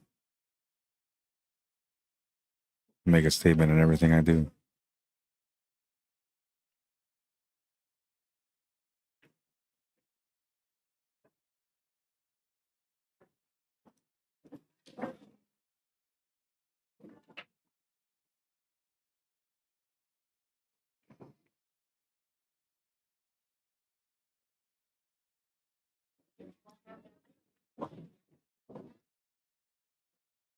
April in the corner to be down by 1. 3-2, down by 1. Corey fled to break next. Race to 5 for Ross. Race to 3 for Corey. And James at the table right now. He's trailing by 1. Trying to make that 4 ball and get past the ball in that corner pocket, but he'll leave that 4 ball over the pocket, and that's going to turn the table over to Nate, who's going to have a chance to close out the match now. He's shooting stripes, so got a shot on the 9 ball, a bit of a tough cut. Looking at the 6 or this 11 ball, like a cut to the side. I think it's 2/10 of a cut right now. But that is the ball that he's got to be concerned with, is the 11 ball. Yeah, he's going to call it. He wants to get out of the way.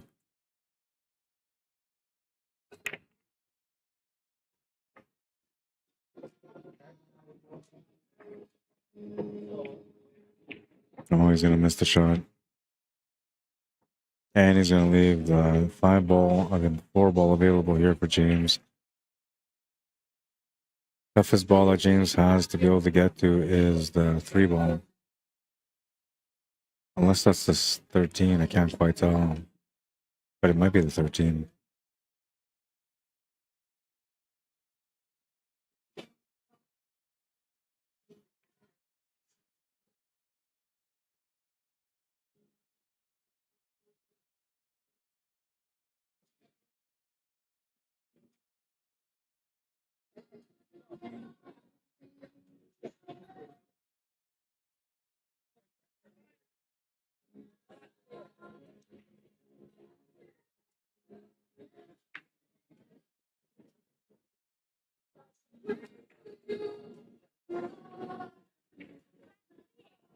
Good for you.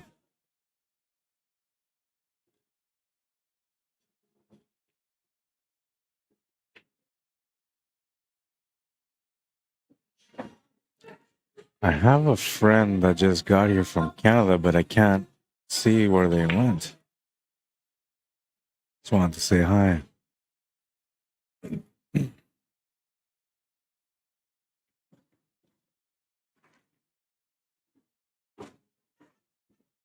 That was the 13 ball that was sitting at that bottom rail. And James is going to tie up the match at 4. It's hill on that table, man. See, and you guys didn't want me to have that on that screen. What's wrong with you? What's wrong with you, man?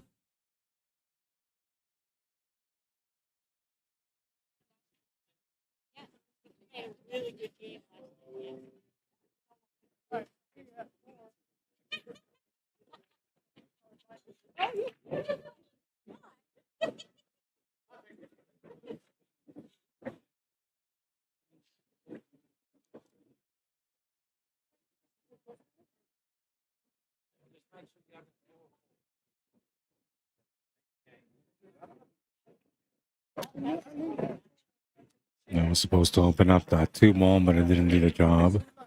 And now that 11 ball that he kicked has gone over towards that 1 ball, kind of limiting what he can do with the 1 ball. Only option he has available is a 3 ball, and the angle doesn't really work for a breaker unless they take it to the corner.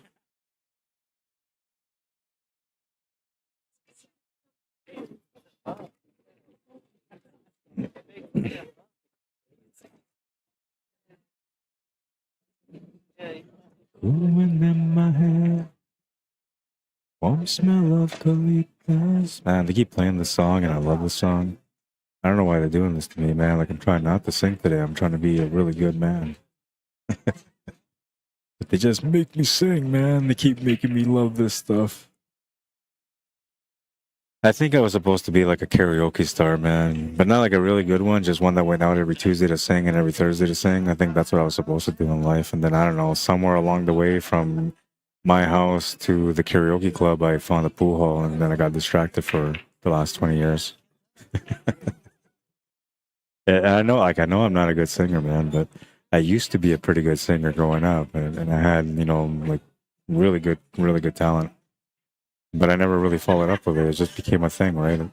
My parents kind of forced me to take choir, and that's how it all kind of started. They started developing my voice, and so at first I came in as a tenor, then I became a soprano, and then from there, like as my voice cracked, and I started developing a deeper voice, I started singing a little bit of everything, including bass. And bass is what ended up sticking with me, right? But I know it's not through the singing how my voice got developed that way. It's genetics, because my son, he doesn't sing at all, and he's got a deeper voice than me. That kid, man, I wish he would take the job, come work with me, man, because he's got such a good voice, like such a good voice. He was born to be the person that I am right now, but he don't care for pool.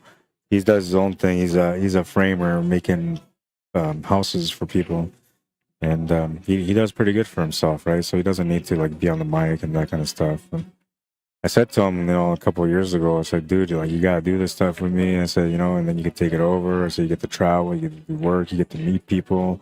It's it's always a fun time when you're out there. And he's like, nah, I'm all right. Yeah, he's got a really deep voice, man. I'm telling you, like I envy his voice. I wish I had his voice.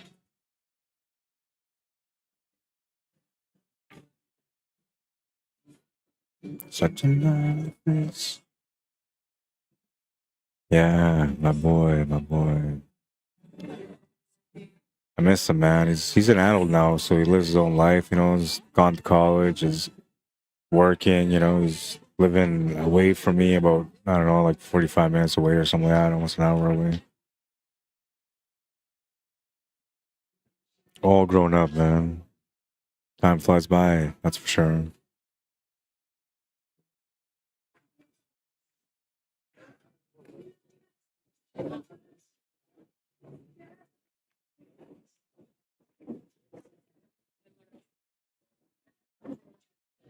Oh, James is trying to close out the match on that corner screen table. Shooting the stripes, and he's got a pretty decent layout. Their team ball is probably the toughest ball to get to, but I think he's on it right now.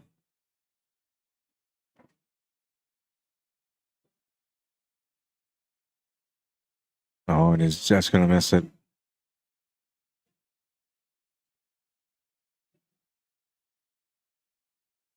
So Nate with a chance to close out now. Kind of like the way it goes in a hill matchup, a little bit of back and forth action, right? What's up, Joe Cave? Are you going to come by and see me today? I guess you can't, right? It's a little bit later now. Let me know. So message me when you come by, man. Like, don't message me when you're on your way or when you're here. Message me when you know that you're going to come by, okay? Because, like, I don't get a lot of breaks. I really don't. And it's not because they don't try to give me breaks. It's just because, you know, the matches keep going and they're usually important matches. So, you know, I don't like to walk away from important matches, right? But yeah, no, just let me know so that way, you know, I can be ready for when you come. You might have to sit here beside me and I might have to do my job while you're sitting there talking to me, which I apologize for ahead of time. But I'm a busy man, and I don't know. I'm going to do my best to, you know, spend a little bit of time with you because I enjoyed meeting you last year here in Las Vegas. And you always tune in and watch the streams and support me, so I appreciate that too. And I don't know. I don't think of people as fans, but I know that you appreciate the work that I do. And so I appreciate you as well, man. My favorite part of Hotel California is the ending, man. Oh man, I love that part. Makes me want to just grab a guitar and pretend I know how to play. And honestly, I downloaded like 10 videos on Hotel California on learning how to play the chords. I just haven't had the time because I'm always busy, man. I'm just working man in the industry, and that's not just this industry, but almost every other industry that I tap into.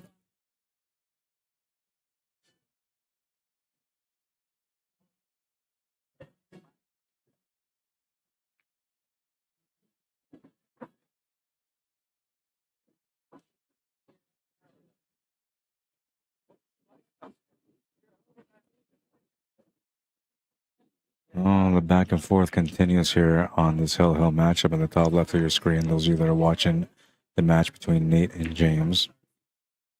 Now, if you're watching it on the phone, like it's a little bit harder to watch, right? So I'm gonna go through the motion here. If you turn your phone sideways, you can see it better, right? And now you can either focus on the top left or you focus on the one on the bottom. It's up to you. But I didn't want to cut those guys off. I wanted to make sure that they got to get the match on the stream so they can go back and watch it later. And it's actually a pretty good matchup, man. I mean, 4-4 going to the last rack, some back and forth, you know. It's a good matchup, man.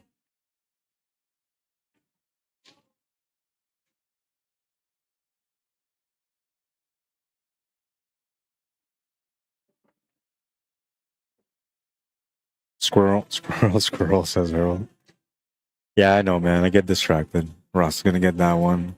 Ties out the match at 3. I don't know, man. I don't know. Like, I don't know. Like, I'm not one of those guys that, like, grew up ADHD, you know, like short attention span. Wasn't like that. I don't know what happened to me. I don't want to go see a doctor because I need him to tell me that I'm crazy. I already know I'm crazy. I don't need to know it, man. How do I share this, Rod? You gotta click. There's a little arrow. If you're on Facebook, there's a little arrow thing right next to the comment section where like you can type in your comment. That arrow, you hit it, it will take you to the share option to share on your stream, or sorry, on your Facebook page. If you hit the one that's to the left of it that looks like a figure 8, but it's not really an 8.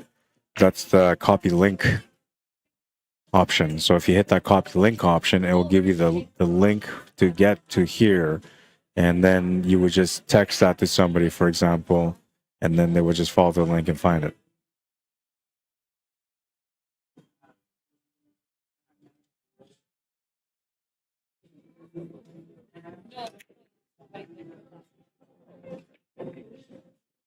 Smash and break.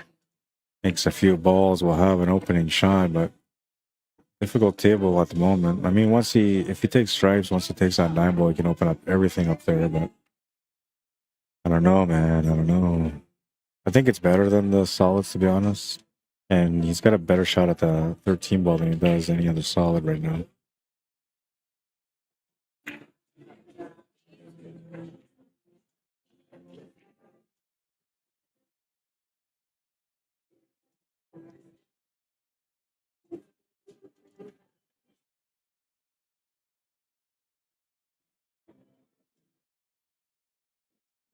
Are you feeling a little bit overwhelmed right now at the table?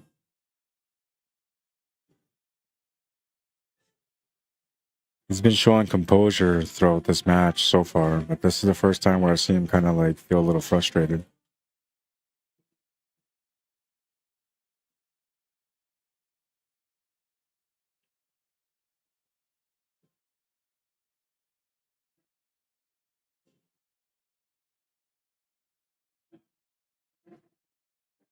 Stuck at the crossroads here on this table. I think, yeah, you have no choice but to take high ball here, man.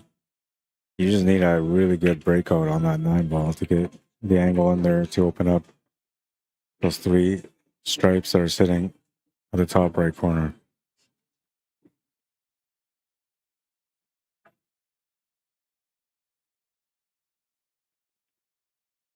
And we have a Scotch doubles matchup happening on the right of me.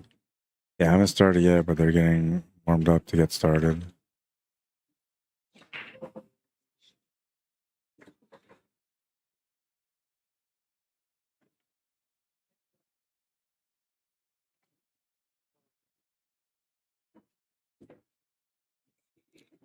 James at the table on the top left of your screen. Had a bit of a frustrating matchup at the beginning. There was a few moments where he was like having stress issues, and somehow, some way, he found the path back into the match. Ties up the match at 4-4, and it has a chance to close it out now.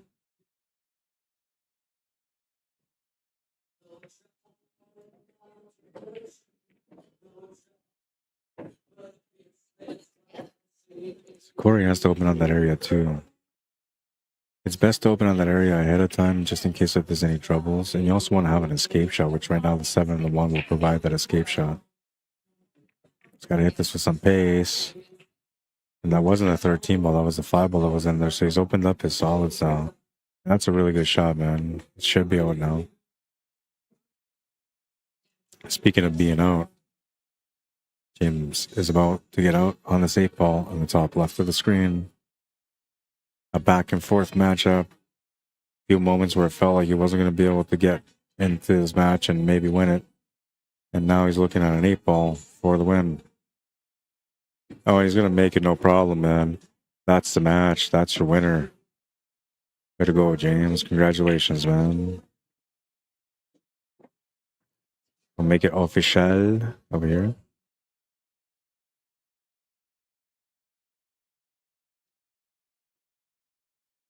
All right, and so now, Mr. Trump, you can enjoy your solo screen. As it's done every night. Oh, I gotta fix this now. Shoot.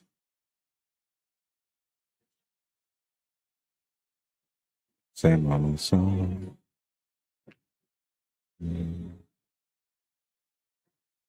Reset.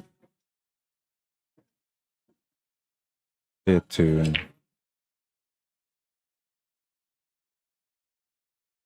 All right, so now we have this other match sitting right here. This is the Scotch doubles. They haven't started yet. Just putting things together. They're about to get going. Once they get going, we're gonna cover some of that match also.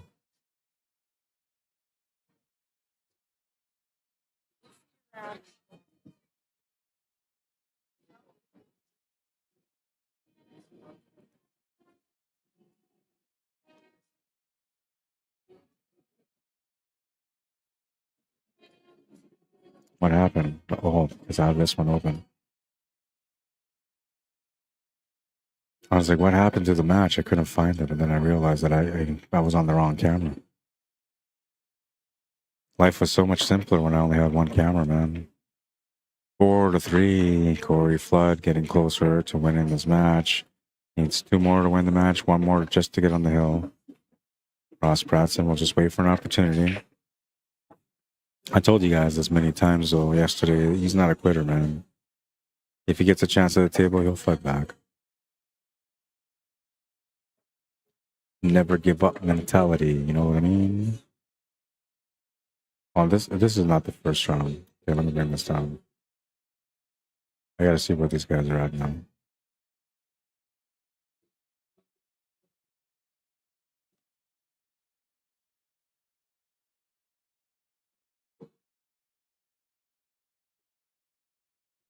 So this is an A-side matchup, and it's an A-side quarterfinals. This is to get into the semifinal.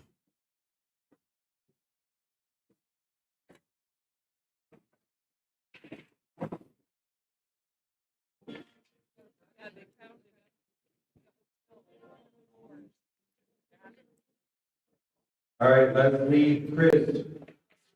Leslie Chris from, let's see, Super Seniors. Final call at table 10. Leslie, match on table 10. 5 minutes with the forfeit. I think this is Leslie Chris. You're on the last call for your matchup, table 10. So if you're watching the stream right now, go to your table, man. You don't want to get disqualified.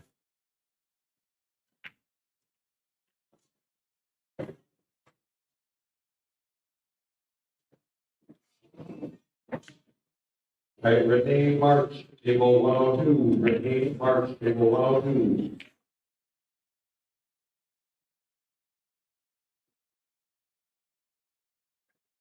Now, I believe that they're going to be able to like customize matches, like the bracket to be able to get matches going my way. I'm gonna need, I think, where are we at now? We're at 4 hours into the stream, so I'm probably gonna stop the stream after this match is done. And even if I have a match right away, it doesn't matter. I'm still gonna probably stop the stream and I'll come right back with another one. That's all I'll do. There's a couple of things I gotta do. I gotta do some camera adjustments here and a little bit of calibration as well.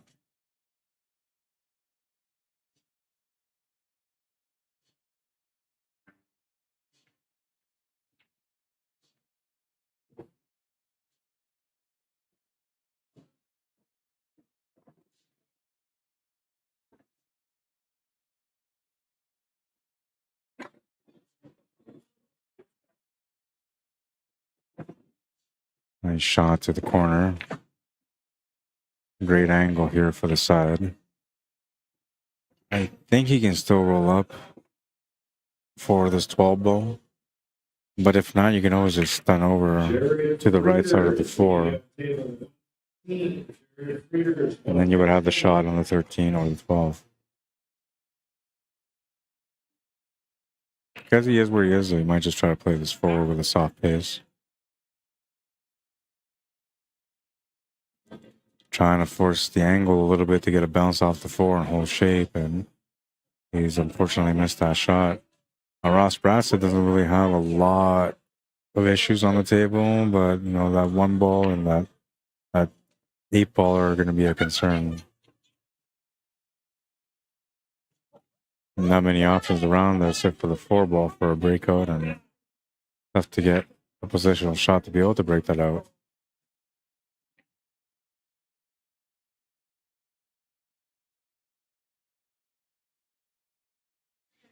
This match is flipping a coin that are about to get going.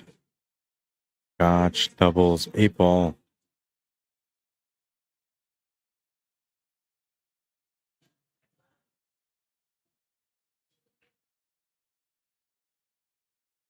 Toreen and Rob. I remember them. They played last night, so they're playing on that Scotch doubles match.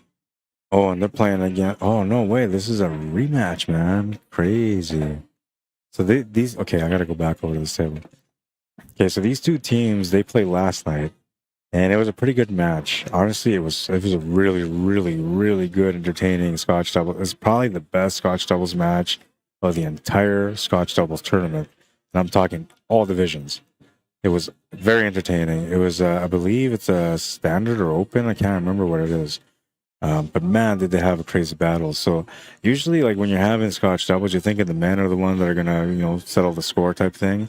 But it was the ladies, man. They were both delivering massive shots, keeping their partners in the game, and man, it was just such a beautiful matchup. And the fact that these two teams ended up meeting up again now in 8-ball, because they met up in 9-ball, and they're gonna meet up in 8-ball now. That's just nuts, man. That's the pool gods telling me, like, dude, you can't stop the stream. You have to just switch over because this is about to be the best match you ever seen. And we'll see if that's true, man. But we'll switch over to them after this match is done. Whatever the score is then, I'll just update the score for you guys. Like every time that these ladies looked like they were going to be in trouble, they always found a way out. And they were making like killer kick shots, man. It wasn't like no joke type thing. It was for real, man.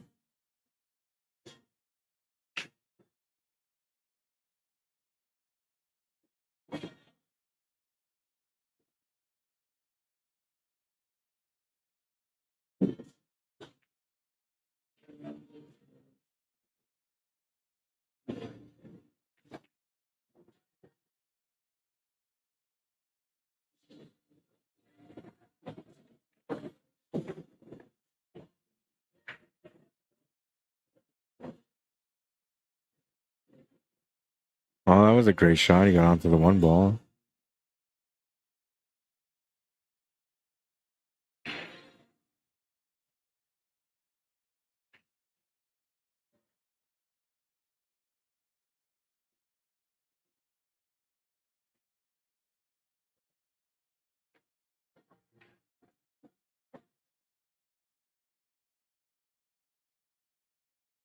Well, I think you're gonna have to take that for. Yeah, I guess you can slow roll this here. Like I don't know. I'm thinking you got a power stroke to go up table and back down.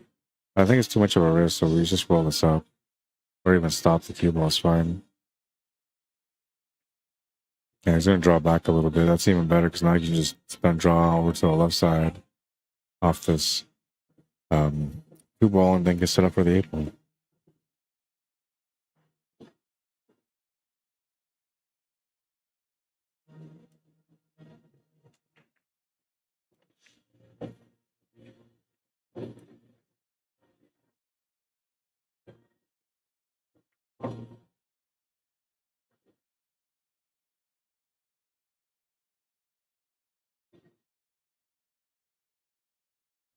He's going to deliver another win here, tying up the match at 4.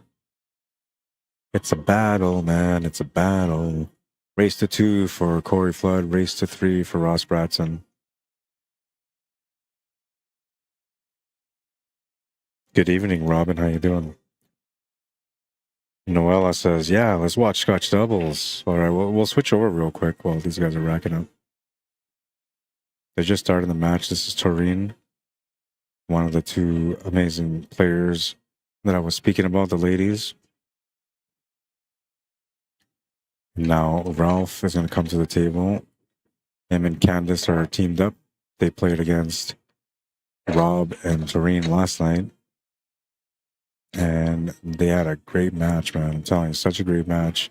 It was Ralph and Candice that won the match in the end. But Toreen played such a strong game. It was a lot of fun to watch.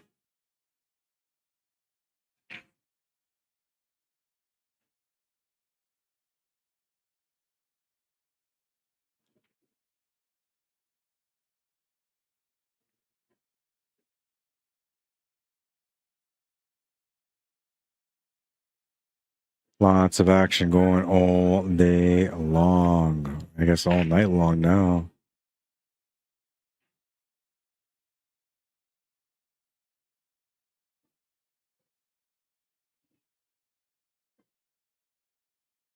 I'm doing Q raffles. They have shown Q, $20 a ticket, American Hustler booth.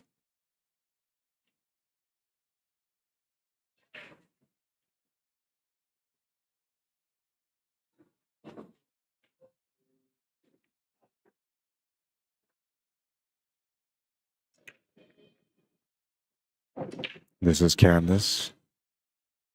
She played such a strong game yesterday. All right, I'm gonna come back to that match. They just started, right? So this one's here. Like, it could be 2 games and the match is over. It can be 4 games and the match is hill. Or sorry, it'd be 3 games and the match would be it'd be 4 games. 1, 2, 3, 3 games and it could be hill. So we're deep into this one now. We're just gonna watch it until it ends.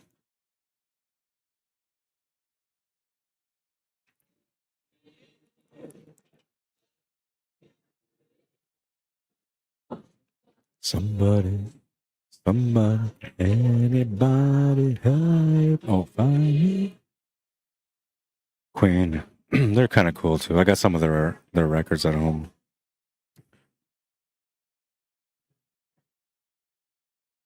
Promise it was a great match. You remember that from last night? Yeah, it was a really good match. Honestly, it was just such a good match, man. We're actually missing out right now because this is kind of like a revenge match here. You know, Tareen and Rob lost to these guys and they fought really well, man. So, you know, they want some revenge. They definitely want some revenge. Rob says, Ron, can you tell me the schedule for tonight? I'm on East Coast. I'm going to be up a while. Yeah. Give me a sec. All right. So let me...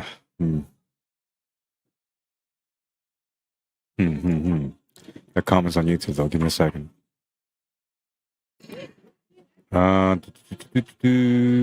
Good question. It's kind of like split screen. Can you get the score on the upper? Yes, I did that already.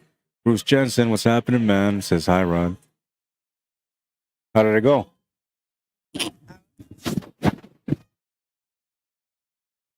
I'll tell you, it was really shitty. Like, the ref called the guy on that.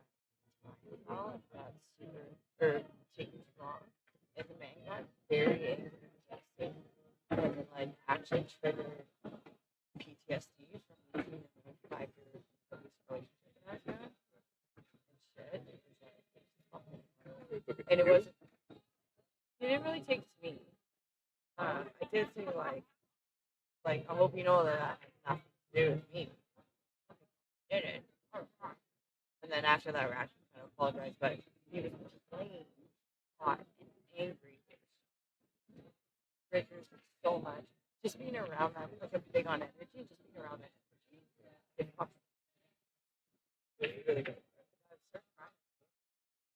Yeah.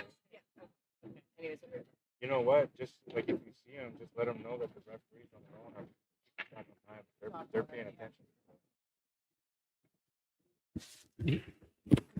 All right, sorry, I was just talking to somebody. There was a bit of an ordeal in the matchup, and so the referees here, like they're being used for calls, but they've also been instructed by the TDs that to make sure that where's my bag? To make sure that that people are playing good pace, so they're not taking forever on their shots. So part of that means that they have to pay attention to, you know, the time. So a lot of people are just playing, not realizing that these refs are sitting there on their phone with a timer running the time for in between shots. So, and they're not just going to every table and doing it for every table. They're doing it for tables that, let's say the match was scheduled for an hour, then the match is over for like 10 minutes above the time that it was expected to be over. Then they'll go over there and they'll take their timer and pay attention.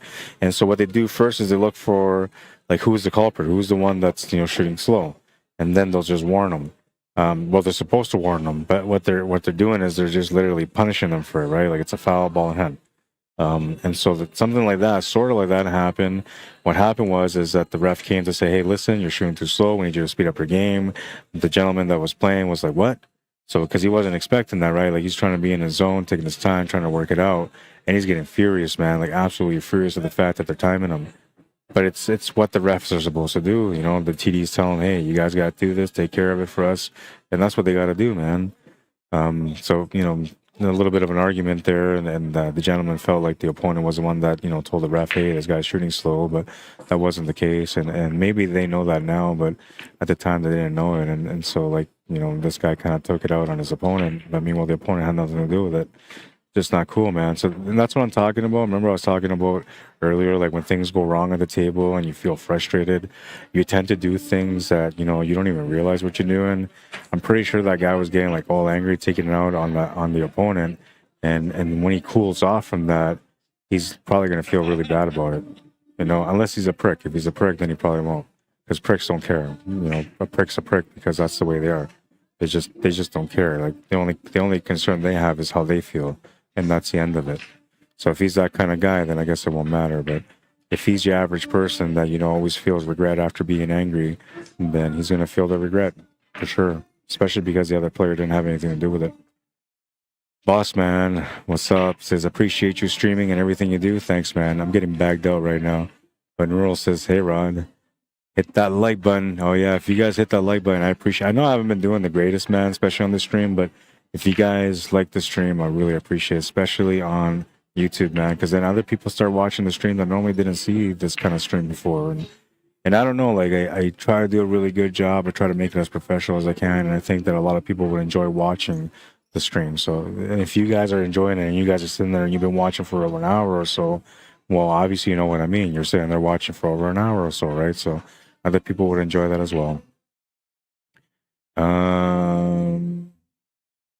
Bosses of Talk, what's happening? My man says, have you hosted these tournaments online before, Rod? Not this size tournament. The highest one I had was like 96 players, I think it was. And that was it. And I think their highest one is like 150 players for one bracket. Never multi, though. I've always thought about getting involved in that part of the industry. But I don't know, man. Like, I do a lot already for pool, man. Like, I teach, I coach people all the time. I do my streaming, you know. There's a lot of things. I do run tournaments. I try to run a league, you know. I'm doing a lot of different things. So I thought about getting involved in that, but to be one of those people that sets up the brackets for these events, it's not an easy job, man. It takes weeks to get it all built up to be able to make it look right. And if you don't do it right, then you know, the event doesn't go properly, right? So I don't know. It's a big responsibility, you know, and I'm not sure if I'm willing to take on that extra responsibility, because then what if I end up doing really good at it? Like, what if I'm like one of the best TDs out there? You know, tournaments have like whatever 2,000 people, and I get it all done ahead of time. You know, then everybody's gonna be like, hey, you got to hire that guy. He's really good. And then like I don't know if I can handle that, man, because I have other jobs that I do all the time, right? So, I mean, don't get me wrong. It's not like I'm not looking for money. I'm looking for opportunities for sure. But time is precious, and if I gotta spend 2 weeks to set up to build a bracket, and then spend a week just running it, that's a lot of time, man. That's 3 weeks where I could have maybe, you know, done a couple other jobs and made more money from it. Not that I make a lot of money, but you know, my other jobs I do pretty good.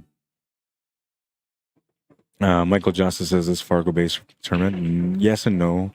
If you have a Fargo, they use it. If you don't have a Fargo, they got to go by your CSR, which is CompuSport rating, or sorry, yeah, CompuSport rating. That's what it is. And if you don't have a Fargo rate or a CompuSport rating, then you go by your ACS rating if you're playing League.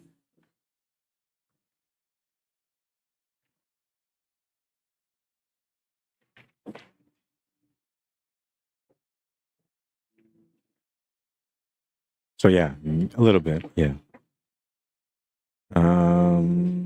Go Ralphie and Candace. Michael Justice says, can we watch the other match? Is this Fargo-based tournament? Check in on the doubles match more, please. Eric Loy says, taking your time is one thing. Holding up the tournament is another. Yeah, you're right. You're right. All right. I get you. Let's switch over. We'll leave it on here for a little bit. Gotta do a couple of things here right now.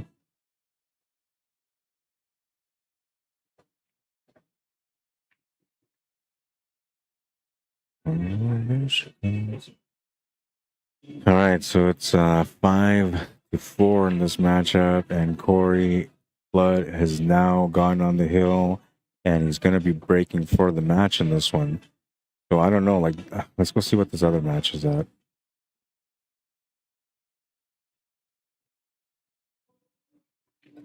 Okay, first I'm going to go back to this table, because this could possibly be the last rack in this match. In the meantime, I'm going to go find out what the score is on this other match on table 14. Oh, there she comes. She's a man-eater. All right, so this match here. Now, this is the match that I had a really tough time. So the reason why I know these players' first names is because I had to use their first names. Their last names was just ridiculously long. So the one team is Van Volkenberg and Patterson. Okay, Van Volkenberg and Patterson. Those two last names alone took up the whole scoreboard. Their opponents are Johnson and Sinclair. Not the longest names in the world, but fairly long. So then I have to go by the first names. So it's Candice Van Volkenberg and Ralph Patterson against Taurine Johnson and Rob Sinclair. And they're only on the first rack, guys, so we haven't lost anything yet. Candice and Ralph are up 1-0 right now. And this match could be over because Corey just made a ball off the break. He's got a chance to run the table out. And he knows, like, you don't want to give your opponent any kind of life, man. So he's going to do his best to close this one out now.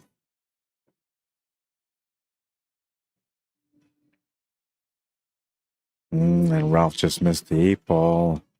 Chance to get a 2-game lead. So that's going to turn the table over to Taurine in the Scotch doubles matchup. You'll have a shot on the 8-ball for a chance to tie up the match at 1.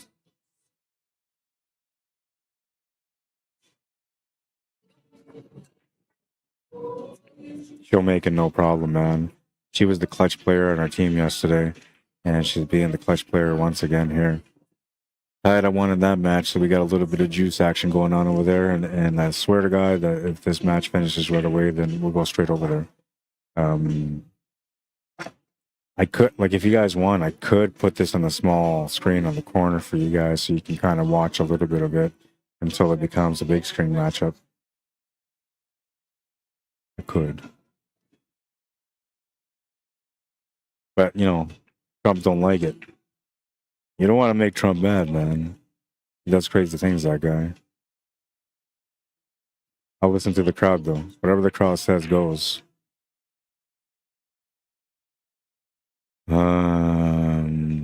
Michael Justice says, so what would make you go to 7?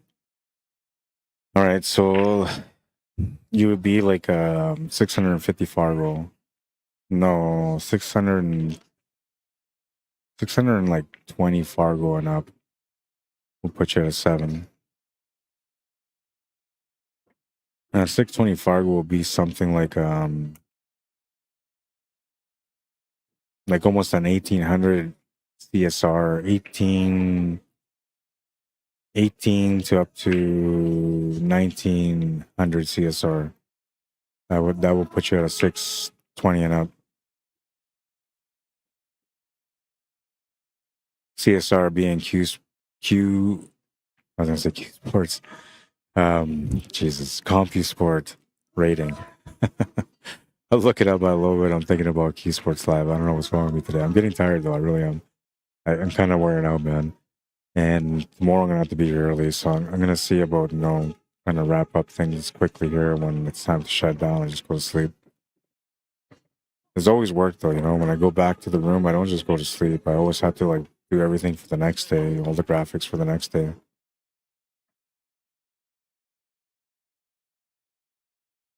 And sometimes the graphics could be done in advance, but a lot of times, there's a lot of on-the-spot graphics that I think about or that I need to do. And so usually when I get to the room, I don't just go straight to sleep. And if I had a long day where I walked around lots, I'm obviously going to have a shower before I go to sleep. So shower is about, 10 minutes. And then doing the work is, another hour. And then unwinding, man, so you can try to relax so you can get to sleep. That's like another half hour, 45-minute battle. Just another day in the life for me. Oh, Ross is trying to swing back here.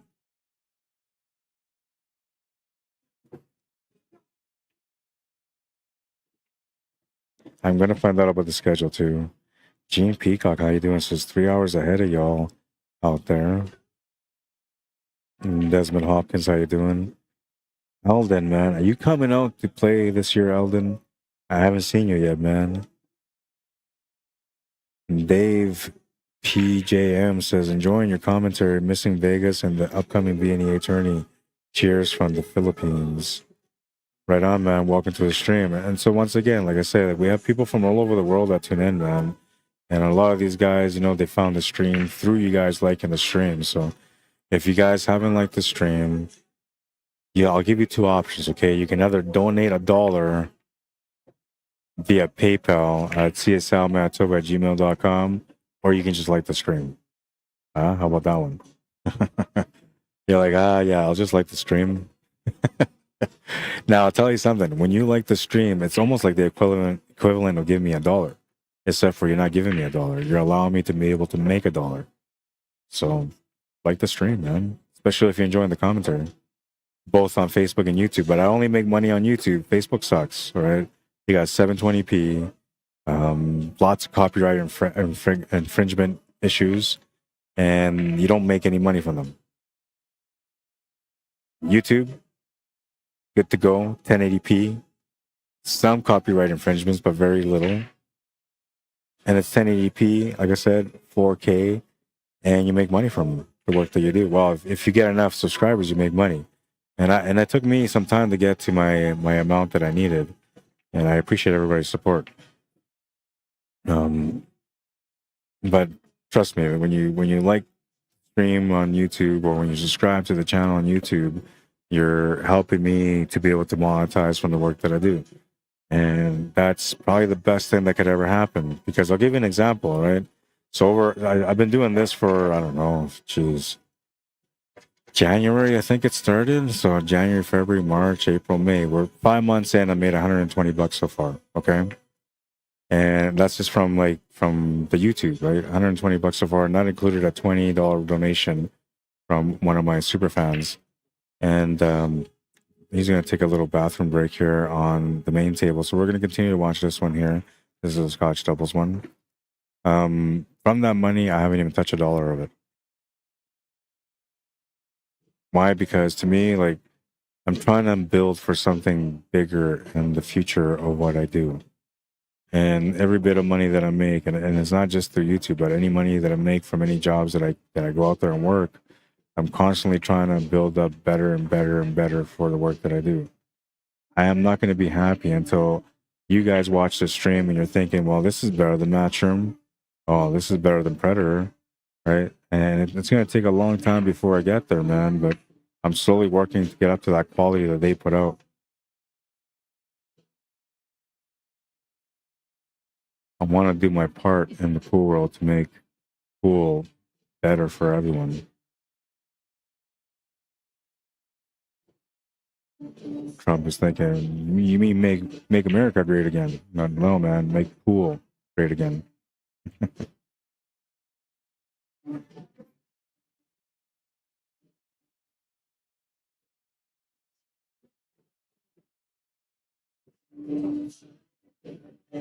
Good try. You opened it up a little bit, though. They're not have to call it ref here, I think. They're not going to call it ref. If he hits it with full right, they'll be okay. See there? I think that was a foul.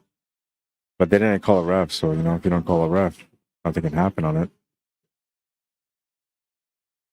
8 ball to the side. Tareen in a position to be able to deliver another win for her team. And they're going to make that shot.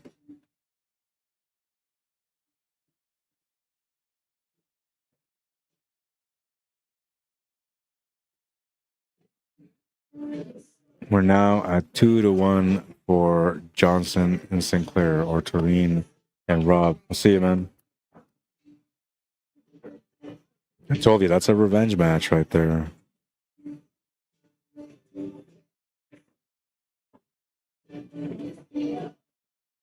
Not thinking about tomorrow.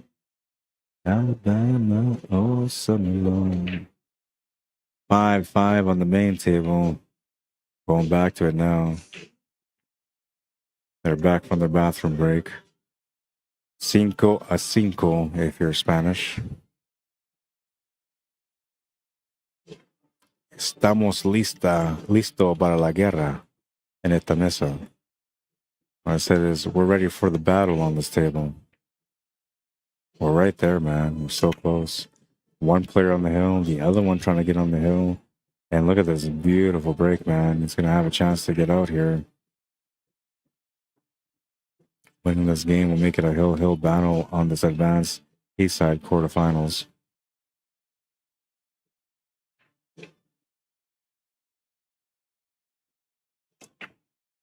Hour and 21 minutes into this match now.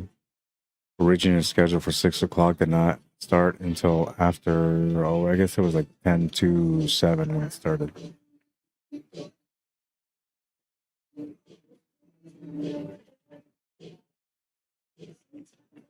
Might have an internet issue here. My screen is acting up. Maybe not. And this is the break from that table. So this is going to take some time. This is not an easy table. We're going to come back to that one. I'm doing my best to keep you guys locked in on this one. On both matches. And I'm doing my best to keep you guys updated on scores.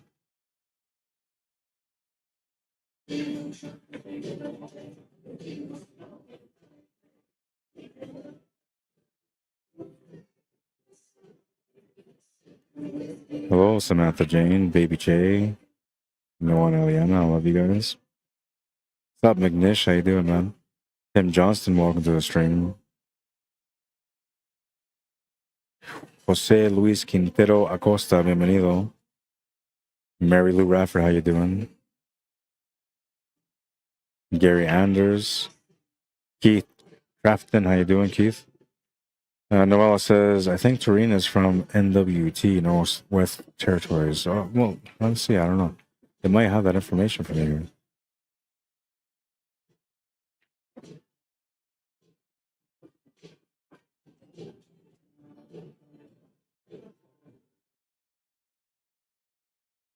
Yeah, so Corinne and Rob are from Yukon in Canada. And Candace and Ralph are from Nevada.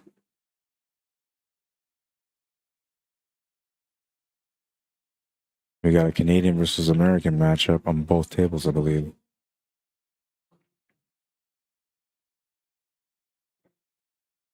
Yeah, so Ross Bradson is from New Westminster, British Columbia.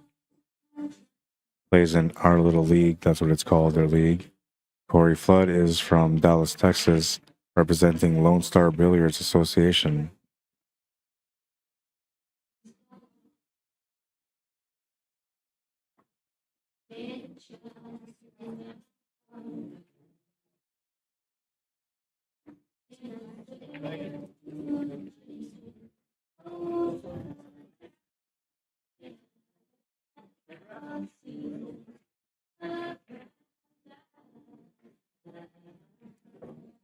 Let's see.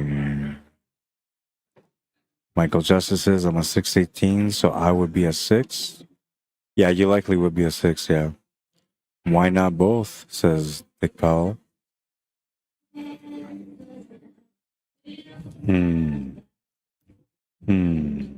Make me think about it, man.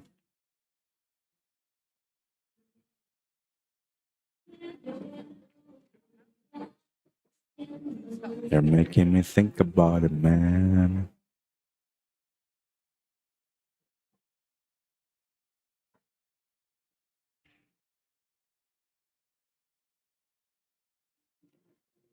I think Trump is gone now. He didn't like it. But I don't know. Trump don't like anything. Oops.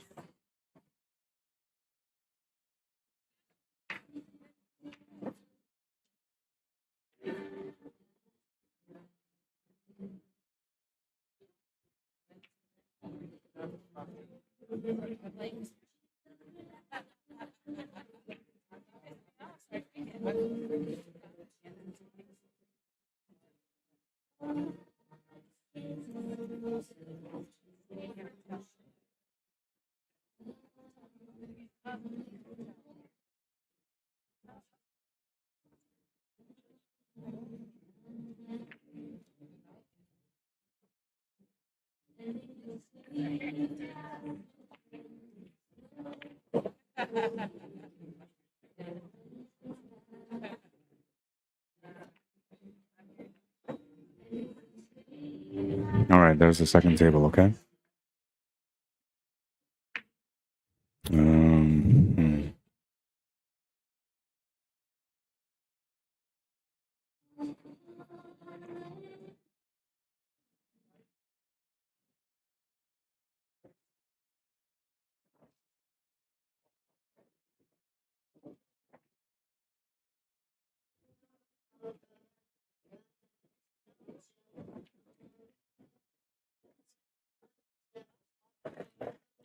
This is a hill matchup now.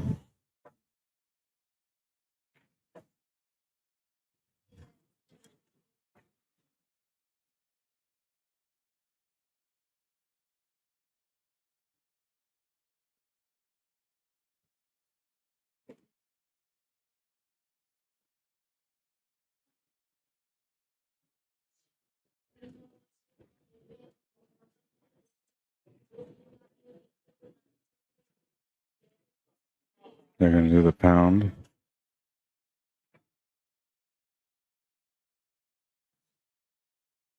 Oops, I gotta fix this now.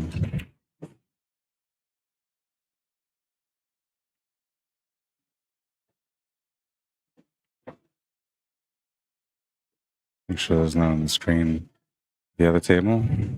So Cand and Raoul are Candace and Ralph. Thor and Rob are Green and Rob, or Robert, or Roberta. Maybe one of those two. Race to 4, 2-1. You guys are getting spoiled here, man. Super spoiled. Now you're all going to be asking me every day, like, can we put the other one in there too? I want to watch that one. Somebody asked me earlier, can you get to table 28? I'm like, dude, I don't even know where 28 is. I had no idea where 28 is. Like, I only know the table's in front of me.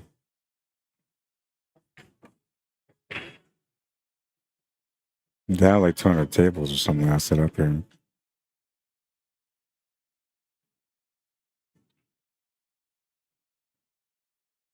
All right, Warwick, Corey Flood. Perhaps the only opportunity to be able to close out the match right now. 9 ball's the problem ball. Oh, like he was going to the side pocket. It's just going to stop. Way too much pace, so he's not going to have the shot on the 12 ball.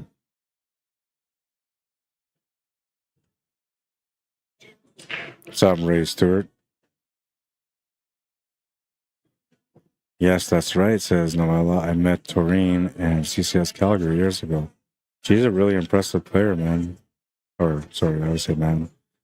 I don't know. I was supposed to be a hippie. I was born in the 70s, so, you know, late 70s.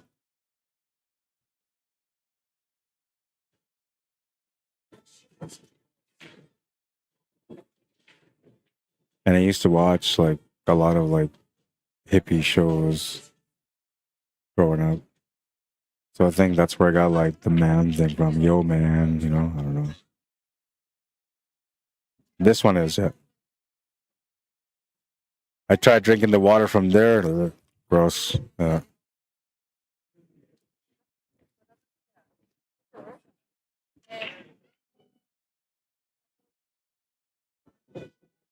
Why did you have the water? There's a bottle right there. That's the same size. Yours better. Yeah.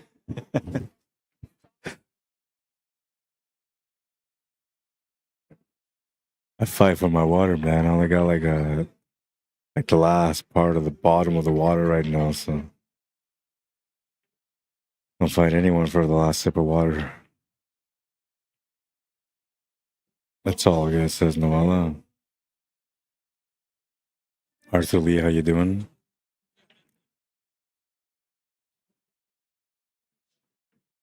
Hour and 30 minutes into this match.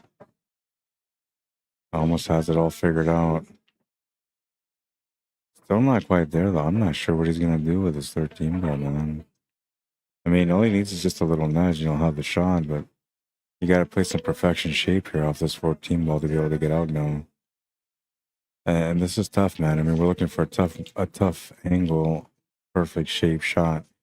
So he's got to get the right amount of spin, the right amount of speed, and not overplay it or underplay it, because that will change everything.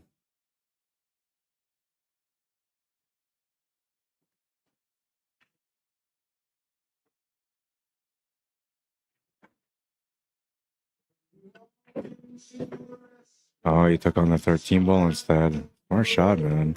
I was saying just now, like, I don't know how he's going to be able to get that ball. And he had a shot at it right there, so he just took it. And he almost got lucky there. I mean, if that 4 ball drops in the pocket, and now he's out, completely out.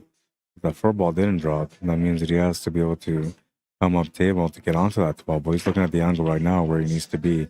And that's the only thing he can do here is just go forward. Or maybe he can, I don't know, can he draw? I don't think he can draw. We'll see what he decides to do, but if you can draw, that might be the best way to get up there. But now, once again, you're going by feel and experience, right? If you come up short, tough shot. If you come up over a little bit further, tough shot. Or maybe no shot, because I don't even think it goes to the side pocket. Now, if you're a banker, you might want to maybe try a cross bank corner here. That will give you an out, but, you know, if you miss the cross bank, you're going to turn the table over. However, if you don't get shape on the 12 or you overpower the cue ball too much or come up short on it, you're still going to turn the table over. So, I don't know. I guess it's shooter's choice, and he's choosing to go forward here on this one. Oh, look at this hit. What a beautiful shot, man. That was the money-making shot right there. I mean, with that alone, he pretty much won the match. Still needs to find a shot on the 8 ball, and it does go to the left side middle pocket. And he's got a forward angle here.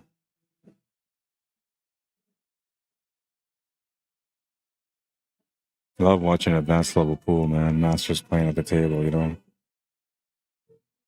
I can resonate with them, the way they think and the way they play. And when they do the shots that I don't expect, it's a bonus for me.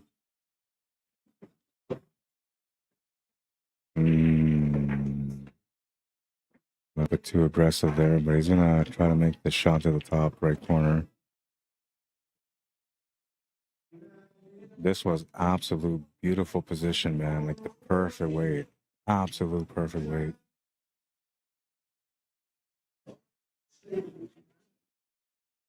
There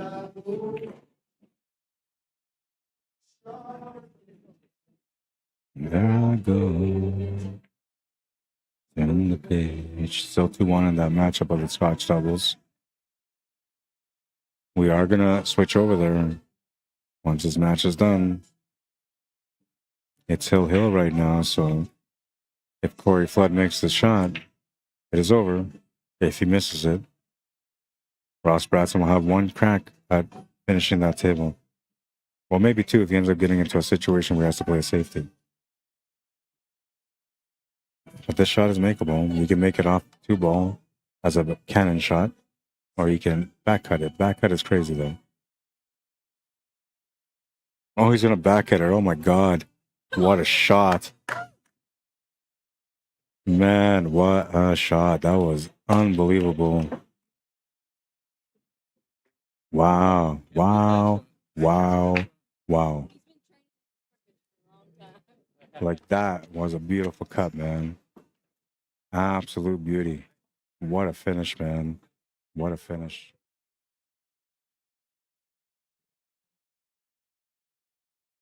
Nothing you can do about a player playing good, man, and making a great shot. Like, hey, man, he ran that table, he earned his keep, you know what I mean? So, like, there's nothing you can do about it, man. Just gotta shake hands and appreciate the effort. That's all you can really do. So I need to set up this other camera back now. Just give me a second, guys. We'll get this all going for you guys, okay? Have some patience, man. Because you guys made me like do all this stuff to the camera, so now like I gotta like reset it and do all this other crazy stuff.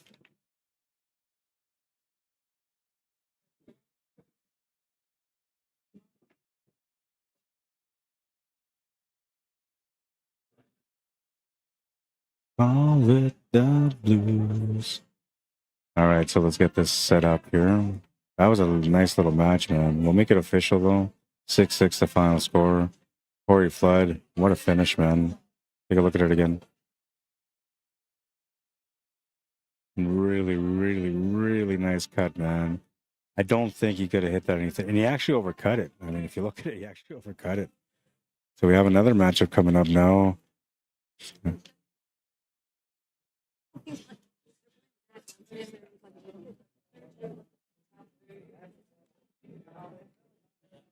Oh, they're just talking something here. Okay, so this is still the match, 2-1. I'll get the scoreboard set up.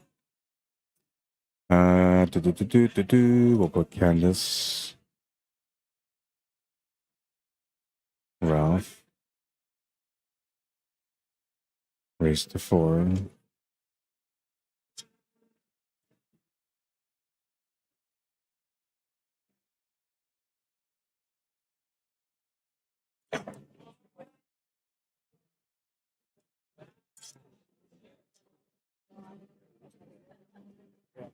That was nice.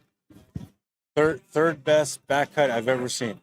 Okay, the first back cut I ever seen that was the craziest shot. I'm gonna show it later on today. Absolutely nuts. Honestly, there's no way you would have been able to do it without a fast spot. The second one was yesterday. Today was the third one. That was a nice cut, man. I know Ross. You turn that table over, he's gonna kill it. He's gonna finish it no matter what. Oh yeah, for sure. It was important that you made that 8-1. I thought he was playing the cannon too. I was like, you can play it off the 2. Yeah. Nice shot, man. And you actually overcut it because it hit the rail first before it went in. Yeah, that's right. That's exactly what happened. Yeah.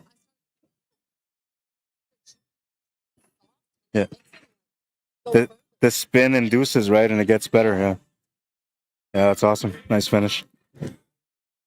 All right, so Taurine and Rob.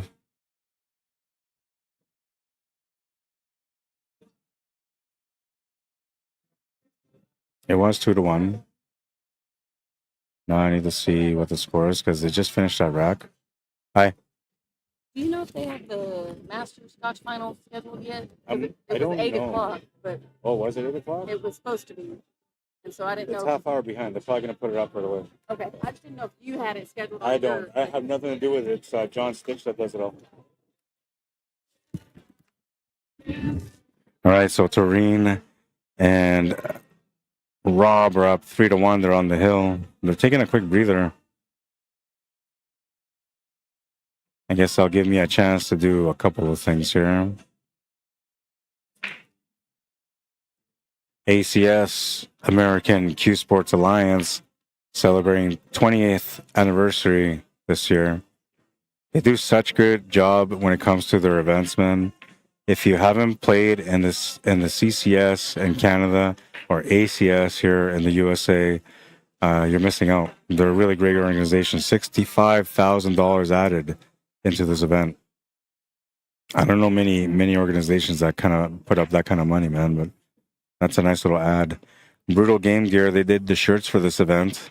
And if you haven't seen the shirts yet, we don't have anybody wearing them yet so far today. But I just know that one player is eventually going to be wearing that shirt. And then I'll be like, that's the shirt. Acme, Omega, sponsors of the event. Without their support, the event wouldn't be as great a success as it is. I'm going to do a shout out to my uncle, Pedro. Pedro Olivares is his name. He is executive loan officer for Rocket Mortgage. I know here it says New Mexico, but he's in Phoenix now. And he's basically involved all over southern USA. So if you guys are looking to, maybe get a loan for a home or for a business, maybe you're doubtful about the opportunity that you can maybe get approved or not, my uncle will help you. And he's a really smart man, a really good guy that knows everything that he needs to know to be able to make every person that comes to the door have a chance to be able to have a loan that they're looking for. You can call him on his cell phone, 480-200-1341, directly at 480-548-5697, or you can message him via email at pedroolivares@rocketmortgage.com. All right, let's resume this match. 3-1, they're on the hill, they're going for the kill, and they're going to lose the cue ball. Ball in hand for Ralph and Candace, and well, they haven't been in a position like this in a while. They got their backs against the wall. They need to win all 3 remaining racks. And let me bring this down because that's not Scotch. That's not advanced anymore. What is this? This is open Scotch doubles. Okay.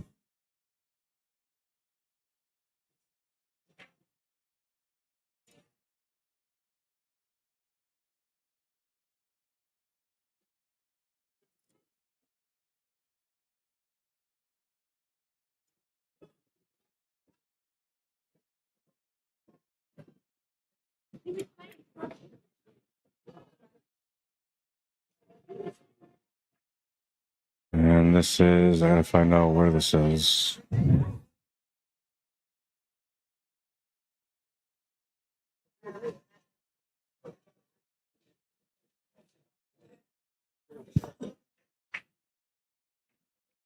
All right, so this is, this is a hot seat match, man. This is an A-side final.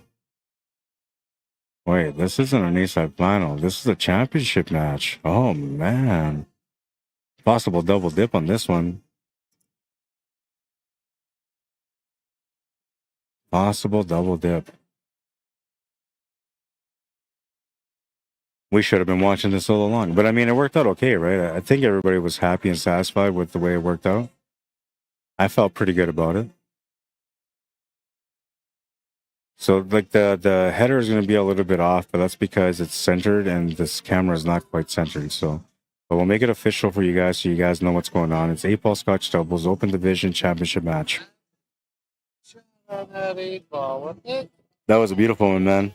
Man, I didn't think he was cutting that one out. I'll show it to you here again. Is it here? Yeah, this is it here. You mind? Yeah. I mean, I'm going, there's no way he's going to go. And I thought it was going to tap it there. Man, okay, you know what? You're going to make me look for this. I'm going to find the shot, okay? And I'm going to show you the craziest cut that I've seen so far since I streamed. Can I watch? Yeah, yeah. Is it into the side? You just Yeah, I watch. want to watch. This is when you see this, you're going to say, what? Okay. I'm telling you. I'm telling you, man. If you've seen it, you know it's real good. I play it all the time. Like, since I watched it, it happened back in, it was in November. And every time that I talk about the best shot ever, I always bring the shot up. I just got to find it. This is the 59 or I'm telling you, man, this is a good one. I just got to find it. got a good spread there. Oh, I got lots. I got lots. This is from last year. I follow you quite a bit, right? Do you? Thank you. I've been sitting there biting. Yeah, no, not at all, man. Oh, yeah, really? Oh, okay. Ross is your younger brother? Oh, okay. Ross is a really good player. Ross is good, but you know, fucked up on those. Yeah, well, you know, it happens, you know, and he never really gets affected by it. It seems like as soon as he gets a chance, he just gets back in it, right? Giving up a game. Oh, yeah. That guy's an elite player. And I said, when did you buy that shirt? 1988? It's his lucky shirt, man. Oh, is it? He's just positive. Okay, so I'll find it here. It's one of these ones. Wait,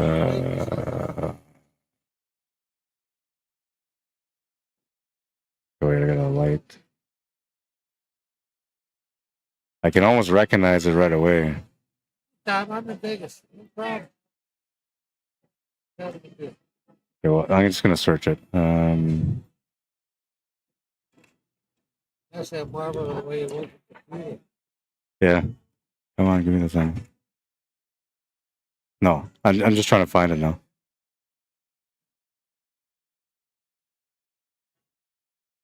There's got to be one of these going that way, coming back this way. And there it was. I'm telling you, when you see it, like, you won't even believe it, man.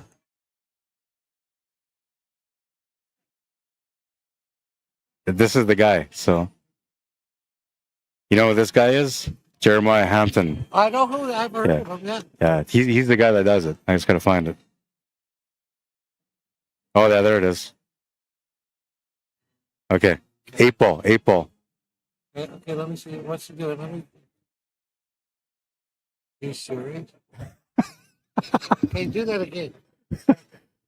I told you, I man. have a chance to really. Yeah, because you can't understand What it. is he doing here? He's cutting it to the corner.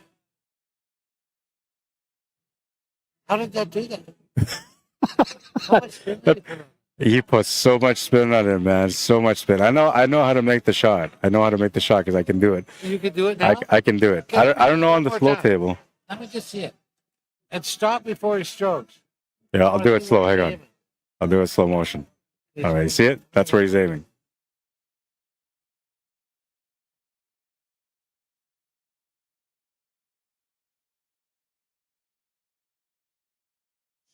All right, so he's hitting right there. And if you like, watch the contact on the cue ball and the Oh, eight. it's It's right to massive. the thin.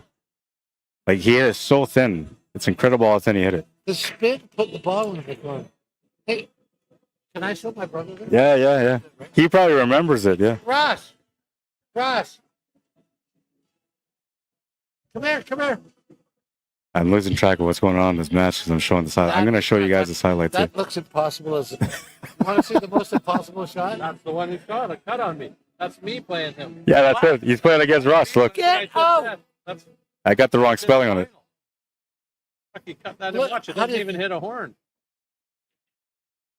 That was Are you serious? going like. And then it just happens to me again, right? Like, Yeah. Like, Anytime somebody's got a back cut against you, just shake their hand.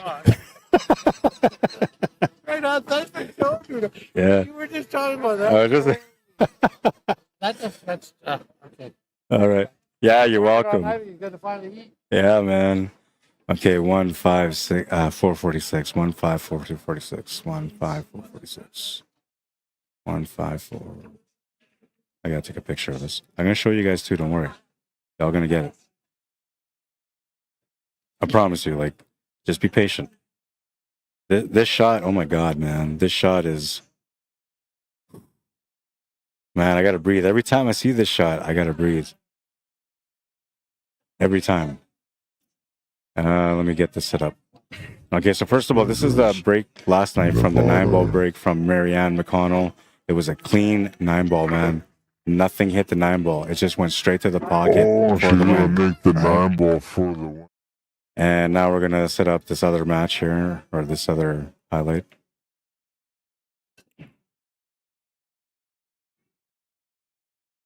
Okay, what was it again? 1-5.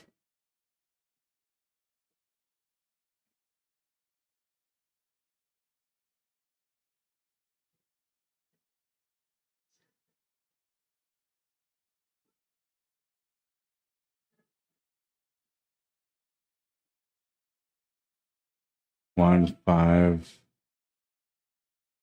446. Sorry, just give me 1 second and I'll help you out, okay? Okay, the referees asked me to come check things out. And so before I do that, let me just find out what the score is on this one now because I missed a rack. You guys are probably saying the score's wrong, man. I know. All right, so they won the first set. We're going into the second set. So I'll make it official 4. And then we'll reset this, flip it over, and we'll start the next set.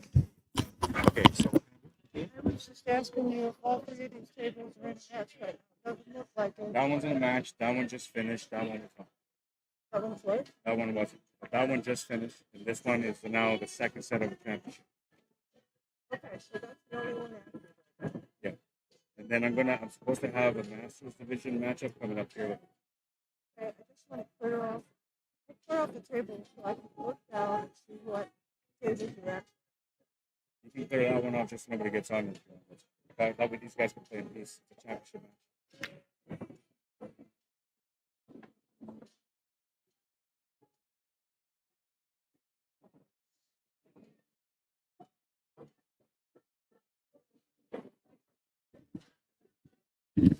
All right, and this is the second set, so we're going to start the clock on this one. It's a race to 4. Masters are trying to come up here, I think, but we gotta wait. They're gonna have to wait, man. This is a championship match. We ain't playing. Okay, so those of you that are watching right now, you're about to watch the most ridiculous, the absolute most ridiculous shot I have seen.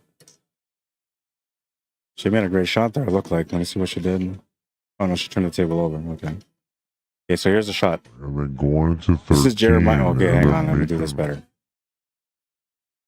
I gotta do this better. Because you need to appreciate the shot. If you don't appreciate the shot, you're not going to be able to.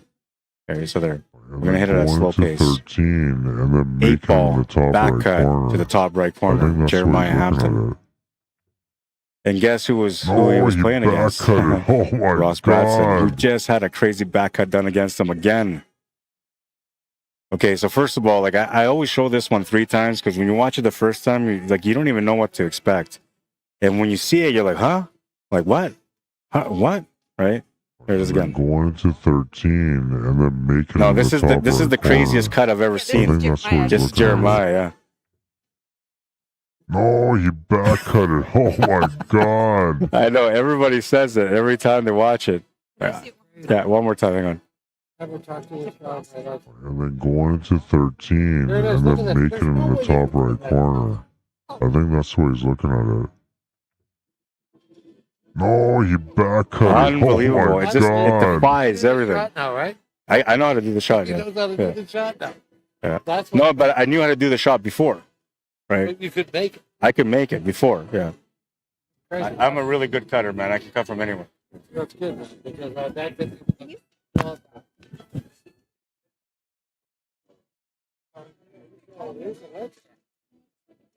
Yes, you did. I was so grateful for that too, because honestly, I was suffering. That was incredible. Yeah, absolutely the most beautiful shot I've ever seen. That's just wrong, man. It's so good. Yeah, crazy, right? All right, so what do you guys think? Is that worth a like?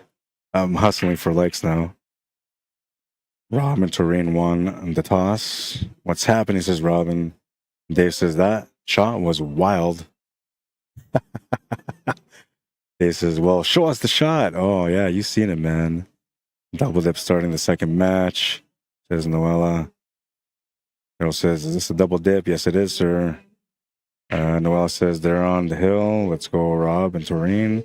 Jean Pica says, why did she get ball in hand, scratch on the break, then opponent shot, and the lady in the black took ball in hand? Oh, I'm not sure. It might have been the wrong shot. Might have been the wrong shot. What does a YouTuber say on that one? The like and the dollar donation, what I meant. Oh, yeah. No, I don't know. Why not do both? That's what you mean. Like, like the stream and give me a dollar donation. Honestly, $1 from each viewer would probably be like a great day for me.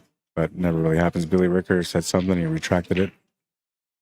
Dick Powell says, so what happened in the last game? Ralph had a ball in hand and made a stripe, and Terrain got a ball in hand. Still confused. I'll ask her. Okay. You take a picture of that.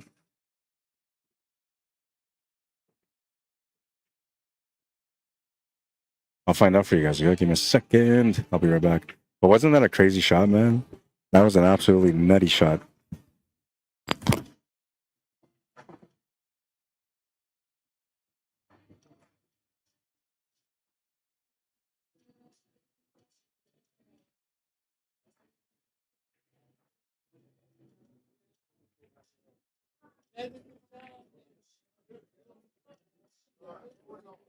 Oh,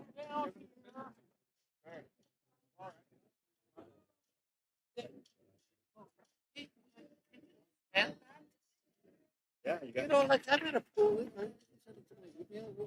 What's your Send me the email, man. What's the best way?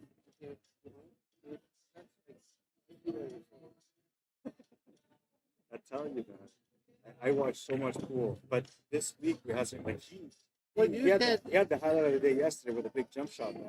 Like this much room to jump over him. And he made the shot too. Oh, did you? That was it. I just got it. Okay, so what's you know? BRADSEN.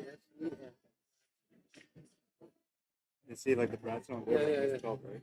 Bradson Rob at gmail.com.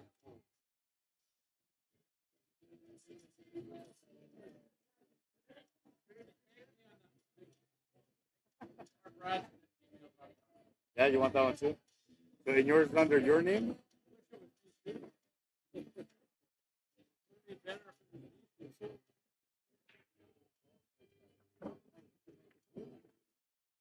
I cannot see it. Yeah, yeah. People are gonna come out right here.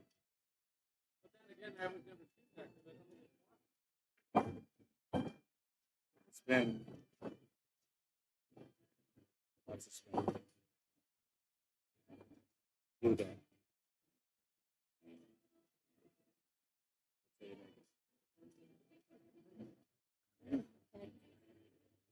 Because the 3 and 9 o'clock are the widest spin. It's the widest spin. So like that's how you make. Like if you have a ball on the middle dot, and you have a ball on the middle dot here, you can back cut that ball to the corner of each of them. Yeah. Yeah. Ross is still in his. Yeah. We have a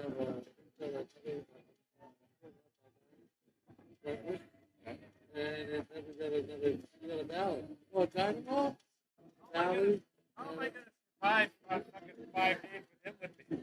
Okay, so your email is Bradson Ross? So R. Bradson with me. That's fine. Brad, Oh, no. Okay. Yours is That, that's the, that shot warrants actually, that was an incredible shot. I'll send you both, man, so that we try to have a good stick in it. We can pump Jeremiah. Is it R. Bradson? Jeremiah here. R. Bradson at gmail.com. Jeremiah here. As long as both you guys right away. Jeremiah's not here. You got, No, I you got, haven't seen him. you got all this. Updated. Yeah, I'm here until the end of it, Yeah, man. you're good. I It's been tough, man. I think I've had maybe 9.5 hours sleep over 3 days. But then, like, every day's been at least 16, I appreciate 17 you, hours. man. If there's anything I can get you, let me know. Kim will get it for you. This is the only thing I need right now, man. Water, because they got really crappy water back there. Water and water. I have 2 drinks and 5 water.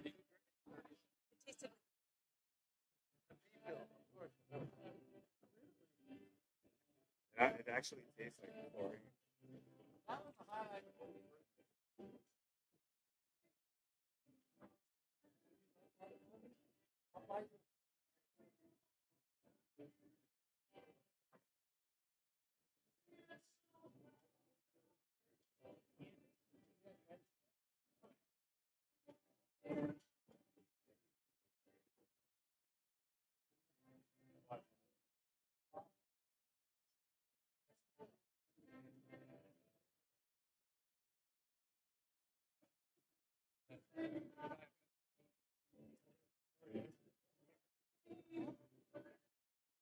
I like that.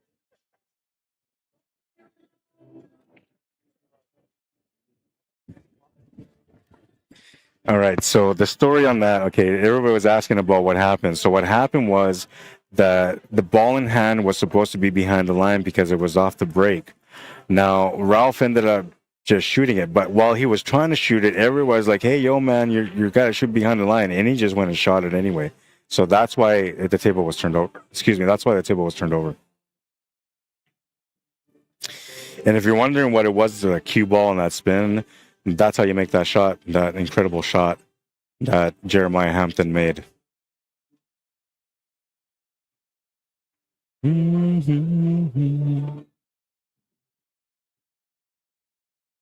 I love pool, man. When you see crazy shots like that, like I just love pool. It's just amazing to watch. And I don't know. I have a tough time doing editing because honestly I'm always busy. I am. I mean, I have 3 kids at home and my wife, and then I have, you know, different jobs. I do all sorts of different jobs. People call me on the spot too, man. Like they think like I'm a genius at what I do sometimes, because they'll call me like, hey bro, like we need somebody for 2 days from now. Can you make it happen? I need like 2 weeks to do the graphics. Come on, man. Like we need you. I'm like, okay, I'll do it. And so then like I get really nutty when it comes to time. So I just don't have the time to do all the editing. But every now and then I'll have the time and I'll start doing editing. I have like maybe at least 2,000 shots saved up, and like some of these highlights that I have are just nuts. They're absolutely ridiculous. If I was to make say like an hour and a half reel out of all these shots that I have, you would be sitting there watching it like it was a movie, man, and you'd probably go and try to buy the copy on DVD. It's crazy the stuff that I see, man. It's crazy. We got a 35-second shot clock. The time the ball. Okay, so now that I've, you know, gotten my head spun around, I got this extra energy. Let's find out what the score is. All right. All right, so we got to go back here. Nothing's better than Vegas. What kind of food do you like to see? You know what? I'm actually going to. They give me like coupons and stuff, so like I can eat different places, and then I still have enough. What about snacking here? Oh, snacking. Somebody just appreciates you. Just like nuts, man. Really, something like that's not going to bring up my sugars too much. You Right? tell me what kind of. Whatever, peanuts, mixed nuts. I don't gamble. Yeah, that's how I am too. I don't gamble either, man. I'm going to my room. Yeah. I got oranges, banana, muffin. Do you want? Orange and a muffin, I'll do. I can't do banana because it's too sugary. So you'll take an orange Just one orange. and muffin. I think I got banana bran, or no, raisin bran muffin. Whatever. Do you want the sandwich?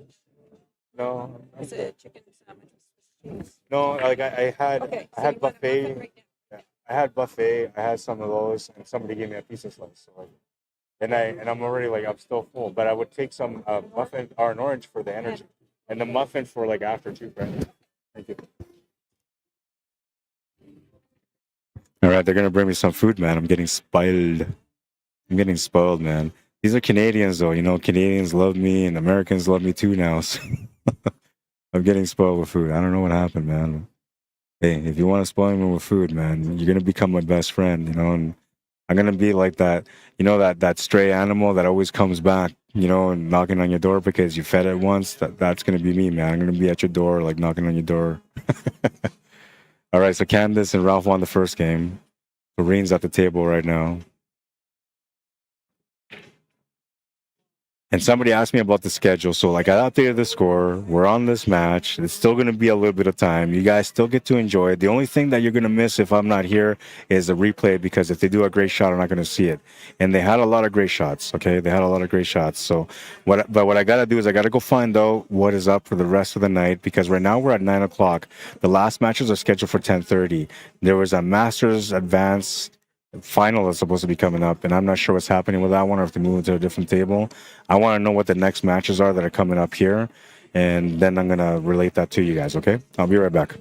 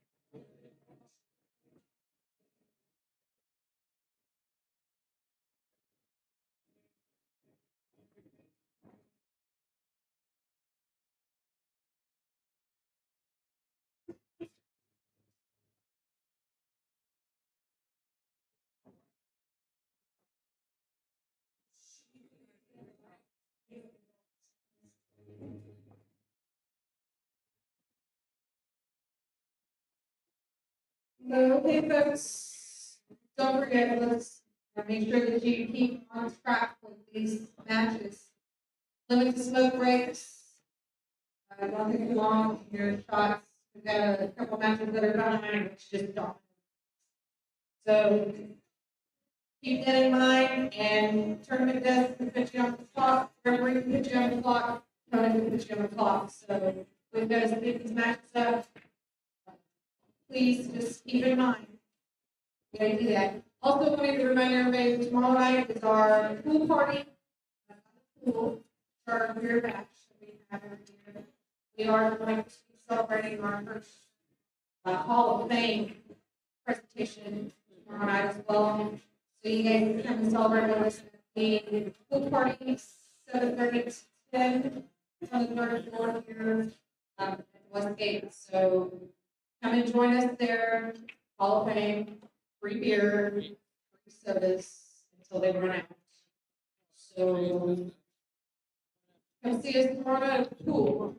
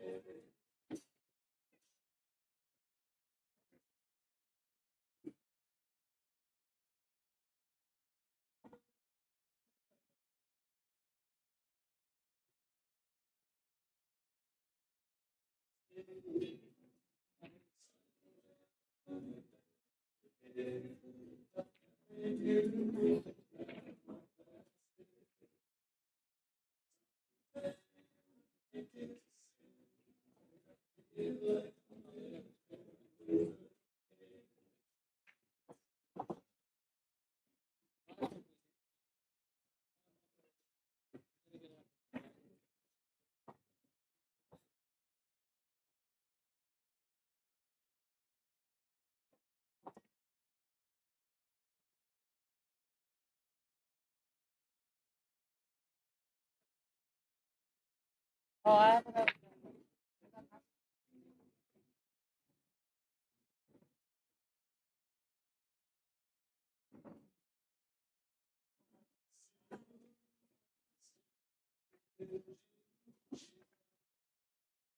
Always, every day. Every day.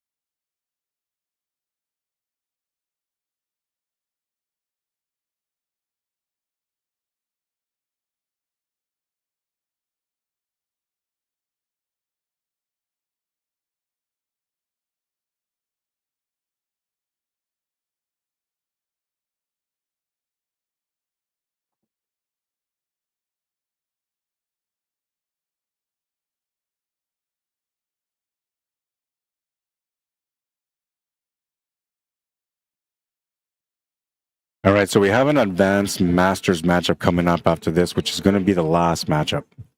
All right, and let me check up the score on this one again. Got to be another game in. Yeah, we're tied at 1.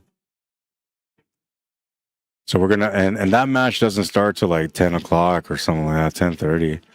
So this match, I'm hoping this match will go the stretch, so that way it'll build up some time so we can go straight into the next one.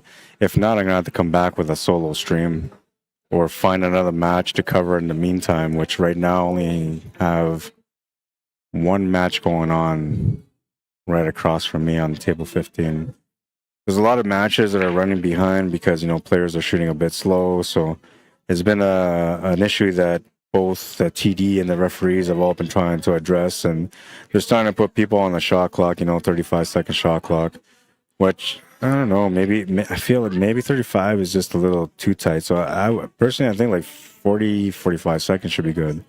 35, man, I mean, 10 seconds to analyze, 20 seconds to figure it out, and then you have 5 seconds to shoot. It just might be too much for a player.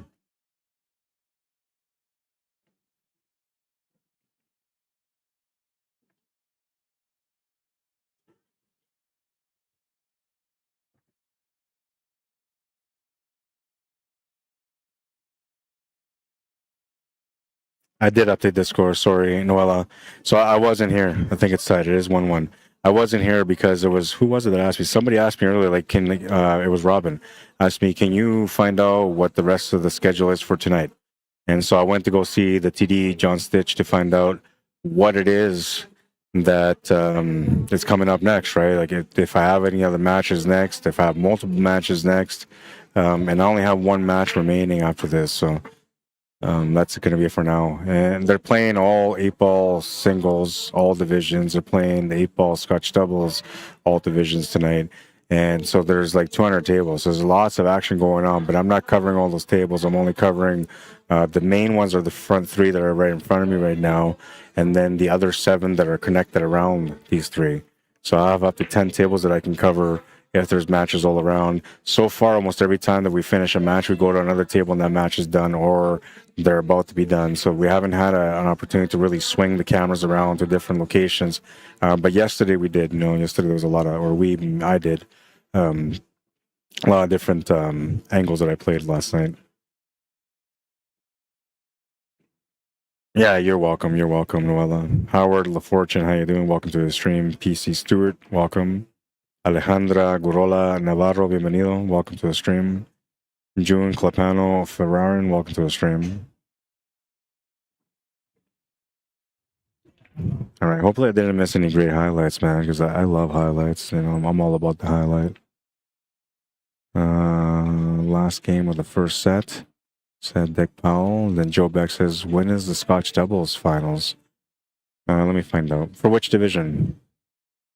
Let me know which division you're looking for first.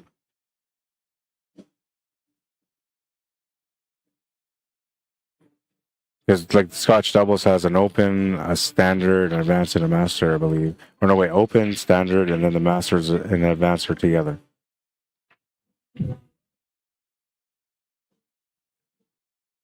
And do that. I want to keep that on there. I want to switch this one here. We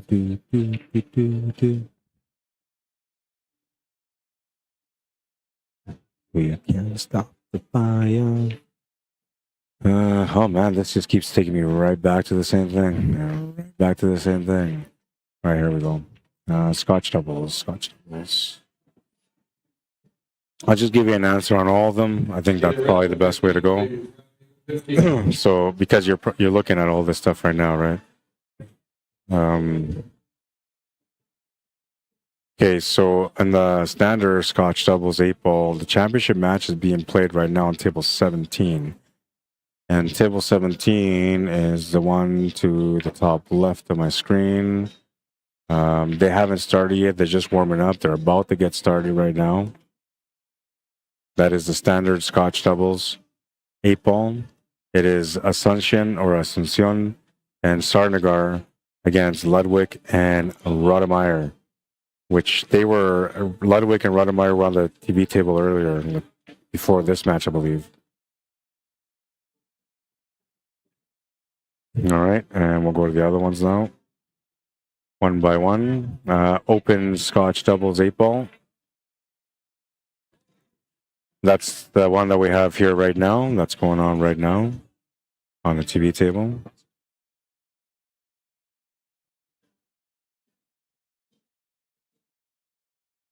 Where's the advanced Scotch doubles? Right there. All right, and the advanced Scotch doubles is not up yet. We have Flood and Casper, which Flood played on our TV table just now against Ross Bradson. They're waiting for the winner of the B side, so their match won't be played. It says here 8 p.m. today, but we're now at 9 p.m. So that one's an hour behind. They're waiting for an opponent, and the opponent is the winner of Paris Chassavar and White against Jessica Frieders and Samfet Thong Sok, or Semi Thong Sok. This is going to be a really crazy one, okay? This is advanced Scotch doubles.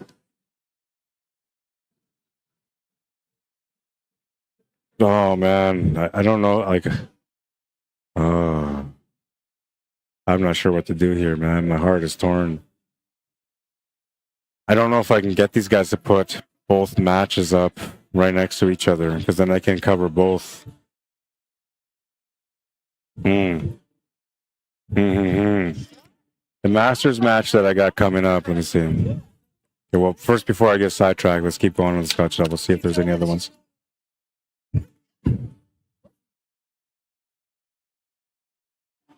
No, that was it for all the Scotch doubles. So the last Scotch doubles should be playing right now, and they're not playing yet. They're waiting for an opponent. Keep hearing my name.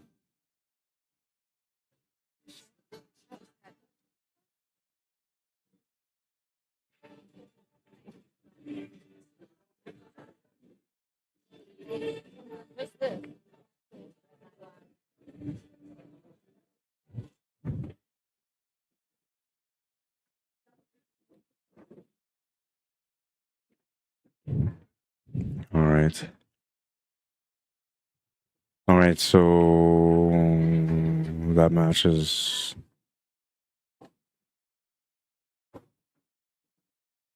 Oh, that's the match we're waiting for right now. Randy Salzwedel against Jared Frieders. And this is going to be a really nice matchup. Both sitting at 60% wins, but one of them only has 10 games in, and the other one has 90.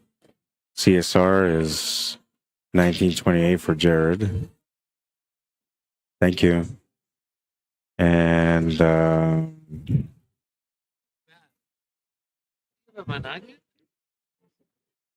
so Randy doesn't have a CSR or a Fargo, I don't think, but I'll try to see if I can find his Fargo. You always get a little bit of better information from a Fargo rate.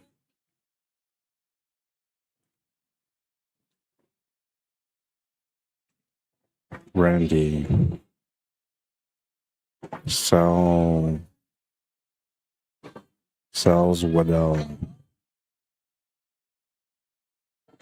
630 Fargo rate with 2,500 games. Okay, representing Fargo, North Dakota. 630 Fargo rate.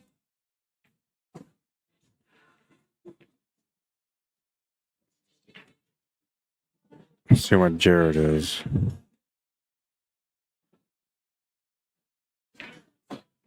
I'll update the score right away. Sorry, guys, and I'm gonna get into that match right away too. But I'm trying to get to the answers of whatever anybody asks me. I try to find the answers, and then when I'm trying to find the answers, I'm trying to also give you a little bit more information on it.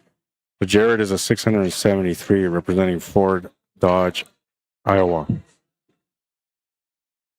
673. And he's got 1,528 games in his Fargo rate. So that's an established Fargo rate. This is going to be a sick match. It's going to be one of those like run-out matches. And here it says he's representing Omaha, Nebraska. But NTS, Iowa, that's where he plays. And Randy doesn't have an operator, no specific location for where he came from.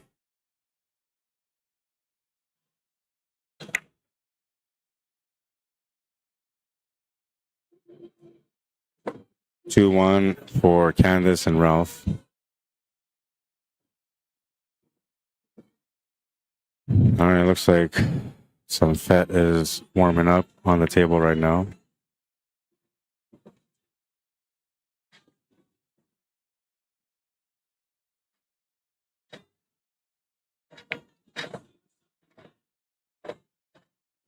Don't stop me now.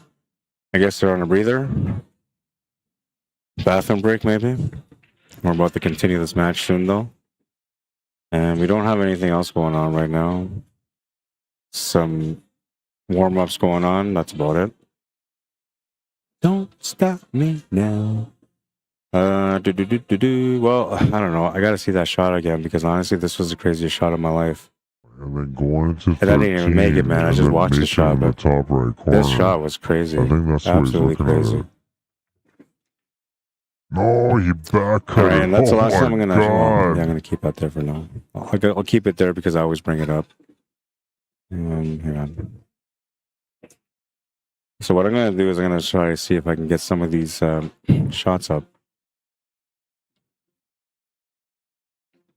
While we're waiting for these guys to come back, we'll start off with the highlight of the day from yesterday. This is the highlight of the day from yesterday. Ross Bratson with a crazy jump shot on the three. Wow, that shot. Well, looks like these guys are going to resume the match now, so I won't have to do anything else there. Dreams come true.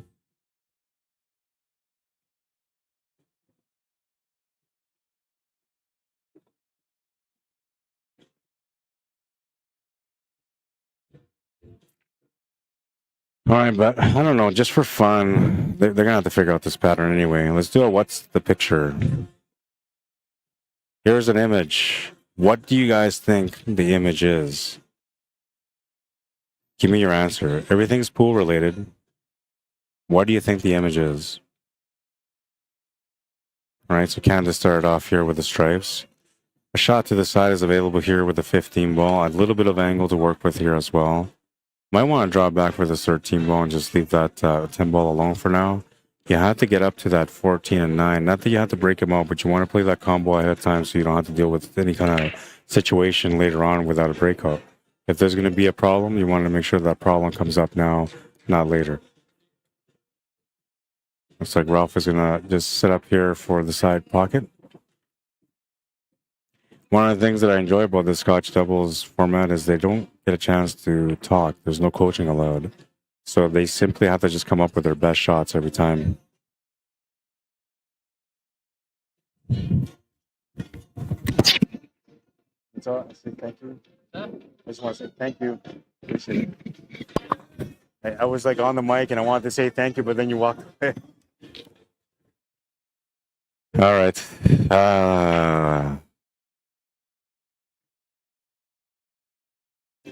Did they have you guys scheduled for this table, Sammy? They do? They told me they had a match scheduled for 10:30 for the Masters singles. Oh, and you guys are an hour behind right now, right?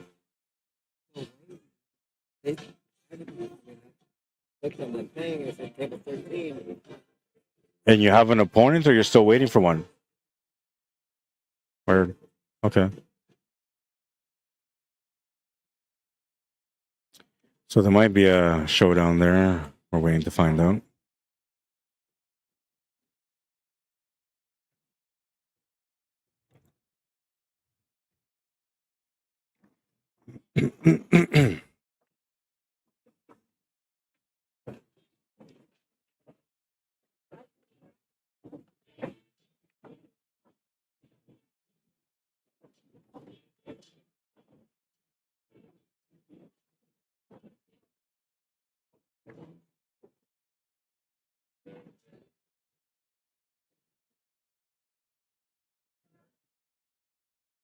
He was brutally handsome.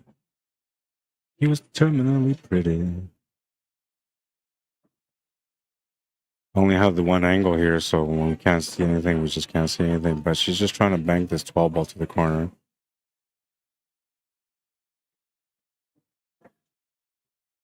Oh, she just missed it, man. Had the finish right in front of her, too. Candace was delivering some crazy shots yesterday, like absolutely crazy shots. And so was Toreen. Perhaps it's the men that are going to be doing all the work in this battle today. They deserve the spotlight as well. But honestly, it was a lot of fun watching them play last night, man. The girls were just doing everything, man. Cake shots, the whole works. So what I'm going to do here in the meantime is find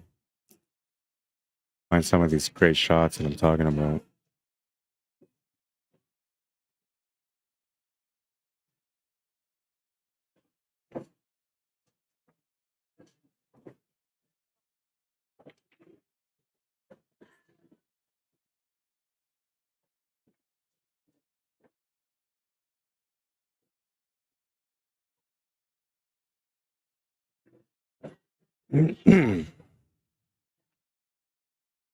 Life in the fast lane. Life in the fast lane. Man, this napkin is like messing with me. Leave me alone, man.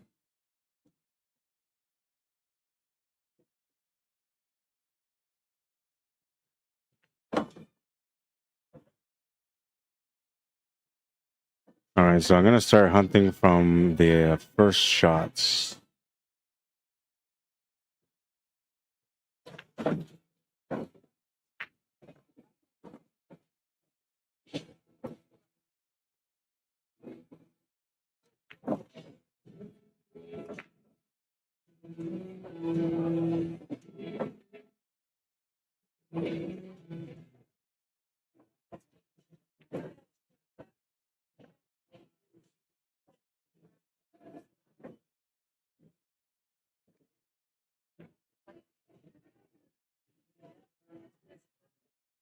Okay, so I'll show you guys some of the shots. This was the third one.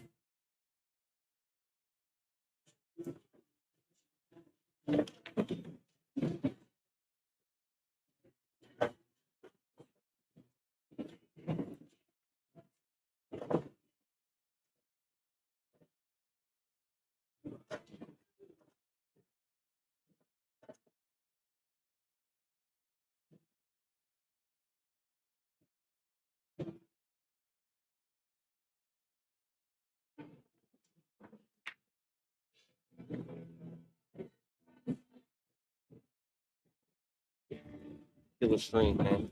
Thank you. Appreciate it. Thank you. Hey, I don't know what's going on. If you want to go finish, you can go finish. Oh, you're not playing right now? I've been waiting. They told me table 13 was. Really? Yeah.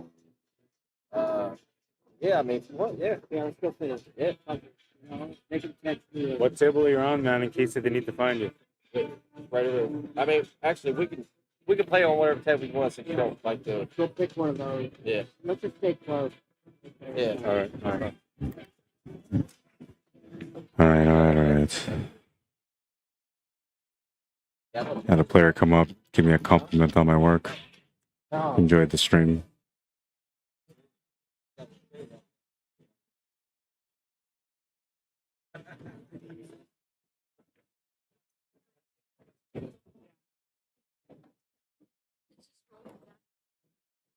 All right, they're on the hill.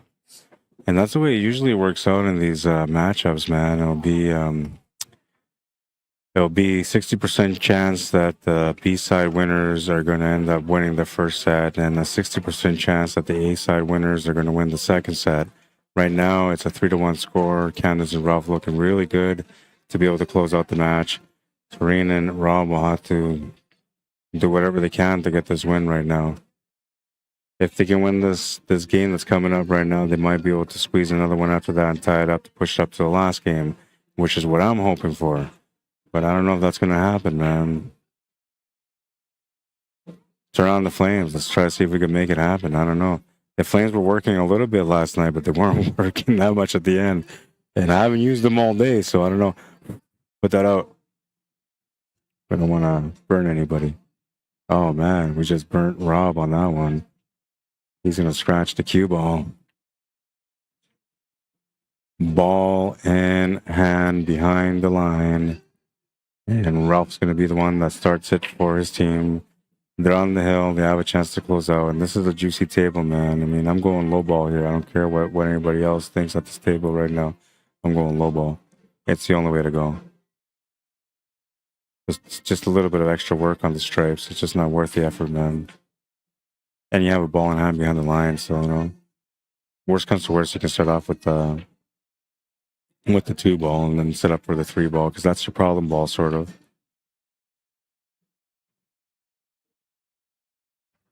Let's go with Tareen and Rob, says Noella. Wishing for some luck. Robert Chavez, how you doing? Noel Gitas, how you doing? Mark Gray, welcome.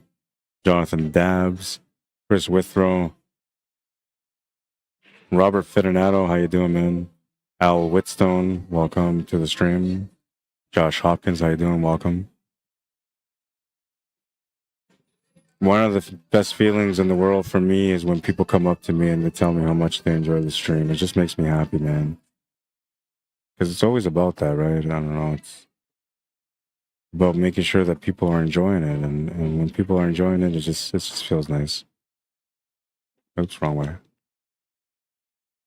I'm bothered that it's off center, so I'm going to fix this here.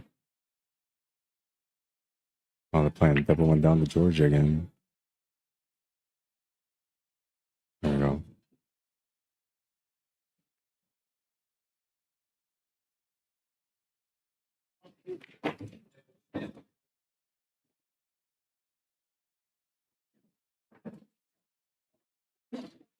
Oh, no, she's going to miss cue. That's going to be a ball in hand. And, well, Marina and Rob will get a chance to get going on this rack now. With a ball in hand, it's a bonus. Because this table for stripes, man, was nasty. But for solids, it was a beauty. Like, it was all there. Now, if you can go down here and deal with all this, that's going to open up your table quite a bit.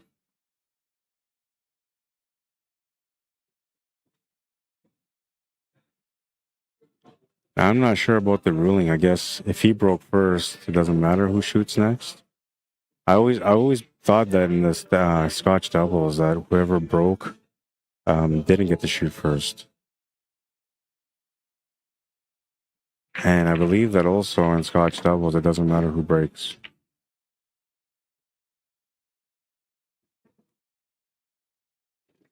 Oh, man, just avoided the scratch. Dancing around the pocket.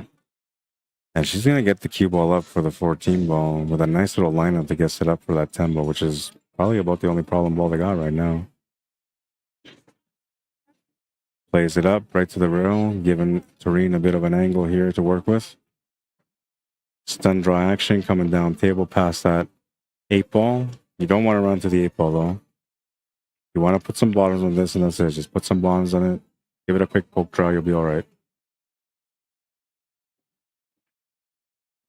Keep going past the 3 and she'll be good. That's a great shot. If it gets to the rail, even better. But no, that's all right. She's got some angle left here for her partner, Rob.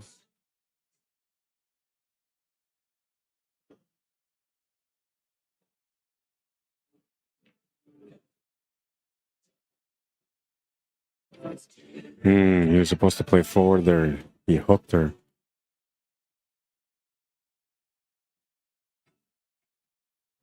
He was supposed to play forward there. As long as he played forward, they were going to be okay. Can she rescue him here with a good shot? Like a masse or a jump. I have not seen her jump yet, so I don't think she knows how to jump.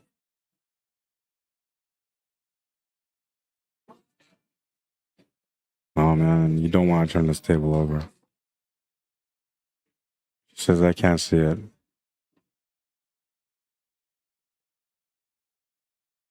Is she thinking of a back cut here? Come on now. This would be the craziest back cut I've ever seen. I mean, I already seen some crazy ones. I don't know if I can handle this kind of stuff, man. I showed them how to make the shot, so they were looking at the screen. Maybe she's gonna try that. Oh, come on! Oh my God! What a shot! Oh wow! I am spoiled today, man. But I showed them how to make that shot, and I told you guys yesterday, like Toreen was just pulling clutch, man. Every time anything was challenging, she just faced it and made an incredible shot. This time, oh my God! I mean, I'm getting the chills right now, man.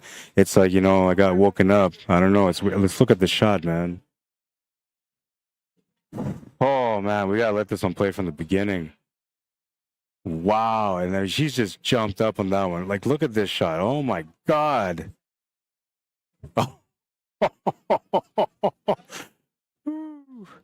Yeah, that's a highlight of the day. I don't even care. Like, they don't even have to win this game. That's a highlight of the day. Well, I'm going to wait. I'm not going to jinx them. I'm going to let them play this one out. I'm hoping that they get another point on the board here. Otherwise, I'm going to have to stop the stream after this. Oh, no, wait. We got another matchup over there.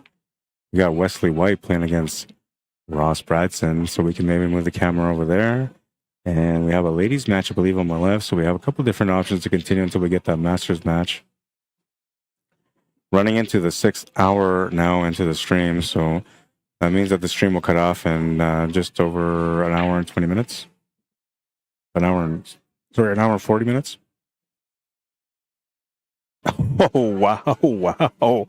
Everybody's like, wow, crazy. Unbelievable, man. Too bad you missed the 8. Yeah, you know, like he's feeling the pressure, man, because like his partner is just delivering, so he's feeling the pressure. Look at this, they're gonna get a lucky break. Oh no, they're not gonna get a lucky break. Oh man. Or I don't know. I have no idea what's gonna happen here, man. I am pumped. I am pumped. They gotta look at this one up. We gotta look at this one more time. Unbelievable cut. Jesus, man. Like, what? Come on, you made Jeremiah have to look like a baby. Wow. And the best part is that beautiful emotion at the end, man. Beautiful emotion at the end. Man, what a shot. And now, like, she's got to come up with something different here now. She needs to pull clutch for her team one more time, and this one's a crucial one. I mean, the 12 ball was really crucial. I don't know, man. Is she thinking about a 2-reel kick shot? She makes the shot, I'm wrapping everything up, and I'm going back to Canada, man. What a shot. What does the YouTube crowd have to say about that, man? I see a lot of comments coming up there. Holy, says binaural. How Q-Tip says Jeff Redwood, sorry. How did Flood do in the singles? So he won his match against Ross with a crazy back cut too. Oh, I laugh every time I say back cut now. Come on, is she gonna try another back cut from there? All right, give me 1 second. She's on the 8 ball. Is that where she was trying to go? Oh, so close. So hey, Paris, look at this lady. She just made this crazy shot. Back cut that way. Oh, nice. I'll let it play again, just from the beginning, just so you can see and appreciate the tough position she was in. Oh, nice. Crazy. And the crossover by the cue ball never touched. Where do we put our stuff? So either on that table, you can bring up a chair, put it next to the chair. That's fine. Just not right next to the tripod, because I've seen a few people already drop my tripod. You're playing against Jared? Okay, yeah. If he wins. Yeah, where are you playing? Because he says he's playing against Jared on this table. Yeah, I'll figure this out right now for you guys, because they have a double schedule for that table. I'll just look it up here. Let me see.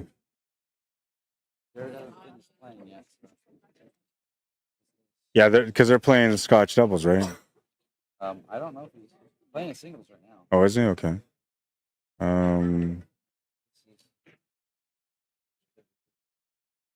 Okay, hang on. I'll look up Paris first. Oops.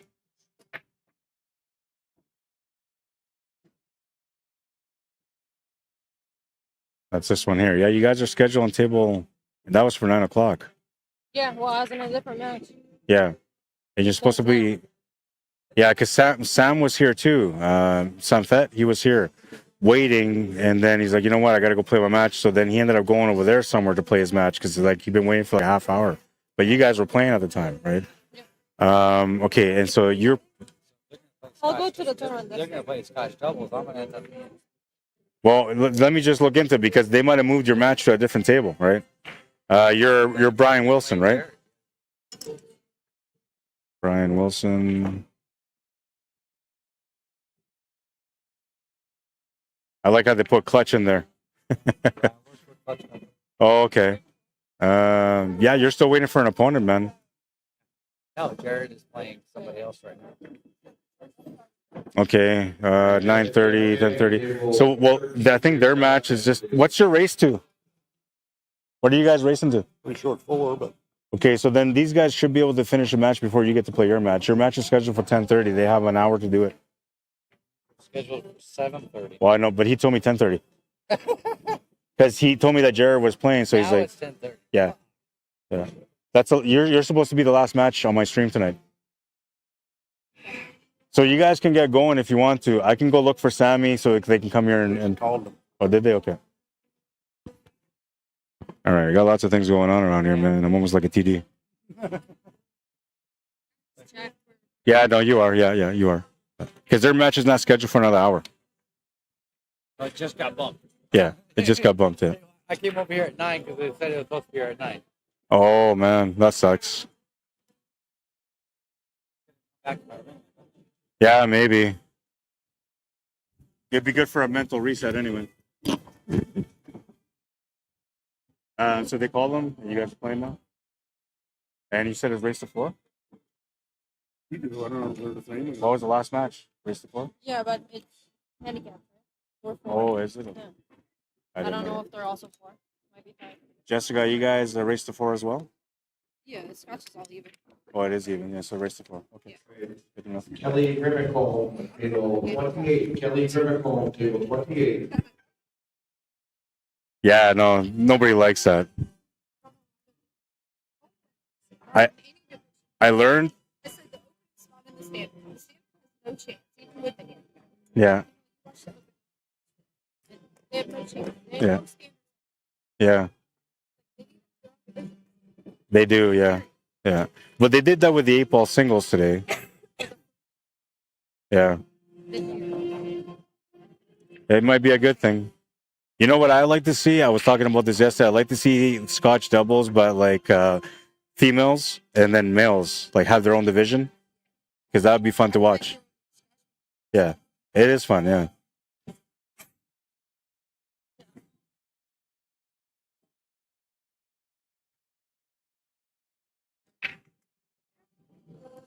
You can put chairs wherever you want. The only reason I had chairs there is just to protect people from tripping.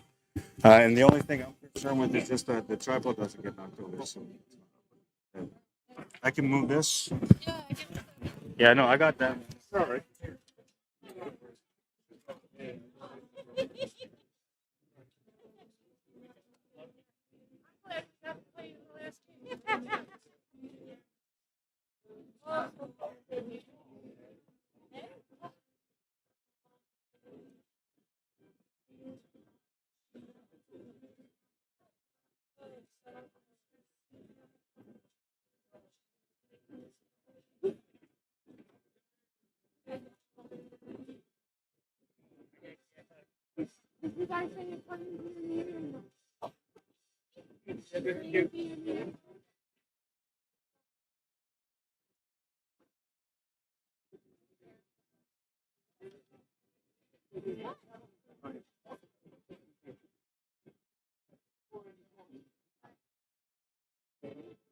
Good luck.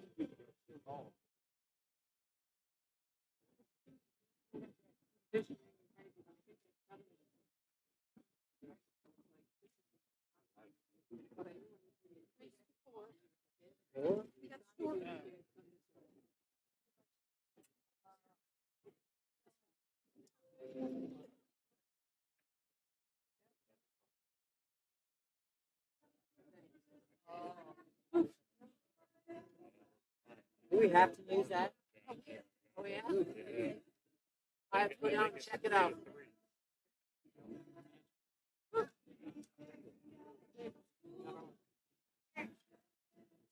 That's good. All right. Yeah. Hard to get the rack out there.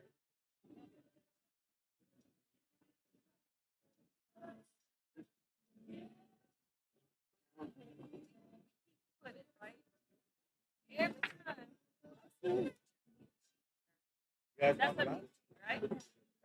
Yes.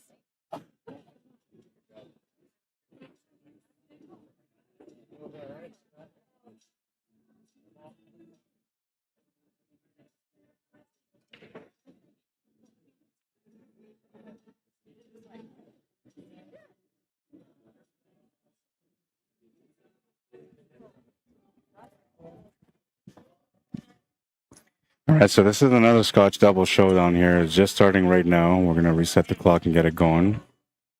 This would be, I believe, the advanced.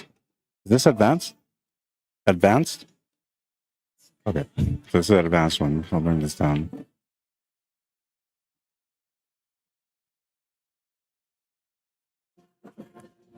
Did you see that back shot that I have? The highlight today? Watch the screen. This kid, she made an incredible shot. Back up this way. Watch it again when she does it. Watch from the beginning.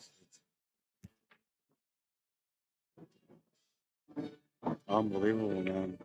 So the thing about this is, like, 5 minutes before that, I showed the craziest shot that I've seen in BC, and it was a back cut like that. And I'm showing this guy, I said on the cue ball, showing like, this is how you hit the ball. And then I was like, sorry guys, I was just trying to show this guy how to make that shot. 5 minutes later, she makes the shot with the same spin. She's watching the video, man.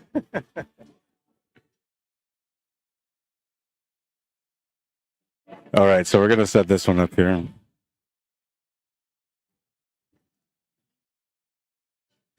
See if I can get it all to fit in. You're shooting Toreen and Rob. Yeah, they shot really well, for sure. We're looking at about an hour and a half before the stream cuts off, so we're going to get this all set up. This is advanced.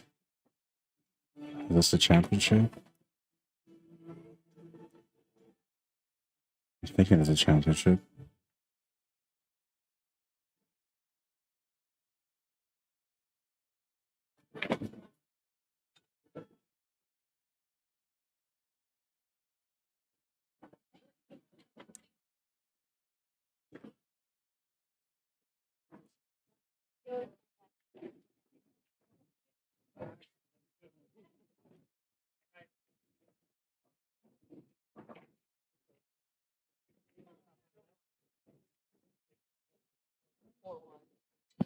Some really good matches, man. There's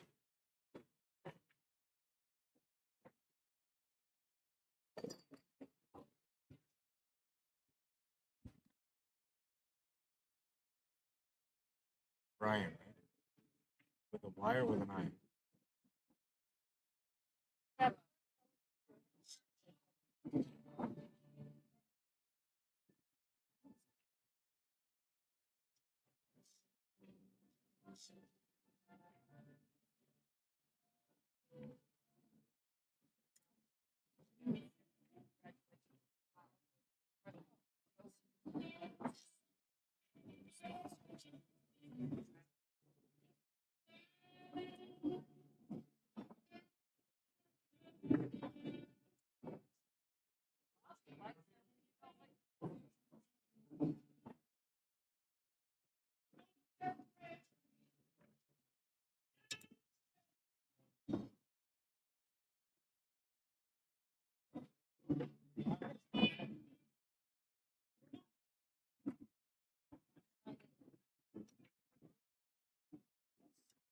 Hey, Sammy, I'm going to spell your name for Sammy.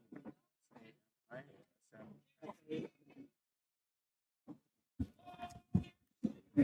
Go ahead. SAMMI. Okay. This is is a race to 4. Okay, the scoreboard has been set up. Looks like they're going to take the first game here as well, Jessica and Sammy.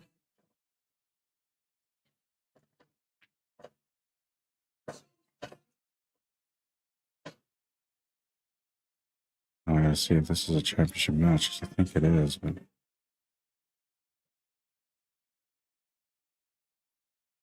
no, this is a B-side final.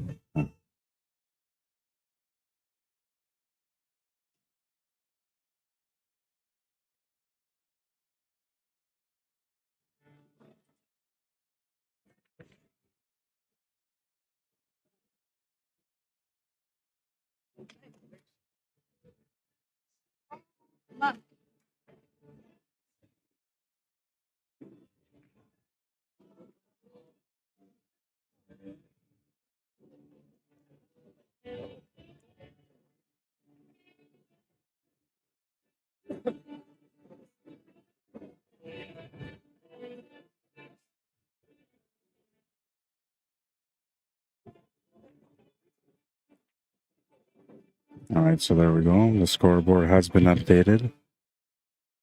And we have the official title up there is Scotch Doubles Advanced B-Side Final.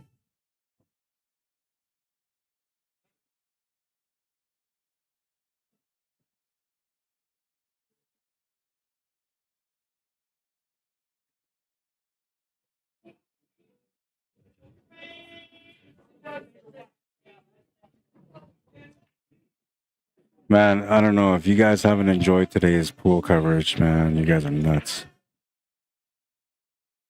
If you haven't liked the stream yet so far today, I think you owe me one. There's been like incredible highlights. There's been incredible matches. There's been championship matches and A-side finals and B-side finals. It's been all swinging all day long today. What a great day of pool here for the ACS. They're definitely enjoying the competition. Everybody out here is getting into the excitement of the event. Oh, he's just going to miss the shot. Kind of popped up on the shot a little bit, though.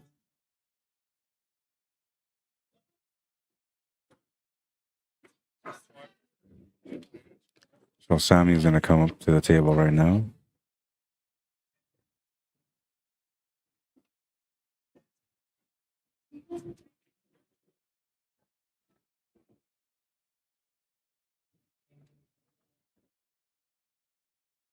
Not too many options available here on the solids. And there really isn't a lot of options any other way either, but I think it's not open anymore. I believe they're solids now. I got some spoils, I got some food. I just want to eat right now, but I can't. A little bite of a muffin, that's what I'll do.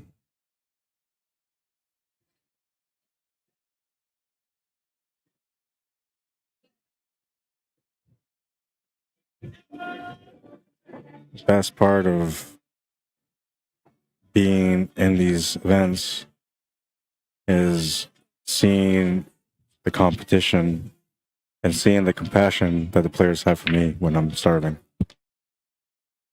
I get spoiled, man. I get genuinely spoiled.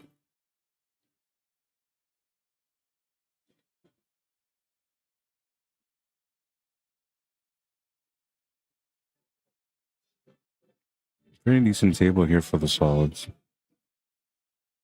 Oh, anyway.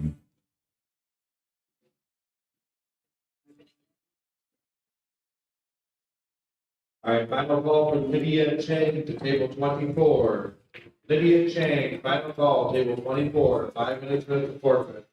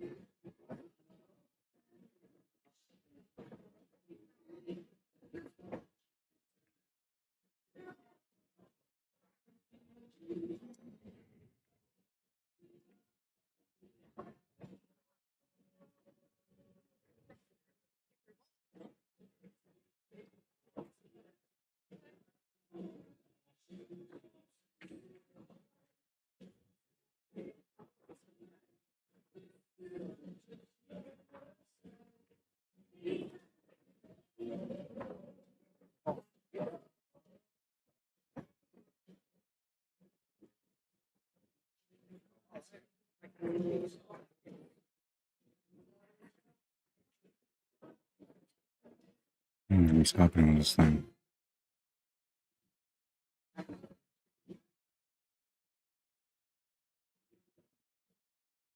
My internet's still going.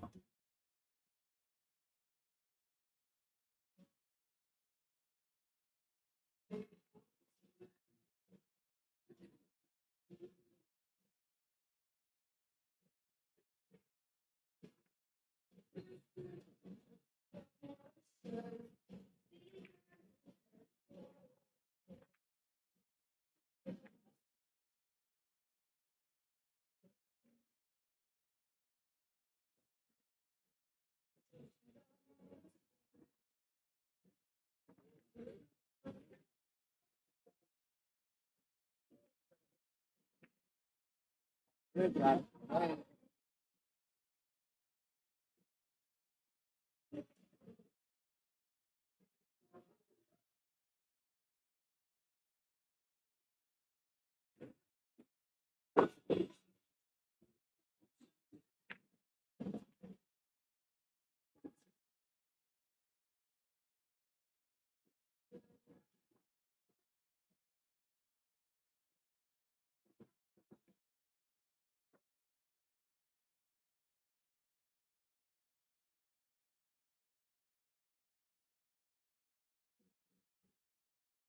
Nice shot here.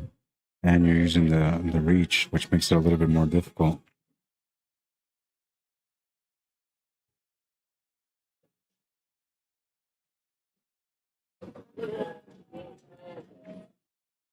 Good hit, says the ref.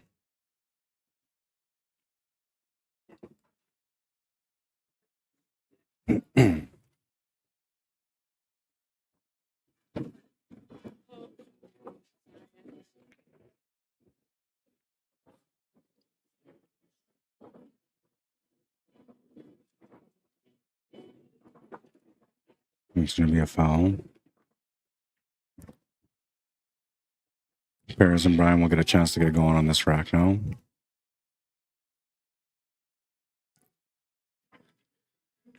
What's up, Fabian? How you doing, bro? You missed some crazy shots, Fabian. What's up, Jello? For those of you that are just tuning in,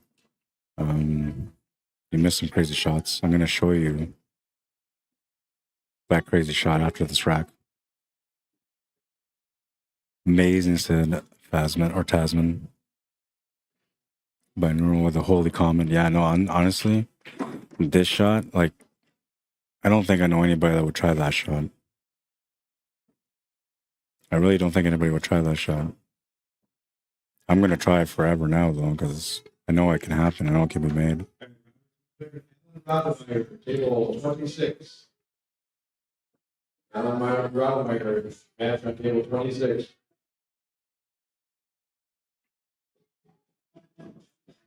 Just waiting for the player from the opposite table on the left to move out of the way so they can shoot.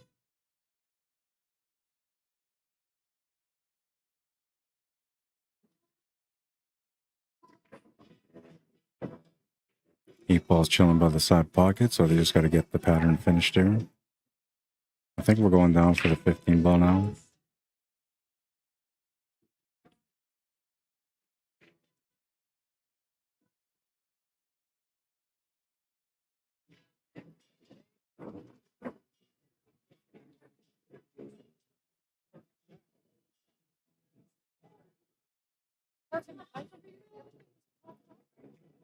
Needs a little bit of angle on the 13. Perfect setup. A little bit more angle actually would have been better, but this is pretty good. You can still work with this. You can punch it off the rail, or you can follow it through. You can also try to draw back if you want to do that. Gonna punch it off the rail. And now this is where the work becomes the work, because they have to get shape for the 9 ball. He's gonna have to do a big draw shot here and let the stroke out. There you go. There you go. Letting the stroke out, getting comfortable.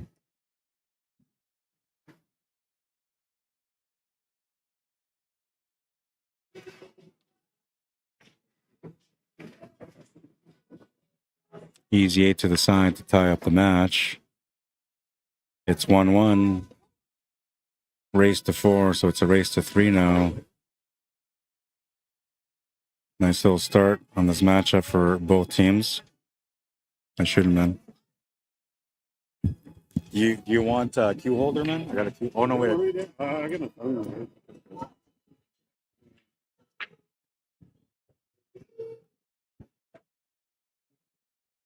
A precious feeling.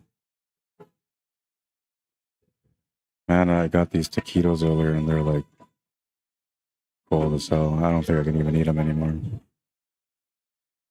But I got some extra fruit here, so I'm okay. I don't like to waste food. I appreciate food in my life. But and then you gotta sacrifice. So like I had these taquitos and I was like, I've been busy, man. Like, too busy to eat, really. It is what it is. Moving into rack number 3 now. Brian White's going to be breaking on this one.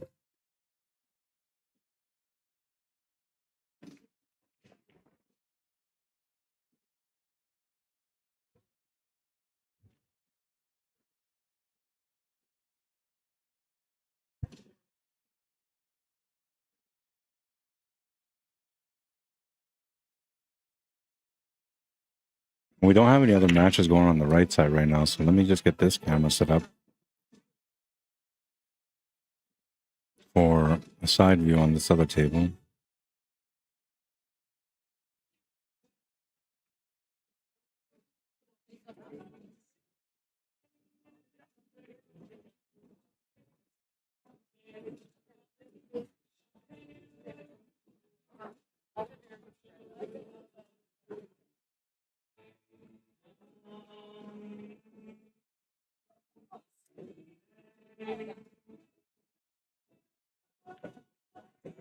Trying to open things up here, but it's not going to work out too good. No real shot available here for Jessica. I don't think she can make anything happen with that 11 ball.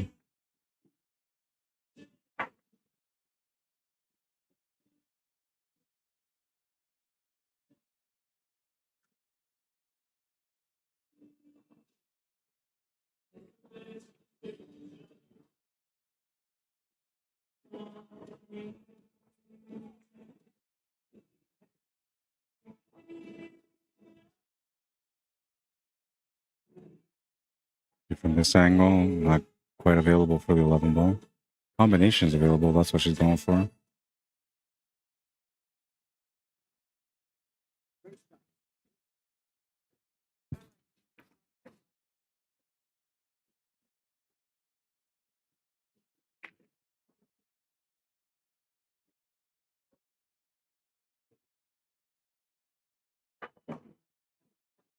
Good shot.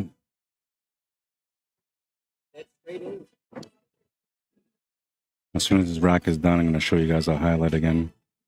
It's going to be the highlight of the day for today.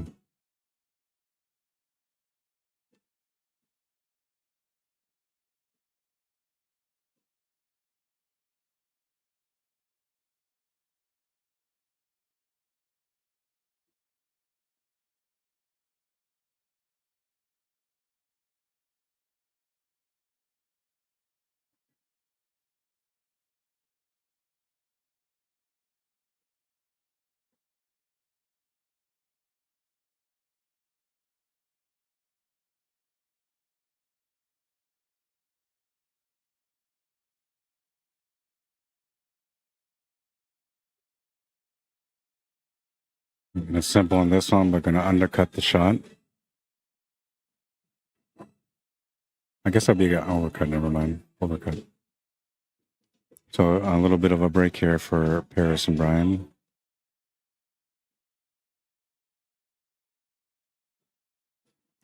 Let's take a look at their journey in this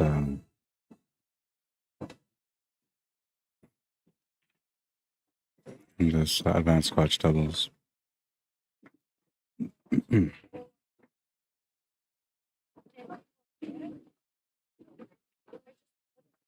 a look at the journey for both teams.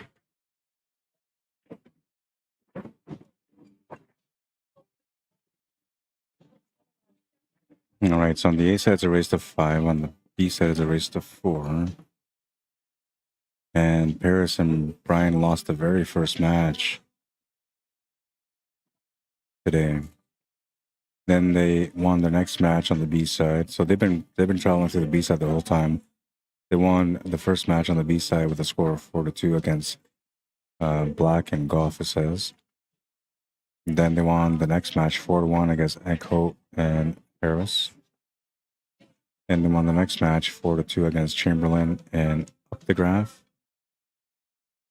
Then they won the next match 4-0 against Ozone and Richard. Then they won the next match 4-2 against Kelly and Lovejoy. Then they won the next match against Hunkins and Jesse 4-1. And now they're in this matchup. Let's take a look at the other team. If I can find them here. They should have been in the bottom bracket, I'm assuming, because that's how they got the crossover. Okay, so here we go. So they had a bye in the very first round. They won the next match after that, 5-3 against Gaston and Johnson. Then they played against Henderson and Schizler, and they won that match with a score of 5-0. Then they played against Paris Kelly and B Lovejoy, and they won that match 5-2. This is all through the A side, by the way. Then they played a match against Flood and Casper, and they lost that match 5-2. That's what sent them to the B side.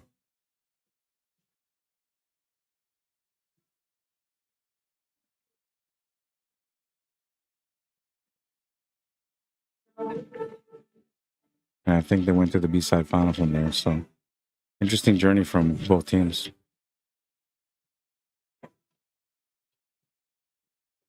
What's up?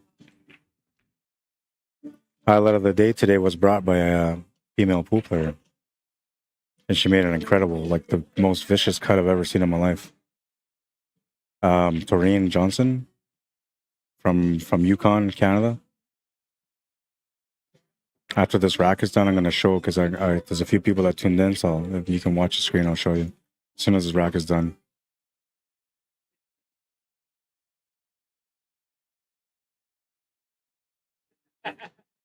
Eight ball in the corner is good. It's 2-1. So here's a shot. And so there's a 12 ball here, white ball here. She cuts it that way. I'll let it play again from the beginning so you can really appreciate it. Watch, but like from the beginning, you can see the distance. Like she could barely see it, right? And then to like the white ball not crossing into the path, that's what made it happen. No, that's it too. If I do it 3 times, I have a heart attack. And then she got stuck on the 8 ball in a bad shot, and I was like, oh man, she's trying to back cut this one. And I was like, if she's gonna make this shot, like I'm just gonna wrap up my stuff and go home. But she missed it, so I'm still here. 2-1.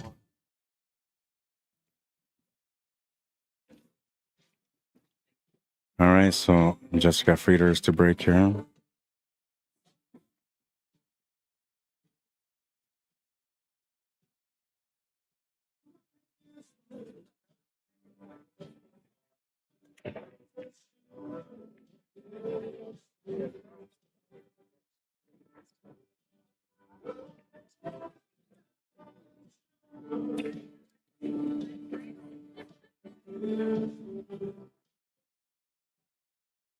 Against the wind. So what do you guys think? Those of you that are watching on YouTube, what do you think of that shot, man? Amazing. That was the last one that I seen. Lauren Ward says scratch refers to losing a point or having a point scratched as a penalty for pocketing the cue ball. All right, so what is your terminology for when somebody drops the white ball in the pocket then? And you are right, by the way. I know that already. One of the first things that I looked into when I was looking into the work that I do was that terminology. I know that, but what would you call it if you're not calling it a scratch? I'm curious to know. I want to know what the other term would be for it. Because in Canada, we use scratch, and everybody uses scratch. In England, they say he lost the cue ball. In the UK, I guess.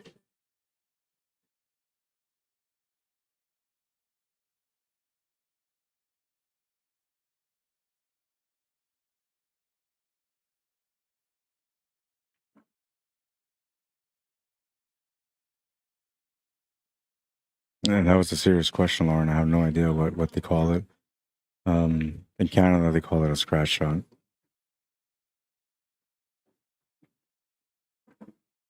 What was it? I heard another term too. Man, I can't remember it now. Trying so hard to remember. I've heard another term for it.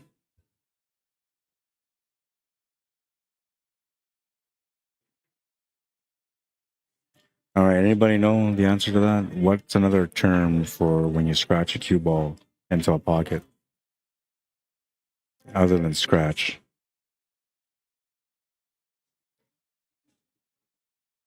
Oh, Samantha Jane. Sewer the white ball. So I've heard that too. I heard of sewering the white ball. There was another term that I heard. I can't remember. It's because I'm from Canada, man, and we usually just use the same terms, right? It's just like we call the cushion a cushion or a rail. Other people call it, the bank or the rubber.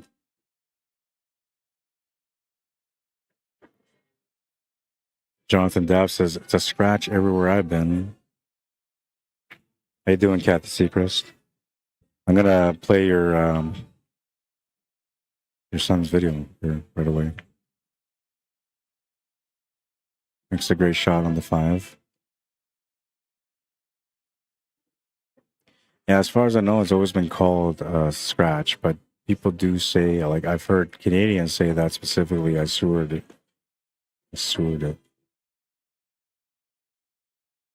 Oh man, what's the other term? It starts with a B. I just don't remember what it was though.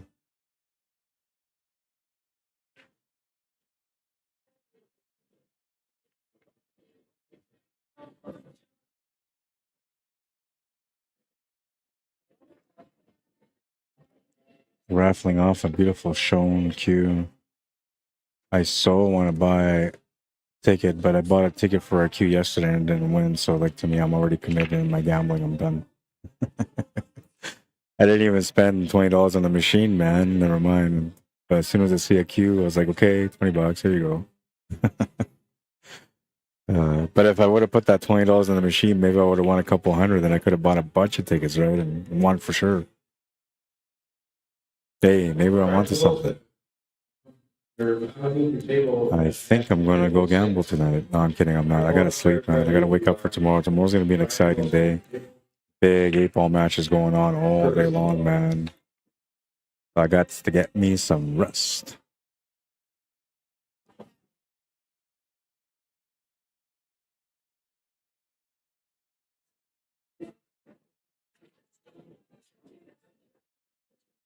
So my next match is coming up in about 25 minutes from now. And we only have an hour left, an hour and 3 minutes left, an hour and 2 minutes actually left before the stream cuts off on Facebook. It will continue on YouTube though, so those of you that are watching on YouTube, you're not going to miss out. For those of you that are watching on Facebook, you're going to want to switch over. Doing great, says Kathy. I got to play pool tonight. Good for you. Good for you. What's up, Brian Spence? How you doing, man? Robin says, is this the last match for tonight? It's 1 a.m. here. It's only 10 o'clock over here. It's early, man. Or I would say, man, I don't know. It's early. This is not the last match. So we have one more match, which is going to be Brian Wilson against Jared Frieders. Jessica's husband. Jessica's playing right now on the table. Not on this, well, on this table, but she's not at the table right now. Playing with Somfet, Tung Rock. I can't remember last name, but known as Sammy anyway. And Sammy's coming up to the table right now.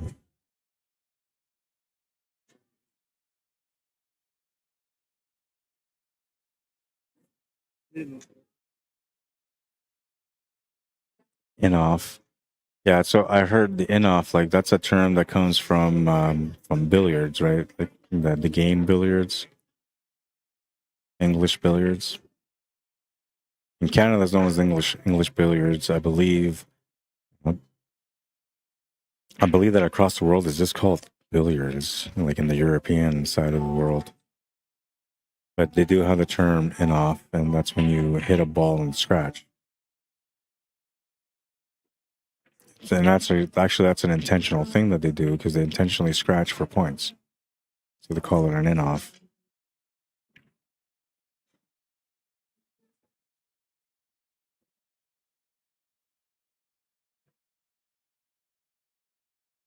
Okay, says Robin, I'll try to hang in to watch. See, that's passion right there. That's passion right there. You're tired, you want to go to sleep, but you're like, no, I have to watch this match.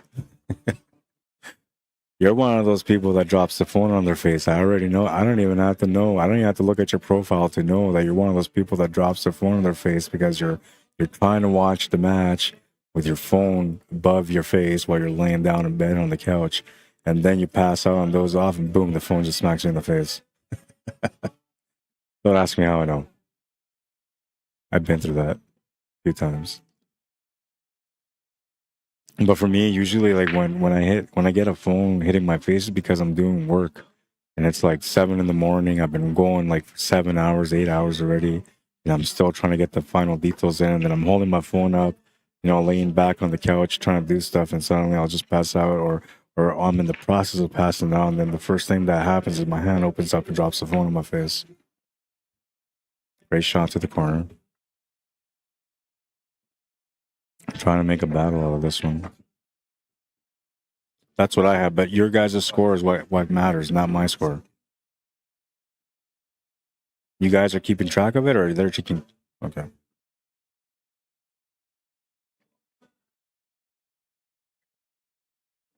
Yeah, because yesterday, or I think it was today, I had a match and I had it at 4-2. The score was 3-3 for them, so I had to change it. Right? Their score always comes first. Yeah.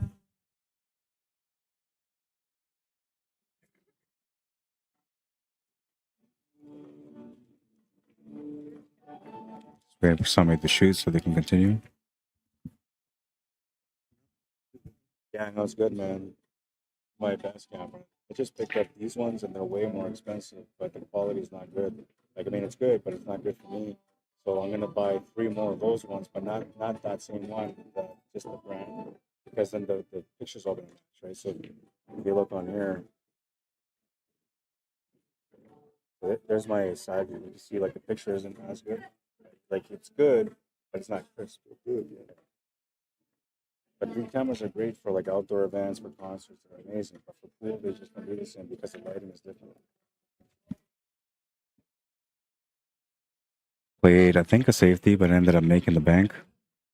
Oh, it's gonna hold up by the pocket. Wow, insurance shot. Would it be a bulk like baseball? No, yeah, in snooker too, they call it an in-off. Yeah, I know.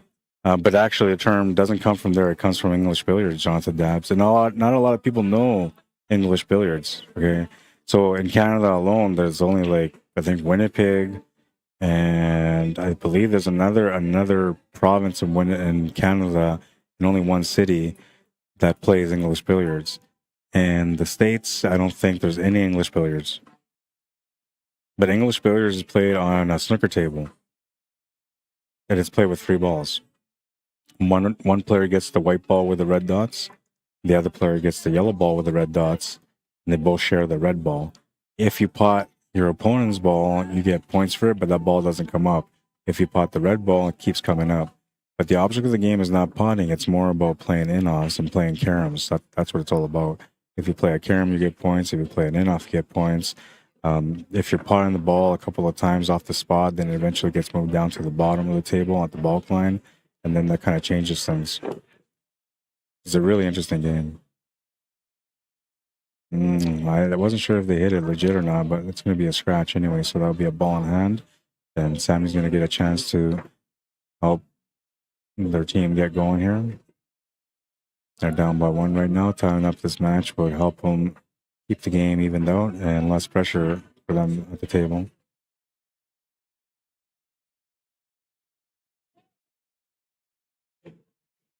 Robin says Jessica Sammy should be the sparkles. Yeah, and Sammy was wearing like a even more sparkly hat last time he was on the stream. Gotcha, says Jonathan Dabbs. Learned something new today. Yeah, and pool and snooker and billiards, anything that has to do with billiards, really, it's you always learn something new almost every time, man. And if it's not something, that you learn from playing against someone, it's something you learn from watching somebody else shoot. Or in your case, like today, from a commentator like myself. I have some pretty good knowledge when it comes to pool. Some pretty good knowledge. And after this rack is done, I'm going to show you guys what the logo was.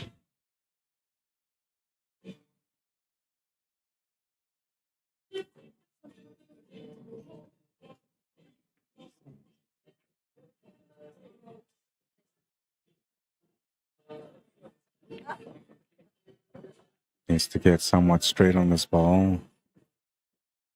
Not going to get it for the straight, easy setup, so that means that Jessica's going to have to paste this cue ball off the left cushion, off the right cushion, back to the left cushion, and you're going to have to do it with just some topspin. If you put any kind of rights, you're not going to be able to get it. You put any kind of lefts, it's going to be a tougher shot. It's just straight topspin.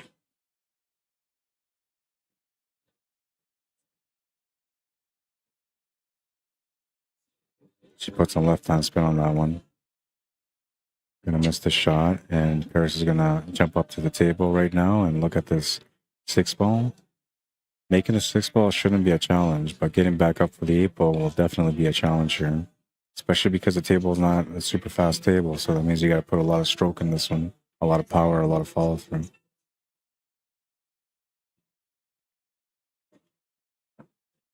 She's gonna scratch the cue ball. She had the right pace, just a little bit too much inside spin.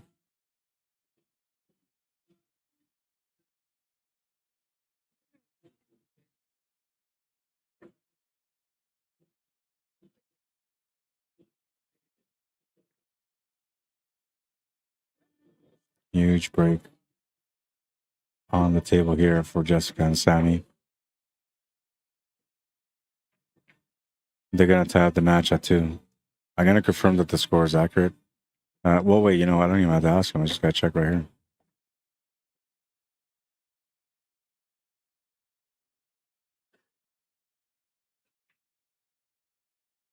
Oh, they're just updating the scores right now.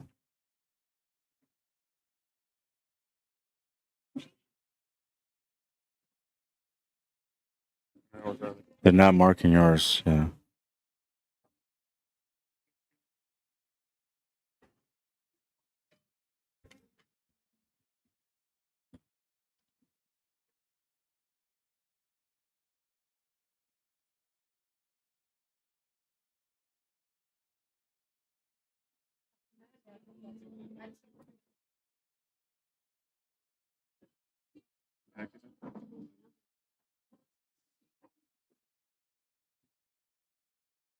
Yeah, I know how it is. Yeah, that's right. All right, we're good to go. Robin says, FYI, curlers play pool off season. Helpful with the angles. Love curling too. I love curling too. You know, so I used to like I never understood what curling was, and I used to think, oh, that's boring.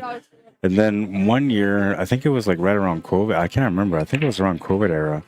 I actually watched it, and when I watched it, I realized quickly that curling is so similar to pool because you're playing spins, you're playing angles, you're playing speed. It's very very entertaining to watch once you understand that it's very similar to pool. Referee's coming up right now.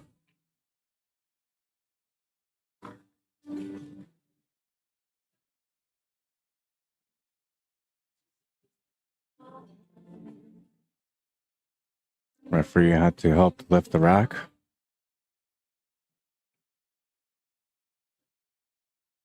A pink one? Where'd you find the pink one? Yeah. Oh, really? Who made it?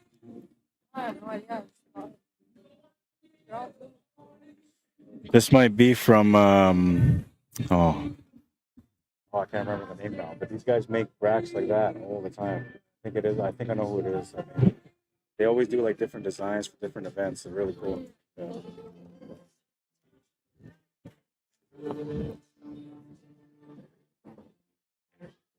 Yeah, curling is cool, man. I mean, like if you don't get it, then it's probably like just curling. Guys throwing rocks, girls throwing rocks through the ice, blah. But when you understand it, and when you really pay attention to like how they're spinning the rock, excuse me, when they're spinning the rock, and then when people are like sweeping to get that rock to go through, or sweeping to slow down the speed, like you start to see like it's a really cool game. And I've never curled in my life, man, but I've always wanted to try it out. I just don't know, you know. I don't got time for that, man. But I've actually had somebody asking me if I would do a curling championship out in Ontario. And I told them, yeah, man, like if they want me to come on and do an event, I'll do it for sure. And I think I can really get into curling if I start streaming it. But I don't know if I would ever play it. But I know that, like, from watching it, it looks like a lot of fun. Lisa Heckman says, I hope whoever plays against the Ice Princess wins. Such a poor sport. It is fun to watch her lose. I'm not sure who you're talking about, but Rama says exactly when it comes to curling. How you doing, Petra? It's 2-2. Oh, sorry. I thought I updated it here. Damn it. Sorry, guys. Oh, so I have 2-2, but I didn't hit the update.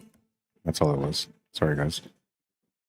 Thank you, Harold. Always on my ass, man. Always trying to like straighten me out all the time. What's up with you, man? Want to fight?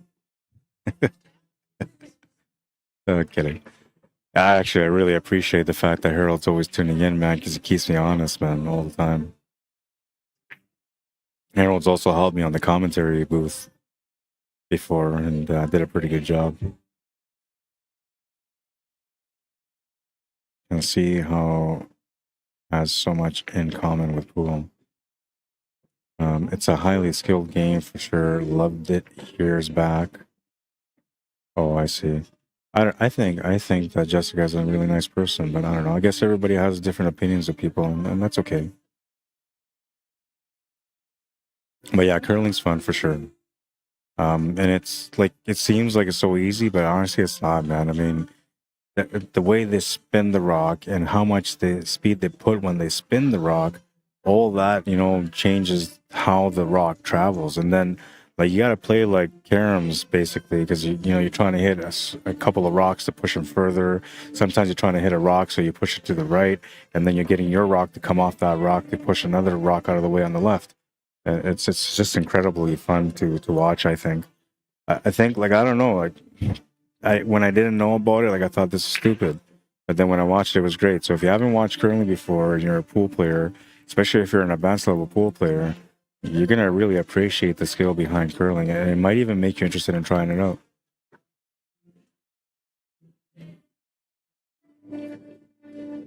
Should be your roadie, says Harold.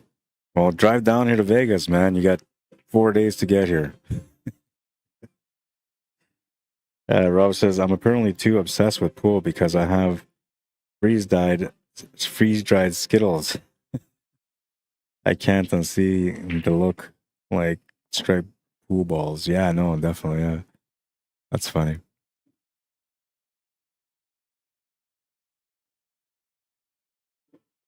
When I make my shirt that says pool, pool, pool, pool, pool, I'm gonna get you one too.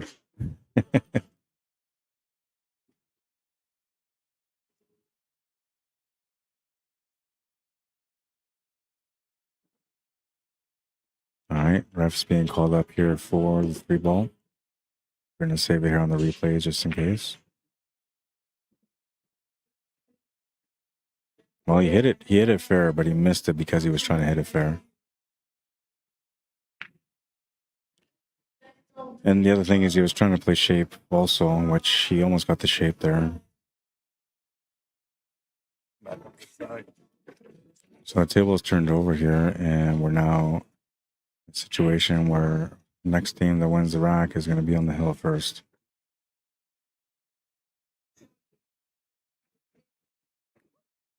It's the first shot.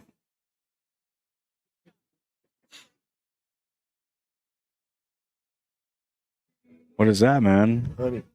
Oh, you're the man. But my voice is better now, but I'm going to save it. Appreciate it.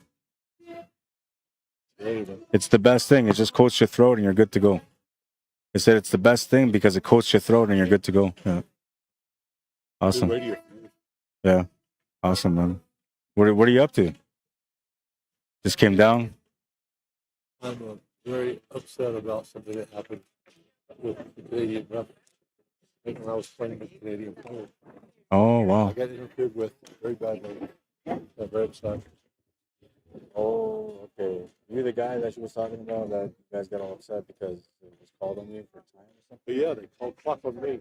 Yeah, so the ref is actually in charge. Like, I watched them. So they went up there, and John was telling them, watch on your phone, calculate how much time they're taking, because there was a lot of matches that were running behind. So they had matches that were supposed to start at 9, they didn't start at 10. They had matches that were supposed to 7, they started at 9. So that's why it wasn't the players' fault. It was the referee's fault, that John Fitch, because he's ordering them to go out there with their phones and time all the matches that are running a little bit longer than everybody else. But they didn't do it. They didn't start doing that. So everybody didn't do it. Yeah, they didn't do it till the limited. You're right about that. They came up there, and I've seen it 4 times. They came up. One time, the person said 5 minutes for a straight instance. Then they come up and they said it was 3 minutes and a half for basically an easy call. And then John says, okay, you know what? Tell them they have 35 seconds. And they're like, yeah, but people get upset. They said, okay, we have 35 seconds. I never got a single warning from the ref that he was out chatting with her throughout the early part of the match. That's just because they know him. That's it. But I would talk to John Stitch about it. But see, that's just it. That doesn't look good. Yeah. It doesn't look good. Well, you do that with somebody, and then all of a sudden that shit is called, and it's not called on both of us, it's called on me. Yeah. She went to the bathroom twice during that. I didn't even believe it. I sat there through my entire match. I don't know. All I know is that like they're doing what they're telling them. He's making sure that everything runs smooth. So John didn't run this tournament last year. It was Shannon Benson that ran it, right? And when they ran it last year, like everything worked out fine. And when I talked to John today, like the very first day, he was saying, I don't know how they're going to do this. There's no way this is going to get done in time. But I was here last year. I knew that it looked the same way, and they got it done. So he's been just making sure that the tournament gets done before it's supposed to, right? It's not being enforced even. No, it's not. It's not being enforced. It's fairly. They're picking the tables that are sold. And so John's looking at the time. No. So what he's looking at is if this match started at 10 o'clock, right, and it's still playing at 10:30, here's the problem. He's sending the ref over. Here's the problem. You go into the scorekeeper app, it starts the clock, whether you're playing or not. And that's wrong. Because I started the scorekeeper app like 15 minutes before she even finished her other match. Well, then I'm telling you, talk to John about it, man. Because you're not the only guy. Honestly, there's been about 10 people that complained about it already. I told them they don't do it. Yeah, because his job is a TD, and so he's used to having people bitch at him. So he's just whatever. Yeah, we get whatever's going to work. I'm fine. It was not fair. And it looked like favoritism, and it pissed me off. Well, I understand why you would see it that way, especially because, like if it was an American ref, you wouldn't see it that way. But because it's a Canadian ref, well, no, actually, quite honestly, it's not the fact that he's a Canadian that did it. It was the fact that he was whispering to her or walking by her and saying stuff, and then coming back to his chair.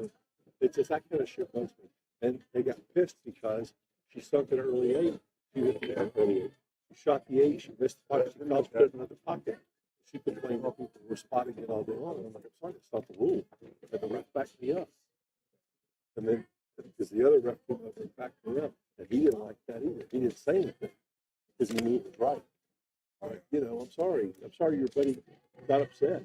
But at the end of the day, call clock on me when both of us are playing. He didn't say nothing to her about it, talk to me. Yeah, so that's something that I would do a grievance on, because if they come to a table and they say we're going on the shot clock, that should be for Hey, both you know players. what? They've left. They've left after they said that. So then they weren't really enforcing. Correct. Except I was pissed. I was shooting like a mother. Ran the table.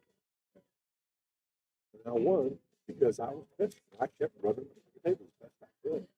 Yeah. Well, I was done playing, man. And then by the time I got to the next match, I was already so in my mind. Then I was afraid they were going to like look at every single thing I did. So then I just made bad decisions and bad shots because I was in a hurry. You talk to Janet about it? Yeah. We'll talk to Ron first. Ron talked to Janet. He's got the history with him. Ron knows me. He knows I could be a hothead, but he also knows that I look at things fairly objectively. I was the only one going slow turn, but I wasn't. And then the fact that they didn't start forcing it until later in the day. I was playing twice about matches that were really long. I was waiting on the opponent for 15, 20, 25. They can't do anything like enforce times at the beginning because everything's running on time. Once they start running behind, that's when they have to start enforcing. But they did. I came to tell them. They knew they were already making announcements about it 10:45 this morning. Oh yeah. Because matches were already running long. I think, but that's the panic from him because he didn't run it last year, so he doesn't know. And in his mind, he's thinking we're going to be here way past where we're supposed to be. But I thought that last year too, and we were out of here on the last day by like I think it was 3 o'clock in the afternoon. We're all done. And again, if they had enforced it evenly and fairly from the very beginning, so that all these matches they went on the clock as soon as they went over an hour and a half, I'd have been fine. But that's not. Yeah, they didn't do that. They didn't start doing it in the afternoon, and then it come to me. And not talk to me and my opponent. They blame me, not my opponent. Why do you think that is? So my opponent was shooting slow too. I'm a believer that like to argue for something, you should be able to give a solution. Okay, and what I believe in a situation like that, this could all have been prevented if there was a meeting between all the refs and the TD, right, and the organizers, for all of them to understand what they were going to do about time, and for all of them to run it the same way. So that way it would have been, like you said, everyone, not just one person, just a few tables. Would have been for everyone. So when you talk to them and you file your grievance, I would, if I were you, I would give them a suggestion that next time they have this, make sure that there's communication on what they're going to do about it. That's common sense. I should have to tell them that. That's common sense. But rules fairly. If it was common sense, then none of that would have happened today. Right? So I agree with that, but they didn't do it. I know. The fact they didn't start doing it until later in the day after we had already been way behind in the schedule. Yeah. Every match that I played, Rock, I had to wait for my opponent because they were along. Well, and even if the matches are late, like how many tables are open? Like they could have still been playing. It's not that they would. But again, I don't think it's fair to take it on her because like she was just playing, and the referee's the one that made the call, but it actually came from there. So that's why I go first. That's why I go second, and then I go second. I told him he ain't there. Yeah, no worries, man. Enjoy your honey, man. Thank you. I definitely will, man. I'll calm down and I'll help you out. Just too angry. Yeah, no, it's all good. I'm afraid I'll say something that's inappropriate. Yeah, and so this is the thing. Like I talk about this all the time. When people are angry, the first thing they do is just react, and then after they're done being angry, they realize what they've done. It's too late to change it. So it's always best just to like calm down, think level-headed, and then make your action. I've been doing this a long time. I've lost my temper times, but at the end of the day, I don't like when it looks like favoritism. That looks like favoritism to me. It's really tricky. If it was something that takes, if you guys have been too long, then we're going to stop the shot clock for everybody. If they sat there and finished the shot clock, that would have been fine. They just walked off. Yeah, no, and that's what I'm talking about. So they should have talked about all this. Like, if they're going to enforce the clock, they have to sit there and clock it. And they shouldn't clock one player, even if one player is fast and one is slow, they clock both anyway. Then that's fair. Then both people are dealing with the same pressure, the same situation. But they did, like, it wasn't fair. So you have every right to file a grievance. But it's more about the TD and it's more about the ref. The ref is trained to do their job. And in that situation, they did not do their job. They began the process of doing their job and walked away from it. So that's that. I have a call. I have a call at the bar.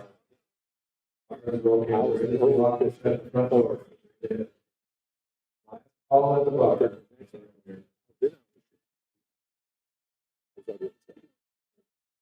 Because when it comes to the ability, you're thinking they're going to show up. But you fucking do it. The reason that one lost is we had one game that was a safety ball. Two different games. So yeah, there's a lot of safeties. You know what I actually think? The problem is?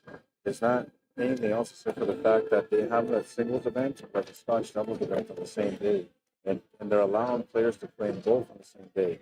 So now, like, this is what happened. So I had a 9 o'clock match that I pushed over to 10:30 because the other guy was still playing Scotch doubles. There's not the Yeah, well, and that's what I mean. They should have a meeting about it, right? So they can decide ahead of time how it's all going to act out. So that way everybody's following the same policy. That prevents situations all the time, and it also helps an organization look more organized. But just think about it. You got some time. You know, the best thing is to just write down what you're thinking, and then that way you have something concrete on how you want to present. I'm just going to tell them what happens. That's all they do. Well, they get all the money.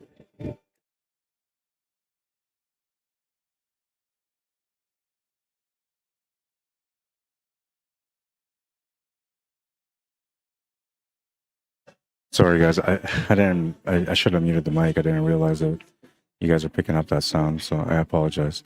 It's just the player that's upset about something that happened earlier, and I'm just trying to calm him down, you know, because like I'm telling him there's not a whole lot you can do about it now. You know, the match is over and all that stuff, and it's okay to be upset, but you know, like to be overworked just doesn't make sense to me. So I was just trying to calm him down, and I apologize. You guys caught all of that. And it's a bit of a distraction too, because these players are playing a match right now, and you know they don't want to be distracted, and having a player being worked up around them, it's like it takes away your focus from what you're doing at the table, because you start wondering like, why is he so upset and what's going on, right?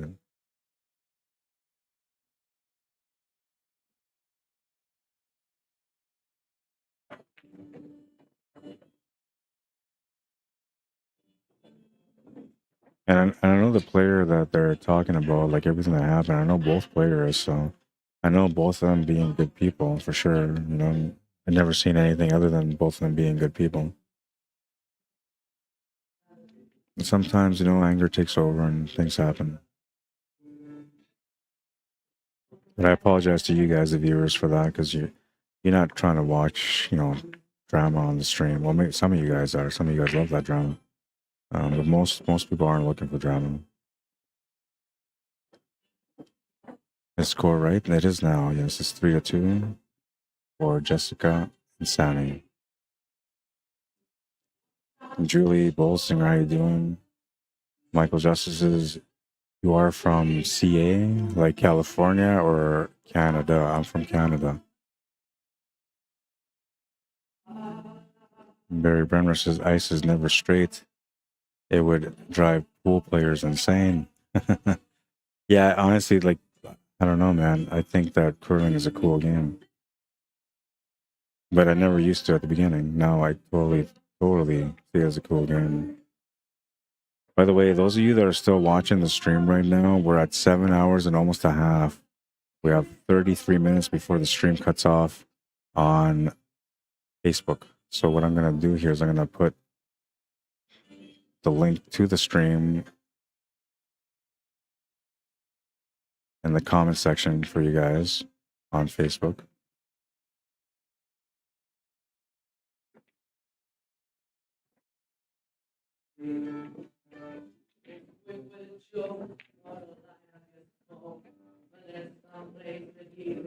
All right, so I put it up there for you guys, and I'm gonna see if I can pin it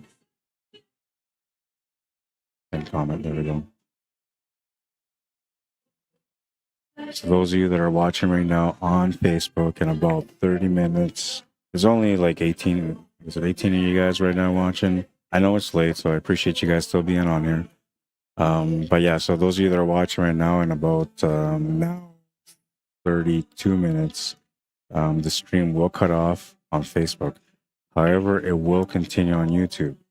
Now, I do get an extra couple of hours, so what might happen here is that if we end up having that Masters Division matchup, then we're just going to keep the stream going on YouTube.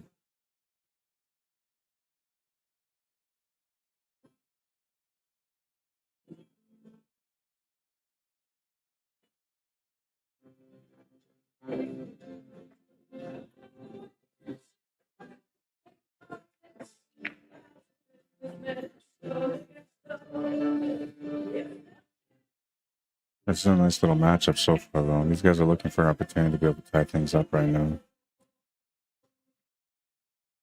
Hey, Brian Wilson, table 6, please. Brian Wilson, for your match on table 6, please. It looks like they moved my last match, so I believe this will be the last match for me tonight. But we do have Ross Bradson against Wesley White playing right across from me, so they're pretty deep into the match. So if anything, you know, we're gonna switch over to their table and call it a night after that. That's an advanced Masters matchup also.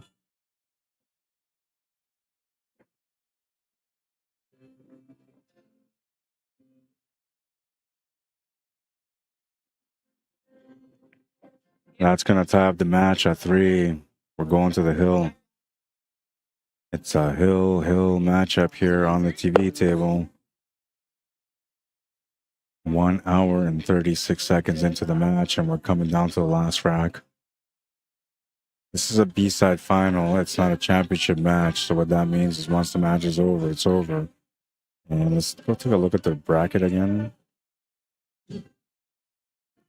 And thank you, my love, for letting me know about the sound, because I wasn't even thinking. Like, first of all, I didn't even expect any of that to happen. I was like, hey, man, what brings you down here? Because I thought he was already done for the night. And then it just kind of went off from there. So totally unexpected. If I would have known that was going to happen, that because I heard about this incident, if I would have known that it was him in that incident, and then he came to see me now, I would have been like, okay, I got to mute the mic because this is going to be about that. But I had no idea that it was him. So I apologize, guys. And I was told a little while ago, like, never apologize. You know, you do a great job, blah, blah, blah. But I'm always making sure that, you know, the viewers understand that I'm trying to be neutral on everything. And I just try to be understanding of the situation. And instead of, you know, lighting extra fire under their ass when they're getting mad, I try to calm them down so they can understand and see things through a clearer vision. Anyway, so the winners of this match have to play against Flood and Caspers, and they're playing supposedly at 8 o'clock tonight. And they might have the championship match after this. I don't know. If they have the championship match after this, it might run till 2. I don't think there's any splitting allowed, so they're not going to be allowed to split anyway. Mr. Bremner says, Rod, commentate the game, lots of swearing.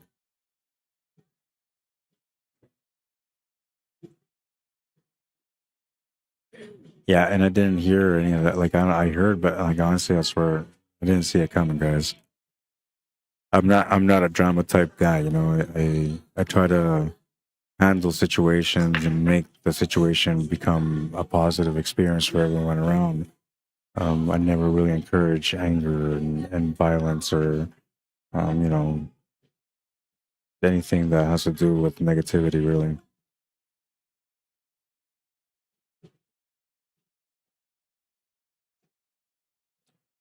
Thank you for understanding, Harold. He says, no worries. All pool players have been through some turmoil. And you're right. So anybody that's just tuning in, Mike Holm, Leslie Corso, Muris O'Colin, Bob Brandt, Gary Newdecker, all you guys just tuned in. This stream is going to cut off in about 27 minutes from now on Facebook. It will continue on YouTube, though.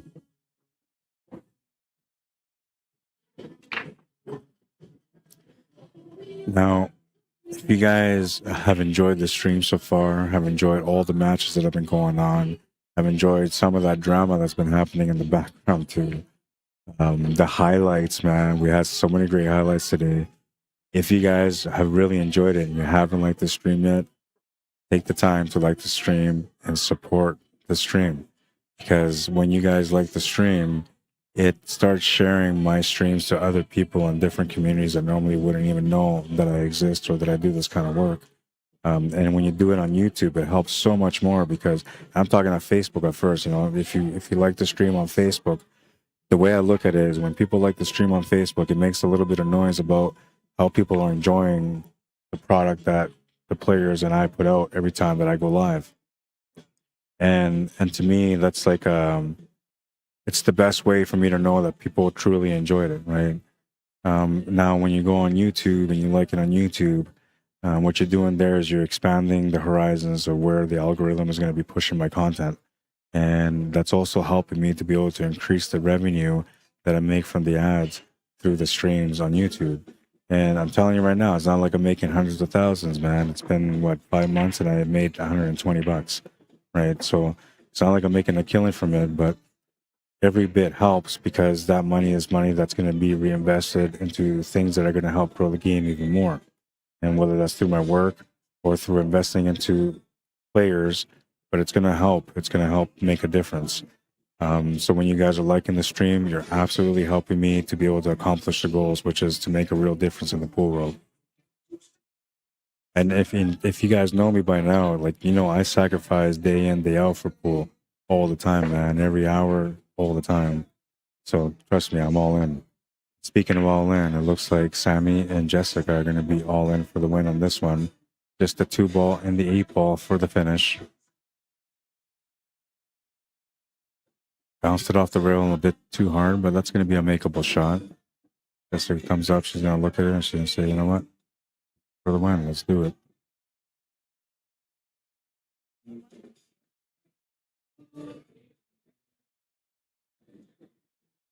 And they're going to make the shot and win the match with a score of 4-3. It was a really nice battle, and Paris and Brian did a really good job in this one. They absolutely rocked the B side right from the beginning after the loss. And yeah. Because he fouled there. Okay. Wait, I'll do it on my phone because it's easier on my phone. Oh, you want to see it like here? Okay.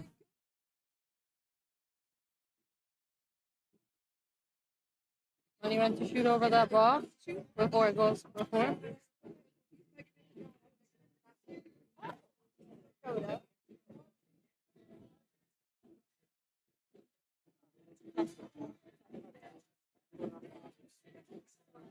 Yeah, like, so if he sits on that ball and he moves that 13, he's supposed to stop and move it back, right? He can't just shoot that. Can't see it on camera. No, you can't, because he's cupping it. He's cupping it. 13, shoot right over. So yeah, because the rule says that if they move a ball, you have the option to put it back or leave it there, but they cannot move it themselves, because the minute they move it, it's a foul.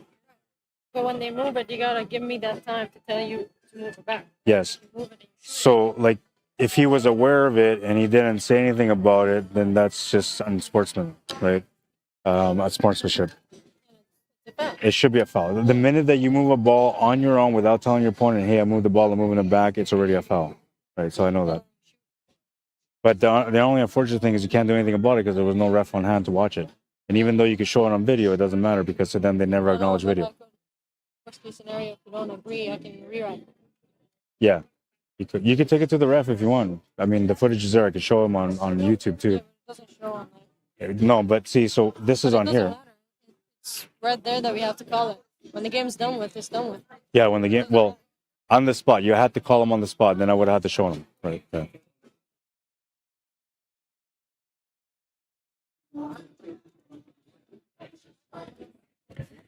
It's bunny around us. Okay, let's We're gonna bring it up. Bring it up. Bring it up. Bring it up. Bring it up. Where's my remote? There it is. Which match do we go to? Okay, that match is done now. That's it. Yeah, I got other matches. So I'm gonna go find out to see if I still have that 10:30 match, because it's now 10:45. Let me bring back the setting here so you guys can check out the room some more.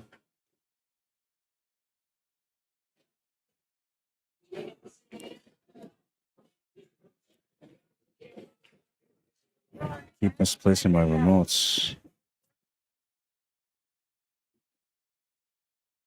Give me a second. Okay, so let's do this trivia thing because I was showing you guys earlier. So what's the picture? That was the question. What's the picture? I had one person. I remember his name was Jeff. I can't remember what his last name was. But he said it was the How logo. He was 100% right. It was the How Tips logo. That's what the picture was.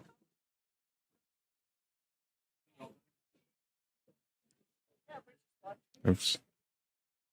I'm going to bring this down.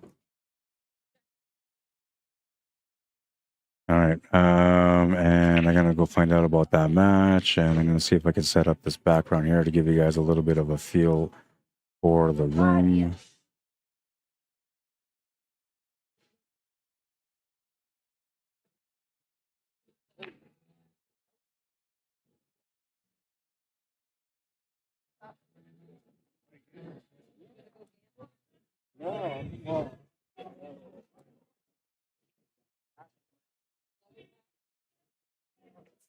Get this to work. Hang on a second.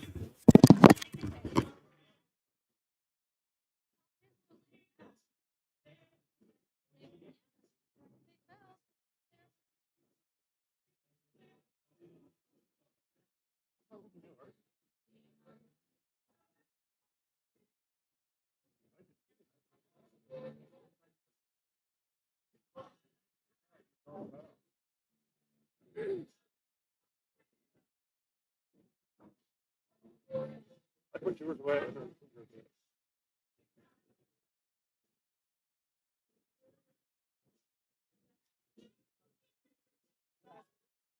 No.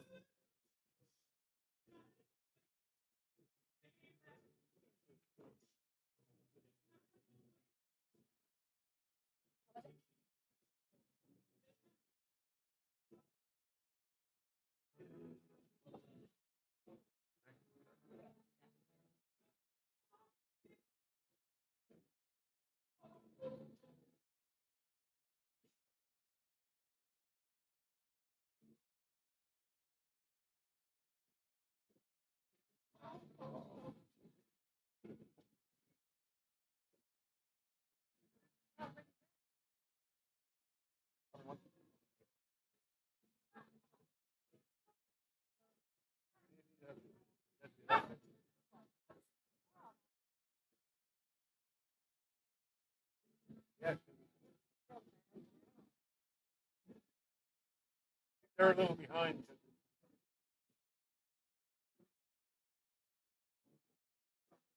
Yeah.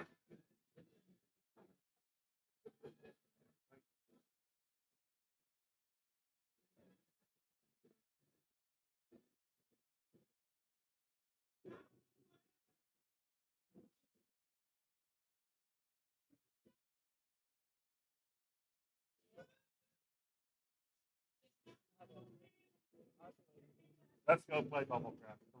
Come on.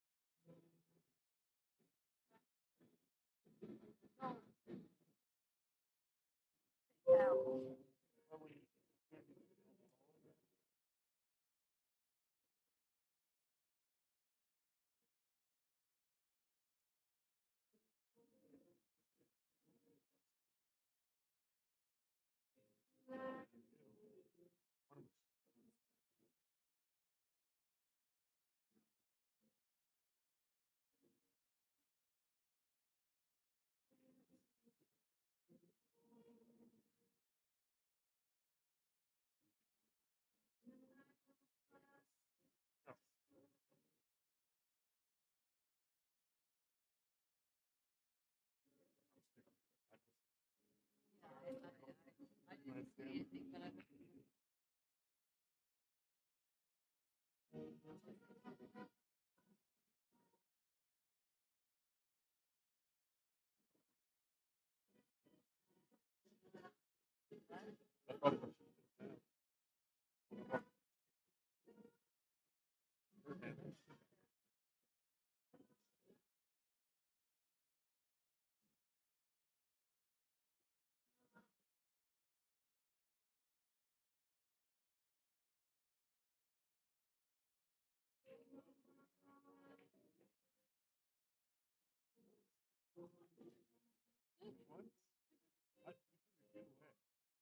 I took over there.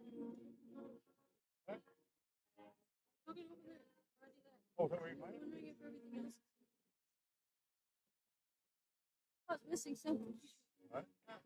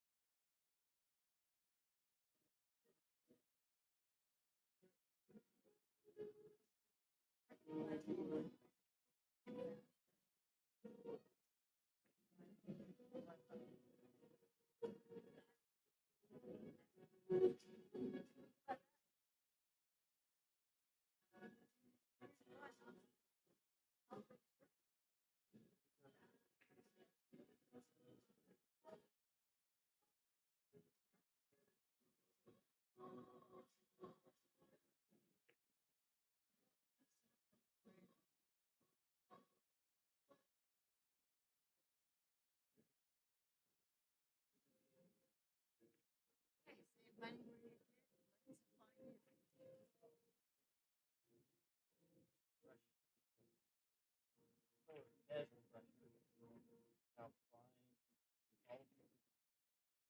a week you have to go in the office now? He's retired. You have it now? You have what?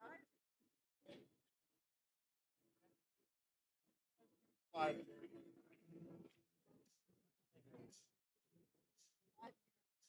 Well, 11 years you probably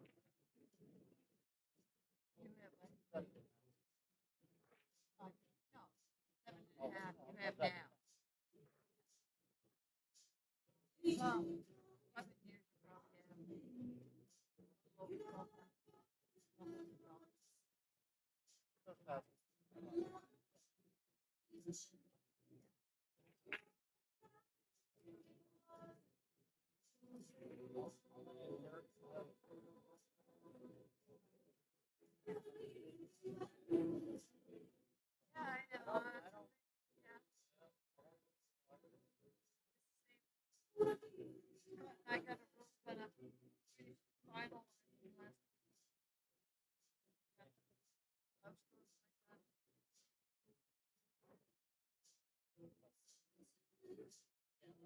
with my son. Like,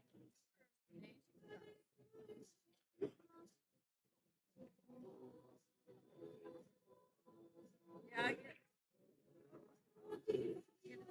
$1,000. I was able to Broadway.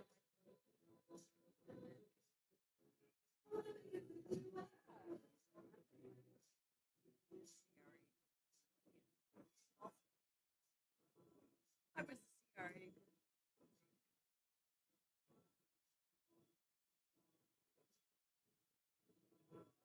Oh, there's the plane.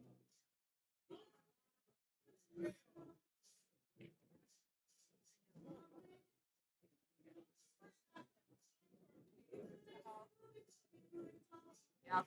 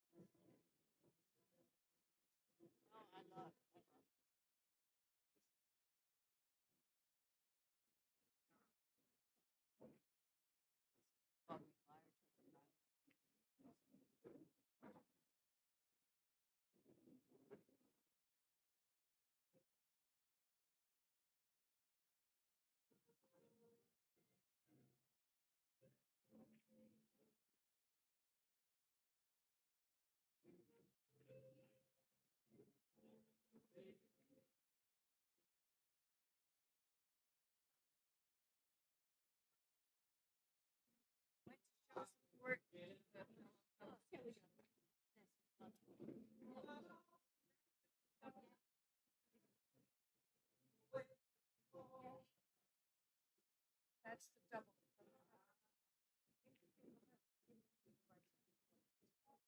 That was awesome.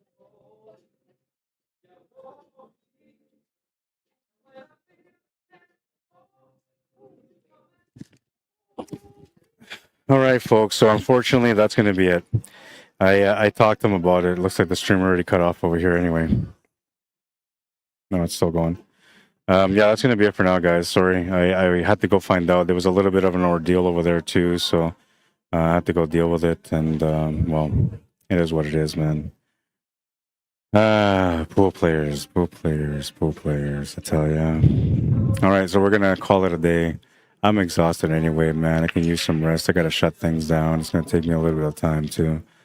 And I didn't bring my cues, so yeah, I'm going to go to sleep today. That's going to be a little bonus. Let's check out the last highlight.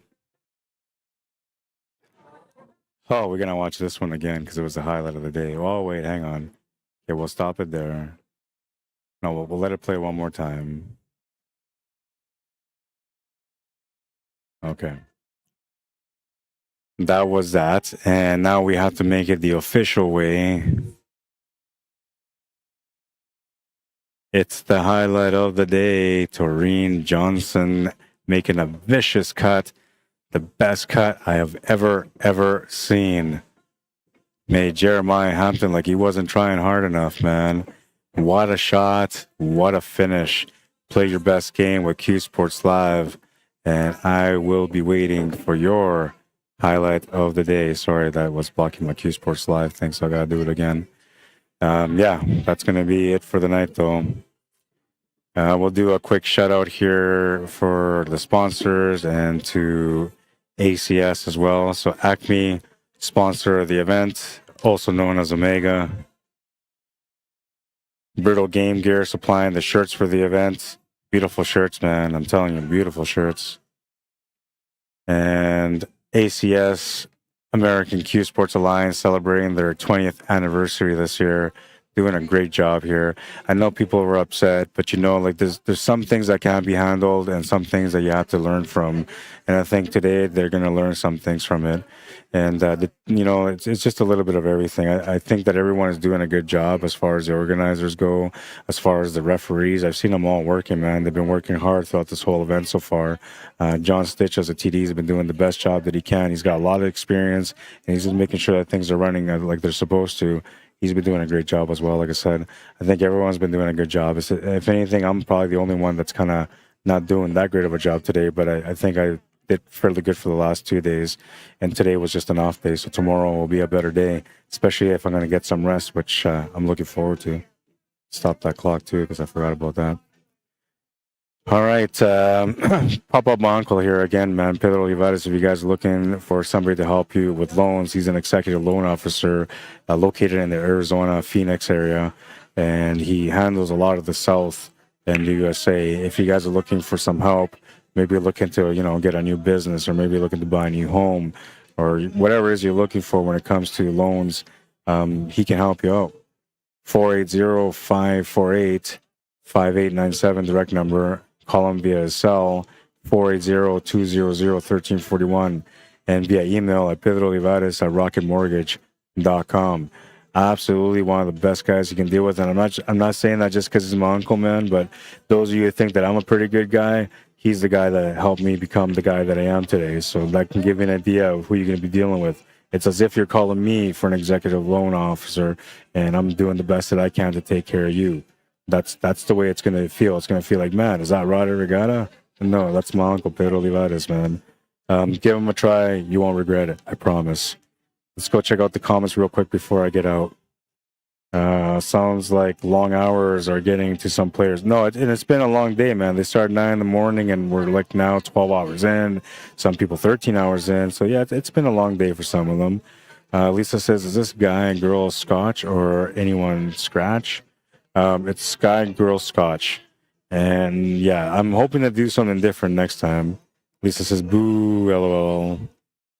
Sorry, guys. I know you guys want to watch some more, but the stream's going to cut off right away anyway in like 3 minutes. So that's going to be it for tonight. Thank you for watching. Thank you for liking and sharing the stream. We're going to turn on the flames here because, I want to heat this thing up for tomorrow, man. Like, we had some really, we used the fire today, the flames, and it was like a really, really crazy day for shots, man.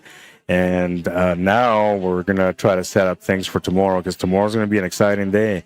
It's going to be quarterfinals, semifinals, A-side final, B-side final, championship match, all day long, all the best, all the undefeated. It's going to be an amazing time. I promise you, you're going to want to watch this.